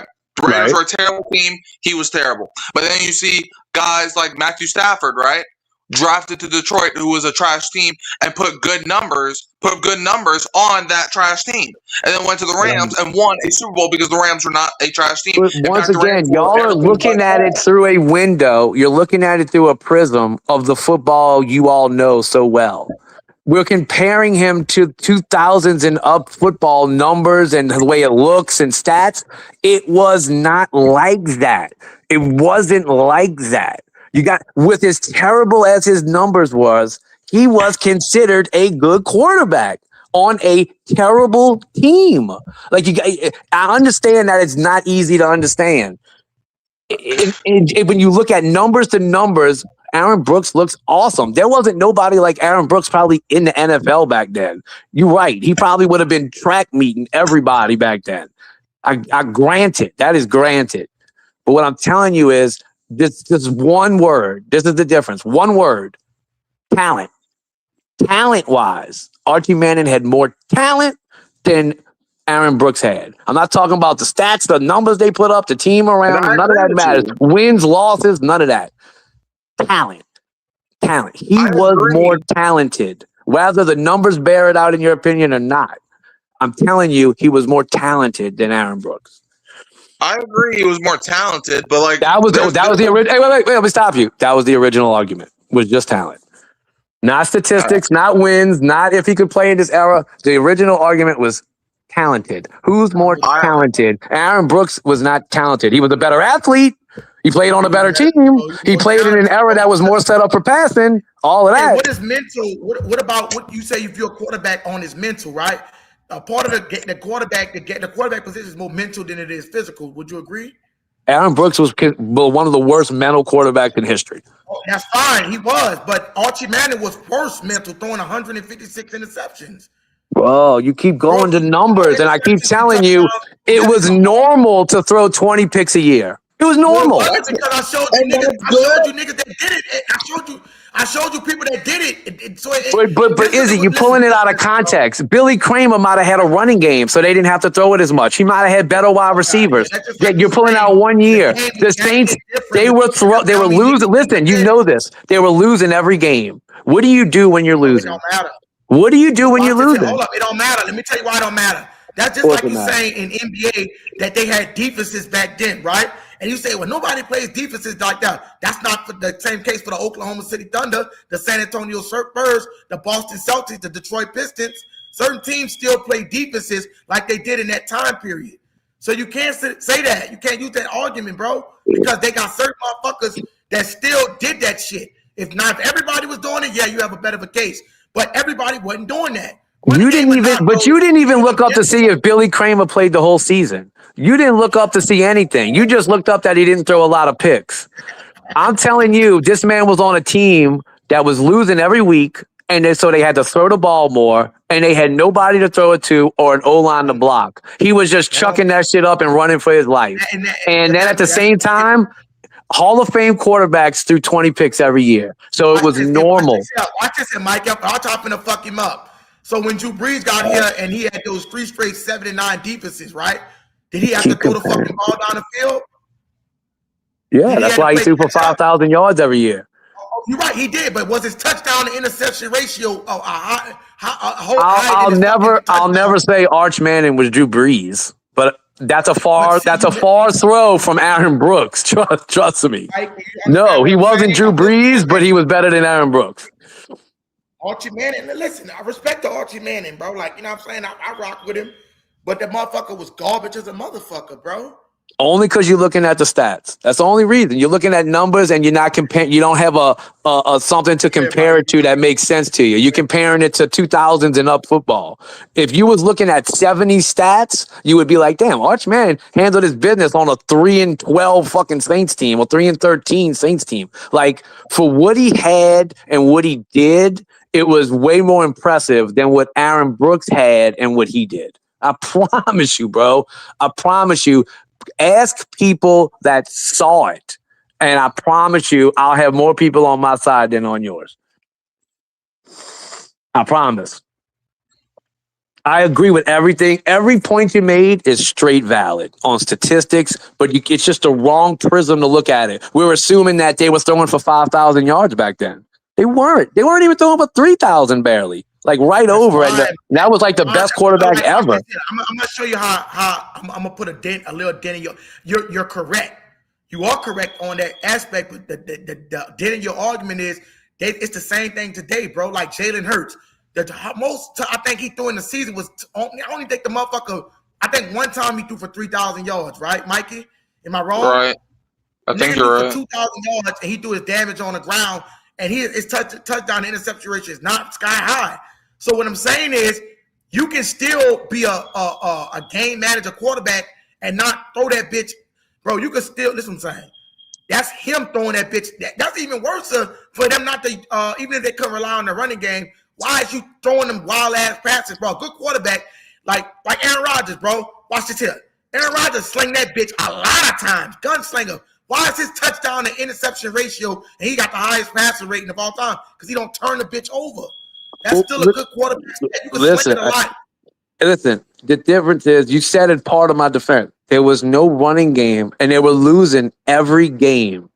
They throw the ball, bro. There was no other option. And this is the most egregious thing they didn't have. Besides the running back, I mean, the worst thing about the Saints back then, the offensive line gave him zero time. On top of the fact that there was no talent at receiver and the running back was terrible, put that aside.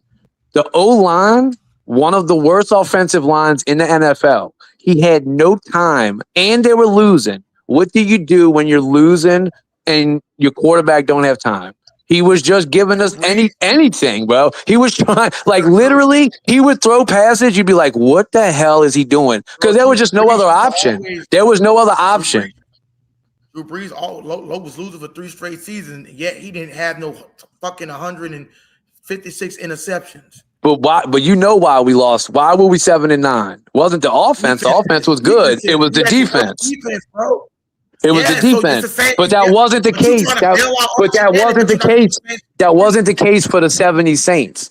I don't know if I'm sure their defense wasn't good either, but the offense was never on the level of when Drew Brees. Wasn't he playing with the Dome Patrol? No, Dome Patrol was the 90s. That was Bobby Hebert. Who honestly, Bobby Hebert, he had an all right career for the Saints. To be perfectly honest, I just didn't like him. I just thought he always liked to blame everybody else, like in press conferences and even on the field. When somebody would drop a ball, it was always the wide receiver's fault. It was never fucking Bobby Hebert's fault. And he went to the Falcons, which that just put the nail in the coffin for me with Bobby Hebert. I hate Bobby Hebert. But he was all right. Like, if I'm being generally honest, he was all right as the Saints quarterback. He did okay. Is it what were you saying? How you spell Hebert? Hebert. It's like it's not like Herbert without the R. Well, first, Jack Hunter, he did suck. I'm trying to be nice, bro. I hated Bobby Hebert. Hebert.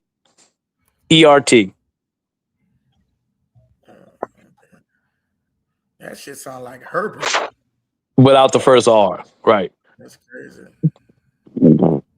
You know, that's that Cajun. Hebert. Bobby Hebert. I don't even really know what his stats look like. I just know he was. I'm gonna be honest though. He did suck, Jack. He did suck. But boy, having to go against that San Francisco team them years, dog. I hated San Francisco back then, bro. As good as our defense was, we would give them hell some years, bro. I think we had a year we won like double-digit games and still didn't win the goddamn. I think we had like 12 or 13 wins and we still didn't win the goddamn division because of fucking San Francisco, bro. Dude was fucking trash. Then he went to Atlanta. Yeah. Fuck that dude. Yeah, like I was not a fan. Like he did all right, like on a game-for-game basis. He would do, whatever. I was not a fan of him. One time we went to Atlanta and he was cooking us. I remember one time we went to Atlanta and he cooked us. I think his first game back. Oh, I bet he did. Everybody that left the Saints back then cooked us. That's how that shit used to work. People would leave the Saints and come back and have career games. Career. You'd be like, oh, he's trash. Let him go. He'd leave the Saints, and then when they come back and play us, he'd have a personal best against us. You'd be like, what the fuck? But like the crazy part about it, because I was at my grandpa's house the other week. Hold on. I don't mean to cut you off, Mikey, but the Undertaker has walked back in the building.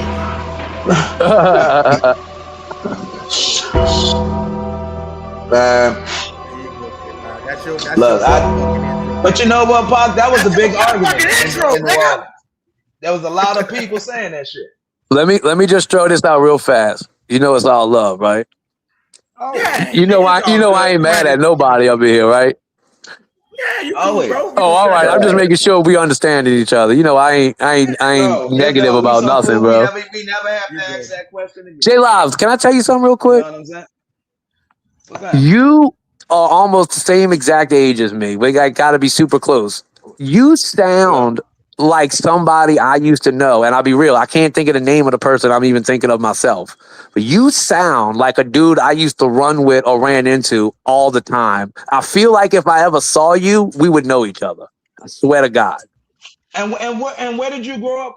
Like where? I grew up in the East, and I know you was on the West Bank, and I didn't play on the West Bank a lot, but when we got older and that teen club was on that West Bank and y'all had a couple little reasons for people from the East Bank to come over there, I used to be over there a lot. I dated a girl on the West Bank in high school. Like, there was a moment in my life where I did spend a lot of time on the West Bank.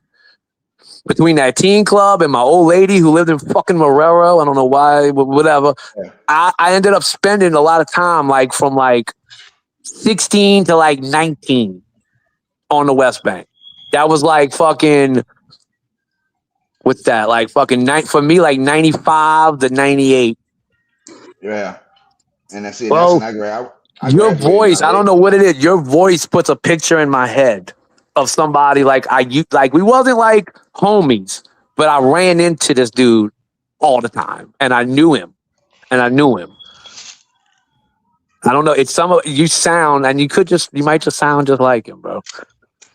I have people tell me I sound like somebody all the time, but whatever. You do. And that's funny the other day, bro, that people was telling me I sound like I'm from Boston, bro. J Lon, don't call me talking about motherfucking chicken, man. You know I'm a chicken, man. That's real. Trying to make a nigga hungry. Oh, I can't see your face. They got a graphic over it. Hold on, I'm about to take it off. J Lon, know I love fried chicken. I saw you with that Popeyes the other day. Hey, can we all agree on something about chicken real quick? Does anybody eat Raising Cane's? I do. Yeah, they need to season their chicken a little more. You like Raising Cane's? Then don't. Hey, wait a second. Let me leave a caveat. Take the sauce and the bread out the mix. Is Raising Cane's good? It's good. Yeah, the sauce is overrated. Oh, bro. I think Raising Cane's is the most overrated fast food spot in history. I like Cane's. Bro, they are serving. Let me tell you what they serving you. They serving you frozen chicken wings. Then they can't even fry them bitches with no seasoning, and they don't have a good crust on it, and they little. 2, the coleslaw is straight Cisco coleslaw. Cisco coleslaw. I don't eat the coleslaw. Crinkle fries, you can get Ore-Ida crinkle fries at your nearest grocery, and then their sauce is banging, and that bread is delicious. Bro, for a restaurant that doesn't offer even their chicken sandwich isn't even a sandwich. It's fucking tenders. I know, bro. That means that their whole thing that they gotta order when it is tenders, coleslaw, crinkle fries, and bread. That's their whole menu. They should have that shit perfected. Them fucking fingers ain't shit. And my kids swear by that shit, bro. I got people. I get in almost fist fights over Raising Cane's. Raising Cane's is disgusting. Disgusting. Yeah, dude, it don't have. It tastes like I'm eating a piece of cardboard, hot cardboard. What have you been eating your whole life? Come to New Orleans and find out.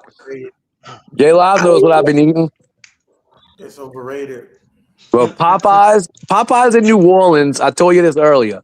Even where Izzy is, it's completely different. What they do out there, even in Louisiana, they don't. But they do the chicken different in New Orleans. I promise Hey, y'all. hey, you know what? And he ain't lying because look, I went to a Subway in California, and bro, all the condiments and shit and all the vegetables and shit was totally different. Dog, they had avocados. They cut fresh I, avocado in like little half circles Well, on your yeah. shit I mean, all the way down I the line. know. I mean, there's one place I will never go to. You will never find me in is a freaking Burger King. Burger King is so trash, dude. Now and that's look, and now wait a minute. You sound like my people. Now let me defend Burger King. Burger King has fallen off the map. Probably in how old are you? 17. No doubt. In your lifetime, Burger King is trash can. When I was young, when I was 17, Burger King was better than McDonald's, and Wendy's wasn't even in the mix yet. You know, let me school y'all right quick. J Live might know this. Wendy's came on the map twice. Two things happened in their history that put them on the map. The first one, they were the first place to have a taco bar, a potato bar, and a fucking soup bar in the fucking place at Wendy's. That blew Wendy's up, okay? Then when that shit went out because they found out people were sneezing on that shit, it wasn't healthy, right? They got rid of that. Wendy's fell off again. Wendy's was the first one to do a dollar menu. They were the 99-cent menu. McDonald's then followed suit with the dollar menu, all right? Wendy's kicked that off, though. Wendy's first one. Burger King, the way they make their hamburgers is better than every place you got. It's just the people they hire and the way their franchises are ran. I contend that fucking flame-broiled hamburger is better than anything McDonald's could ever put out. If they made it correctly. Double quarter pounder with cheese, that Big Mac. Bro, let me get that double cheeseburger from Burger King go hard. if I get a double Whopper from Burger King with cheese, and then if you like bacon, that's you. That's not my thing. A double Whopper with cheese from Burger King, when made correctly, I'll put that in that caveat now, will beat anything McDonald's can put out there. The Big Mac, it's not even. What about that double quarter pounder with cheese from McDonald's? The new one? The new one, is it? Yeah, it's pretty good because they use that new meat. McDonald's meat. No, but wait, but on that quarter pounder specifically, they use a different patty. That quarter pounder patty is good. What about the Wendy's Dave's Double? That shit go ham too. At Wendy's, I like the chicken, Izzy. At Wendy's, I love that spicy chicken sandwich. That's my go-to there. I love Wendy's chicken. Somebody hit the cash app so I give me some fucking Wendy's. Fuck that shit. Man, I love me some McDonald's and some Wendy's, but you'll never find me at no Burger King and no Arby's. Those are the two places you'll never find me anymore. Damn, bro. Izzy, J Live. Do you remember when Arby's the fucking worst? Hey, but do you remember when Arby's was on Canal Street? Man, they so hammy, man. That meat so hammy. Bro. Arby's, we have the meats, man. You ain't got no meats. I never ate nothing from Arby's ever in my life. But one day I was working on Canal Street and I had nowhere to go, right? I walked to Arby's. I didn't even know what the place looked like. I walked in. I don't even remember what I ordered. But you see them fucking curly fries with some fucking Arby's sauce? What the fuck? That's it. I ordered like 3 of them and left. Them curly fries with that Arby's sauce caught me off guard. That shit was motherfucking delicious. Yeah, but look, they nasty. You see by how successful their franchise is, huh? They all gone almost. At least by me, they almost all gone. From Arby's was fucking roast beef with that special sauce, bro. That shit fucked me up. Yeah, that's nasty, bro. Yeah, they act like that meat. They act like that meat's all fucking aged, and man, that shit is trash. Dude, the meat is so dry, man. It's like Arby's, they just have no flavor. No flavor. Look, they even got sauces there, bro. Nasty. Y'all got Jason's Deli? I couldn't hear you. What you said? Jason's Deli. No, I never heard of that. Yeah, they got that in Baton Rouge. It's in Baton Rouge. That shit go hard. Hey, if you get a chance to go in that bitch, they got some good shit for you. Everything is salad from that bitch. Quality shit. Are you saying Jason? I think I ordered a salad from there before. A chef salad. Yeah. Hey, the sandwiches in that bitch, I'm talking about premium ingredients. Hey, what about Firehouse subs? Them bitches be good, bro. They just opened one up. On fucking Claiborne by my house. I ain't never been in it. Hey, Yeah, And the New bro, I'm York telling Steam, you, go get the walking New that York bitch and wait Steamers. till you see the type of sandwiches them bitches have. They so fucking good, bro. Man, So you telling me I need to go? You need the to New go. York Steamer. Go get that New York Steamer with that Hey, pastrami and real corned talk. beef. It's been And open like a month. if you want something healthy and that's good, well, healthier than normal fast food. Put it like that. Tell me what to order. Who's got the sandwich I gotta try? Subway is healthy. Man, Don't got no. look, I ain't gonna lie. Look, I I can't eat went there Subway, like y'all. 3 I don't times. do I Subway. keep getting the same shit. Like It's Subway, What what is is that it? shit called, baby? the Subway Man, non-GMO. They got what was the that's name of about that? the What was the healthiest name of that restaurant. No, but sandwich I being got to honest, try, it's just a bitch? Subway by me, as they can't handle business. J-Pack, have y'all ever been to this place called Curio? Curio? No. Man, their fries be like do y'all like man, their fries be crispier than ever, man. I tell you what, we can argue about who has the best fast food fries, but for me, it comes down to 2 franchises. To me, it's Rally's. Once again, they have to be. We're talking about made correctly, not fucking. Obviously, sometimes you go and they terrible. McDonald's and Rallies is the finals for me. Yeah, hey, that's my two. Hey, that's Wait, what I got McDonald's at. Rally fries. McDonald's got the fries. but McDonald's fries, bro, when they make them regular things, potato fries. when McDonald's makes them things Chick-fil-A right, too, y'all. McDonald's and Chick-fil-A. I'm not a big. I'm not a big. I'm not a big waffle fry. I'm not a big waffle fry. Yeah, You're not a waffle fry. just like I'm not saying they bad. I'm not saying they bad. They just don't make the finals for me.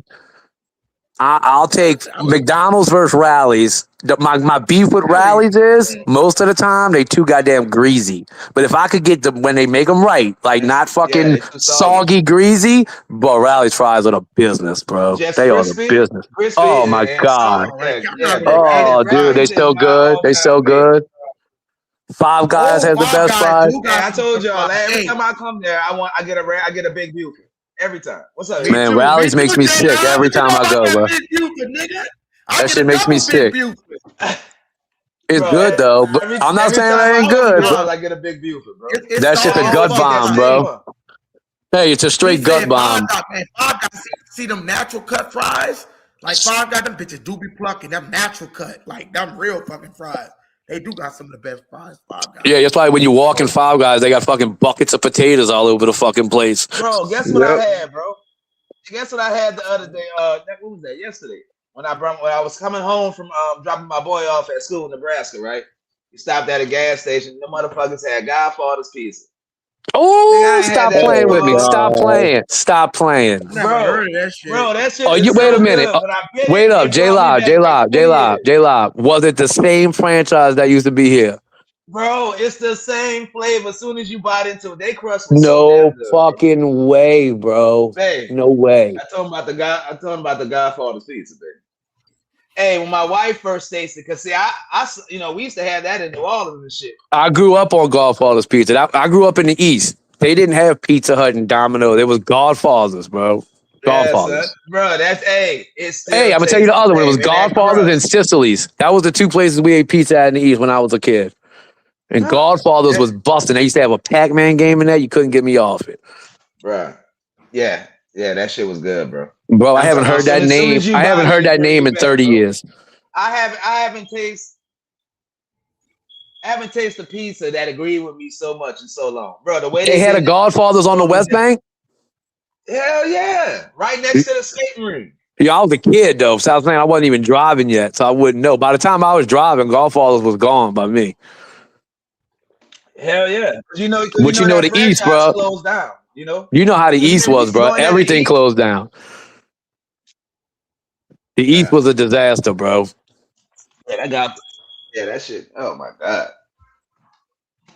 Bro, when I grew up, bro, in New Orleans East, J-Live, bro, we had everything. We were the Metairie before Metairie existed. Okay. And then in one foul swoop, bro, the East was a fucking wasteland. It was crazy. It went from being one of the best spots in New Orleans to being like undoubtedly the worst spot in New Orleans. In the East, probably in like 5 to 10 years. Carnival grocery centers, huh? Say that again. Carnival what? You don't remember that? It was like Winn Dixie. Oh, I know what you're talking about. You're saying it wrong. Canal Villery.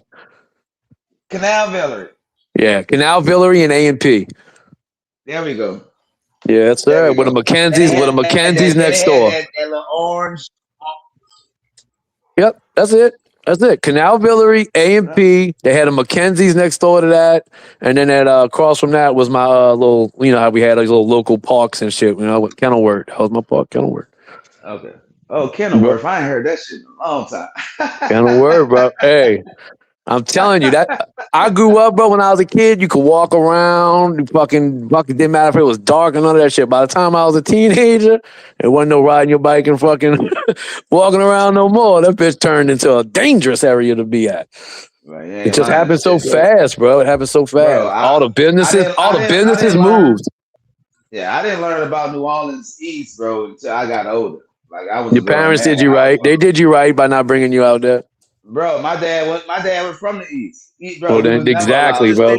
You fucking knew. I used to stay in Michoud. Oh, you was with all the Chinese guys, Vietnamese actually. You had a shitload of Asian people. Vietnamese, that was their shit. Vietnamese. Yeah. Vietnamese, yeah. Hey, that's what they had back in the day. Yeah, I'm gonna be real with you. The best thing about Michoud, and it's still there right now, is a bakery called Dong Fong. Dong Fong. I was just gonna say Dong Fong with that bread and the meat pie. Hey, Izzy. Now in the last 10 years, they started making their own king cake. Maybe a little longer, bro. They make either the best or the second best king cake in the city, in my opinion. It's the bread, bro. It's the bread. We used to go to Dong Fong and get rolls and leave. Who the fuck goes places and get rolls? We go all the way from. We lived in the east. Bro, we drove from the east to meet you when we was first driving, like 16, 17, and I drive to Dong Fong. We get dinner, their fucking dinner type rolls and fucking leave, bro. They were hot. It was so good, bro. What the fuck? I don't know what the fuck they made their bread with. The meat pies? Bro, see, the thing with meat pies is different because really the best meat pies come from Natchitoches, bro. And they ship them down to New Orleans. That's the real meat pies. Like they got the meat pies and then you got the crawfish pies. The ones from Natchitoches, Louisiana, they smash, bro. Nobody said. What? Yeah. New Orleans got that food. Oh man, it's a shame, bro. It's a shame that we got the problems we got in the city because the good parts of the city are so good, but the bad is just so bad. It's bad. Yeah, bro. It all starts with the politics, though, J Live. It all starts with the politics here. It's all so crooked, bro, and crazy, and everything stems from that. We just had our sheriff. Our sheriff was a female. She about to get arrested for embezzlement and all type of shit. The sheriff. Nice. We fucking. She ain't no better than what Harry Lee was on the West Bank. That nigga, that was crooked. Man, he had the West Bank and Metairie. He was Jefferson, so he had Metairie and part of most of the West Bank. You know, Harry Lee, I'll tell you quick.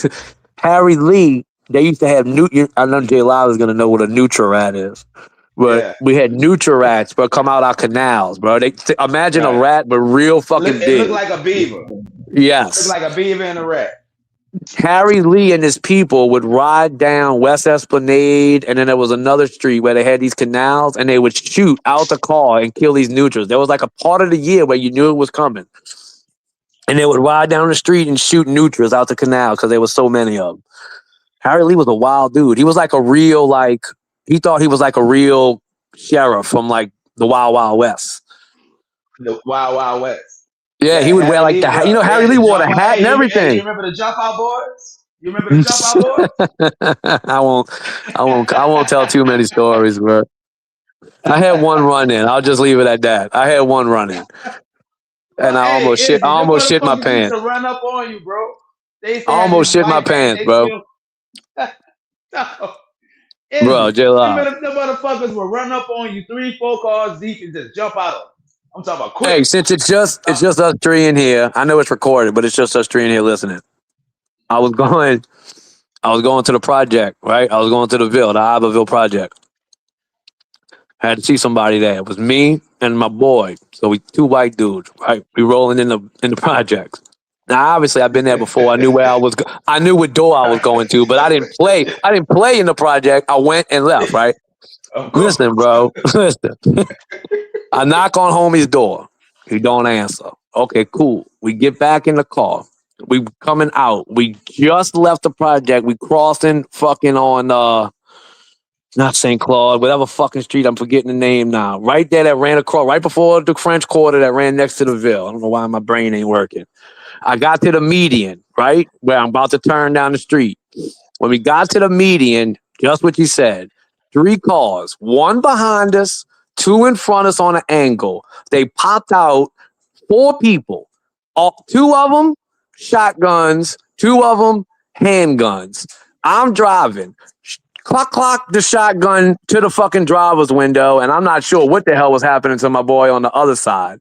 But I know he got ripped out the car first. I'm yelling, like, what's going on? What's going on? They grabbed me, threw me on the fucking hood like I fucking just robbed a bank or some shit. They asking me where I'm coming from. Now, they know damn well where I came from. They was watching me the whole fucking time. But that's just like a trick, right? They want me to say the number of the door so that they can go pop that door, right? But obviously, I'm not that fucking stupid because then I'm on borrowed time. So I'm like, I went to see a friend of my grandma. I think I said something stupid.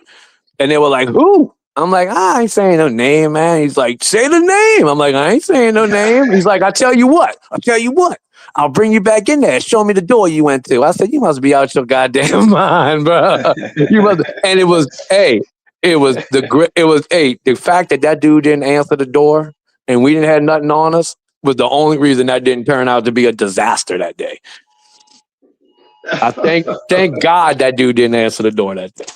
Hey, bro, look, my funniest story. I was in the military. I came home. I brought my friends with me, right? I brought like 3 of them, right? And we went to a club on over in New Orleans. What was that shit? It was called Tina's, or some shit like that. It was right there off the highway. But anyway, we went there, bro. As soon as we get in there, like we are at the door, I'm showing my ID, and my other 3 friends they behind waiting, bro. The whole crowd just come running out the fucking club. I'm talking about running out that bitch, pushing everybody over. So we go outside. It's nothing but cops. We turn around, it's like cops everywhere, like at least 30 of them, bro. They stopped everybody, ID'd everybody, right? Bro, the funniest shit, bro. Now this dude who I wasn't feeling on the trip any fucking way, I was happy he got his issue. The cop said, "Can I get some ball?" He's like, "Hey, man!" He pulled out his dog tag. He's like, "Man, I'm military." That bitch kicked him right in the chest. Oh, get me! They didn't play, bro. Like, like for what I did, it seemed like their reaction was way overboard, bro. Like, you don't just come running out the car with cocked shotguns and pistols, bro, for me just driving. Like, you didn't see, like, because nothing happened. They didn't see no hand-to-hand. They didn't see nothing. They just seen me in a place I wasn't supposed to be. Right. See, that's the thing about the projects is if they catch you in there and you don't live there and you won't tell them where you was going, they can hit you with a trespassing charge because you don't live there and you don't know nobody there supposedly, right? So what are you doing in there? And so they wanted to, that's the only thing they could hit us with was trespassing. I was like, this is crazy, bro. Trespass. I'll take trespassing all day. Yeah, they wild, bro. They wild. And I know the place you're talking about. I think it's TEENIES. Teenies. Yeah. Something like that. Yeah. I think I know what you're talking about. Bro. I asked my sister. I said, what's banging? What she doing? Hey, I don't think you was on here the other day when we was talking about this. Oh, my God. I was so mad at myself. I said, bro, I don't know how you get down there. Ooh. What? You cutting in and out, Jay. When we was talking about what? Oh, the other day we were talking about. Talking about what? We were talking about places that we would go back in the day. Did you ever used to go to the Riverboat Hallelujah? I didn't, but I heard about it.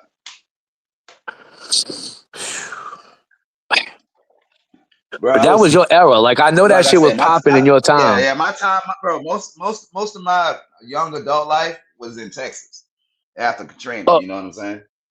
That's when you left Katrina? Mm-hmm. When did you go to the military? When I was 18. Oh, so see, yeah, you was busy, bro. Bro, Like but in the late '90s, even before Katrina, you was like not only here, you was fucking doing shit. yeah, I You was was busy. yeah, you were Yeah, doing like what we yeah, should have been doing. like yeah. Yeah, well, I got I was out being I a got medically miscreant, bro. discharged and shit. So Yeah, I was doing shit I shouldn't have been doing, bro. I should have been probably in the military. yeah, like I said, like we came down to visit and shit. That's and I thought I was good, boy. But yeah, that shit was funny. Hey, I saw them cops, bro. I hit a beeline to the street, act like I wasn't even part of that shit. My other three friends, because they was looking around and shit, like, come on, they got caught But up. Oh, shit. all them cops, bro, especially back then, they were so crooked and wild and crazy, bro. I got so many stories, like in the French Quarter with the police. It's just they could do whatever they wanted to do. It really didn't, like the law and all of that. That didn't fucking matter. None of that really mattered. They did what they wanted. Like if they wanted to fuck with you, they fucked with you. They didn't have to have a reason or anything, but they would just make up a fucking reason. They didn't have to have any legitimate reason to do anything they did. Them bitches would put you in them No, they didn't. motherfucking zip ties and put you in a little car and leave you there, bro. All night. All night long. I'd be like, with all my I people in the remember, French Quarter, they don't even know I'm missing. I'm in a goddamn police car all night. bro, I remember one time, bro, I was by my friend's house, bro. We in that bitch playing Madden. I'm just waiting for my turn. Someone knock on the door because the dude who lived there was on Madden. I was like, I got you. I go open the door. Man, fucking cop snatched me up out that bitch, bro. Yeah. Instantly. Put me up against the wall. I was like, what? I'm like, bro, what the fuck, bro? Well, Bro, this nigga was dirty. Ended up going to jail, had a warrant for a traffic ticket, nigga took to the jail, man. I was like, and that's some bullshit, bro. That they could take you to jail for that traffic attachment shit. I hate that, bro. Well, I'll man. defend New Orleans. I'll defend New Orleans any day, anytime. But like what you did, I'll never knock a motherfucker who got the fuck out of here. Never. Never. Because it's probably the best thing you could ever do. Yeah, bro. Oh, bro. No, you know it's fucked up, bro. Nowhere does this. I remember I went in for a little traffic ticket, right? Bro, in New Orleans, you can go in, process, go to the ATM, take out money, pay for it, and walk right out. Yeah, because it was just a money hustle. That's all. I mean, all of that. It was. That's what I was talking about, like with the politics. It's all just was money hustles, crooked shit. Always. Fuck, they don't do that shit nowhere else. I believe you, because this shit is crazy shit here. Is so weird. You know what I'm saying, bro? Like that shit ain't done nowhere else. I tell people that shit they like ATMs. I'm like, yeah. Yes. That shit, bro. The lobby looked like a nice sitting room. Bro. They brought me. I went one time, just like you, for a traffic attachment. Right? They brought me in there. I'm sitting in a holding cell. I'm sitting there. Now I'm green as fuck this time. I don't know shit about nothing. I'm sitting there. I'm thinking traffic attachment, man. I got, I'm about to get the fuck out of here, bro. I'm sitting there. I start talking to this dude. He's like, "What you here for?" I'm like, "Traffic attachment." He grabbed my arm. He pulled my arm up. We had a wristband on, right? He's like, "Oh shit, bro." He's like, "You ain't here for no traffic attachment." I said, "Yeah, I am." He goes, "Bro, you got an orange wristband on. You ain't going nowhere."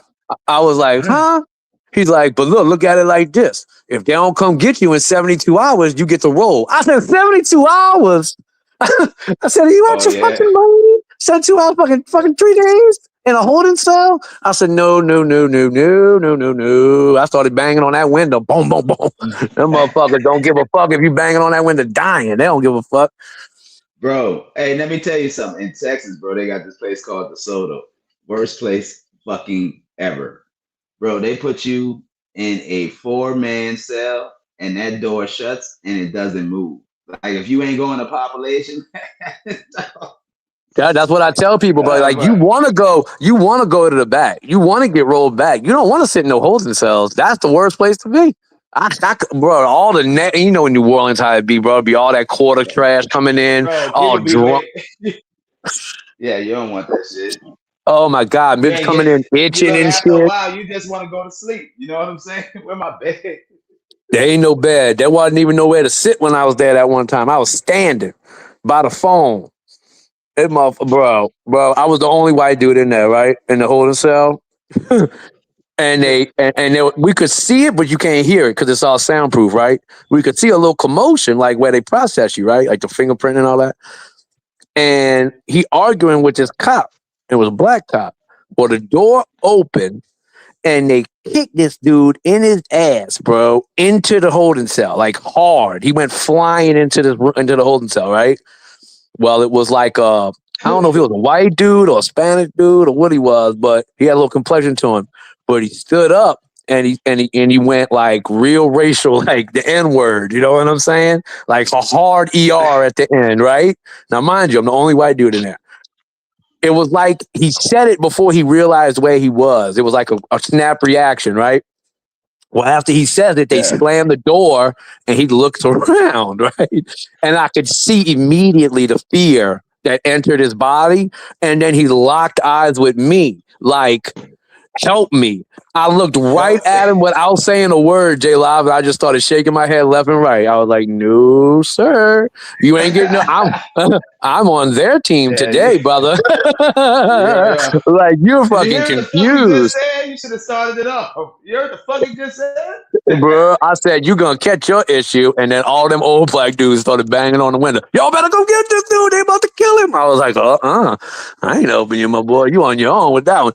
Yeah, bro. It's terrible out here, dog. It's terrible. Well, you already know it. Even though you ain't even been out here in a long time, all you know, I can tell you this for sure. It ain't no better than when you left. It might be worse. Oh, it might be worse. It might be worse, bro. That's just a fact. And it's sad. It's sad, bro. Because like I said, there's so much good thing. There's so many good things you could brag on about the city, bro. And it's still not somewhere I would recommend you raising your kids if you don't have to. No. You know what I mean? I came down here. I thought it was just for a short visit. I was like, oh, bro, I'm talking about in day one, you realize it's way better. This place is popping. Yeah, and when I saw those schools, oh my God. But it's like what you say. It's like what you were saying earlier, though. It's like your quality of life is so much better. It's a better place to raise your children. The schools, obviously everywhere has fucking crime and whatever. But the situation that kids are put in specifically in this city, it's just so much more dangerous, bro. It's unreal. And what you're exposed to at an early age in this city is not like when I used to meet people, bro, because I work at the convention center. So I'll talk to people from all over, right? Especially the United States. When I tell them the type of shit like I did and people I know did in high school and shit, they were like, bro, I didn't do that shit till I was over 21. I'm like, bro, by 21, that shit was lame. You know what I mean? Like, we've been sneaking in bars since 16, 17 years old with fake IDs. Like, you're just exposed to so much so early here, and it's like impossible to keep your kids away from it unless you lock them in the house, bro. Unless you like my fucking parents. Like I said, bro, I street lights came on almost up till I was like 16, bro. Had to be inside. Yeah, you see, like when I was young. You know how it is. When I was young, I used to think that was lame. That's lame shit. Now that I'm a dad, for a long time. All my friends outside. I'm the only one inside. Safe as a motherfucker. Yeah, they probably talked about you and everything. But you know what? You probably ended up way better than they did, bro. Fuck, man. It's sad, bro. Bro. Oh, definitely, bro. I realized once, like just coming home to visit when I was in the military, like you do so much so quick. So when you come back, you know what I'm saying? You're a different person. On a different level. And when you're talking to your old friends and you're seeing what they still talking about, you're like, man. They seem immature as fuck. They seem immature. Immature as fuck, bro. Yeah, and it's a shame, but that's how the city is, bro. That, bro. That shit. Man. Yeah, bro. Fuck all that. I got a lot of family that went to Texas and never came back too, bro. A lot. Bro, I know it's super nice, bro. I tell people, if there's ever another natural disaster and they're giving out here, man, just come down here and move. I promise you, you'll get a job in days. It's not like Louisiana. Louisiana is fucking traumatized, motherfuckers. You lose a job up there, it may be weeks, months before someone even give you a call back. Man, I've been back in the day, bro. A couple years. I went without a job for like 2 years. because I was old. I had reason I stopped working because I had got hurt. Nobody wanted to hire me. I'm talking about I couldn't get a job working the cashier at a fucking convenience store. I was like, why wouldn't y'all hire me, bro? She's like, because you're not gonna take the money we offering you. I could offer somebody else less money and they gonna take it. I'm like, man, try me, fuck. You know, but it was like, bro, they don't, it's crazy, bro. It's just crazy out here. It's a different world. And people that live their whole life here with no exposure to anything else, they don't know, bro. They don't know. No, they don't know. Bro, I'm telling you, when I came out and I came to Texas and I tried to buy a beer and it was after 12, right? Bro, I went to the door, I went to go pull it, that bitch was locked. I said, Skate, I said, hey, bro. I said, the beer locked. He said, yeah, there's no more beer after 12. I said, what? What? Yeah, what? The fuck? Bro, like I told you, bro, I be at that convention center and they got all these dudes from out of town. They all say the same story, just different words. They're like, bro, I don't know how you make it here. They're like, the things that you have access to is too tempting all day, all night long. He's like, there's somewhere open every night. I'm like, every night. There's many places where you can drink, eat all night long. He's like, bro, I would just ruin my life here. I'm like, I hear you. A lot of people do. A lot of people do. You know, like if you're a drinker, especially if you're a drinker, God help you if you're a fucking drinker, bro. You're gonna, man, if you outgoing and you like to drink, bro, it's over for you. It's over for you. Like, dude, you know that was like obviously not a lot of times, but there was like a couple cases, and I've been at this center for like going on 12, 13 years now. There's been a couple times, bro, where dudes come from out of town, ain't never left here, bro. They got stuck here. They started fucking with that French Quarter and never left, bro. They turned into I used to alcoholic. work at the convention center too. Maybe I used to work there. I used to work there years ago. I got the position as a runner, if I remember right. You worked for the building or you worked for a subcontractor? For the building. So you got a check from the Moriel Convention Center. I didn't work there too long. I don't even know who the fuck paid. That was a long time ago. That was like shit. Because you know, like obviously they had workers. That was like 2000 and 12-ish, some shit like that. 2012? Mm-hmm. Oh, I was there, brother. I was there. I had two different. I had two different stretches. Yeah, I was there. Man. That might be where I fucking know your voice from, but you never know. I was everywhere in that motherfucker. Yeah, I was there. Like my first time there was right before Katrina. I just started, like 3-4 months before Katrina, and I thought I had a good job. But then Katrina hit, but I wasn't back for fucking ever. Bro. I didn't go back to that building for years, bro. That building turned into a morgue. Yeah, it's sad. It's sad because it is fun here. It is fun here, bro. It is fun, but it's not. It's the other side of it that's not sustainable long term for most people. You got to find your niche, or you're in trouble. Yeah. Yeah, it's sad. You got to find your niche, and you got to have a side of it. And you got to have self control, bro. That's the word. That's the word of the hour here. Self control. If you don't got self control, there's ways to ruin your life every day. You know what I mean? Look, hey, bro, I'm telling you now. Look, don't get me twisted. Texas got it too. No, I know. Like I say, I know it. I know. There's always a way to fuck up. You know what I mean? Yeah. It's just here.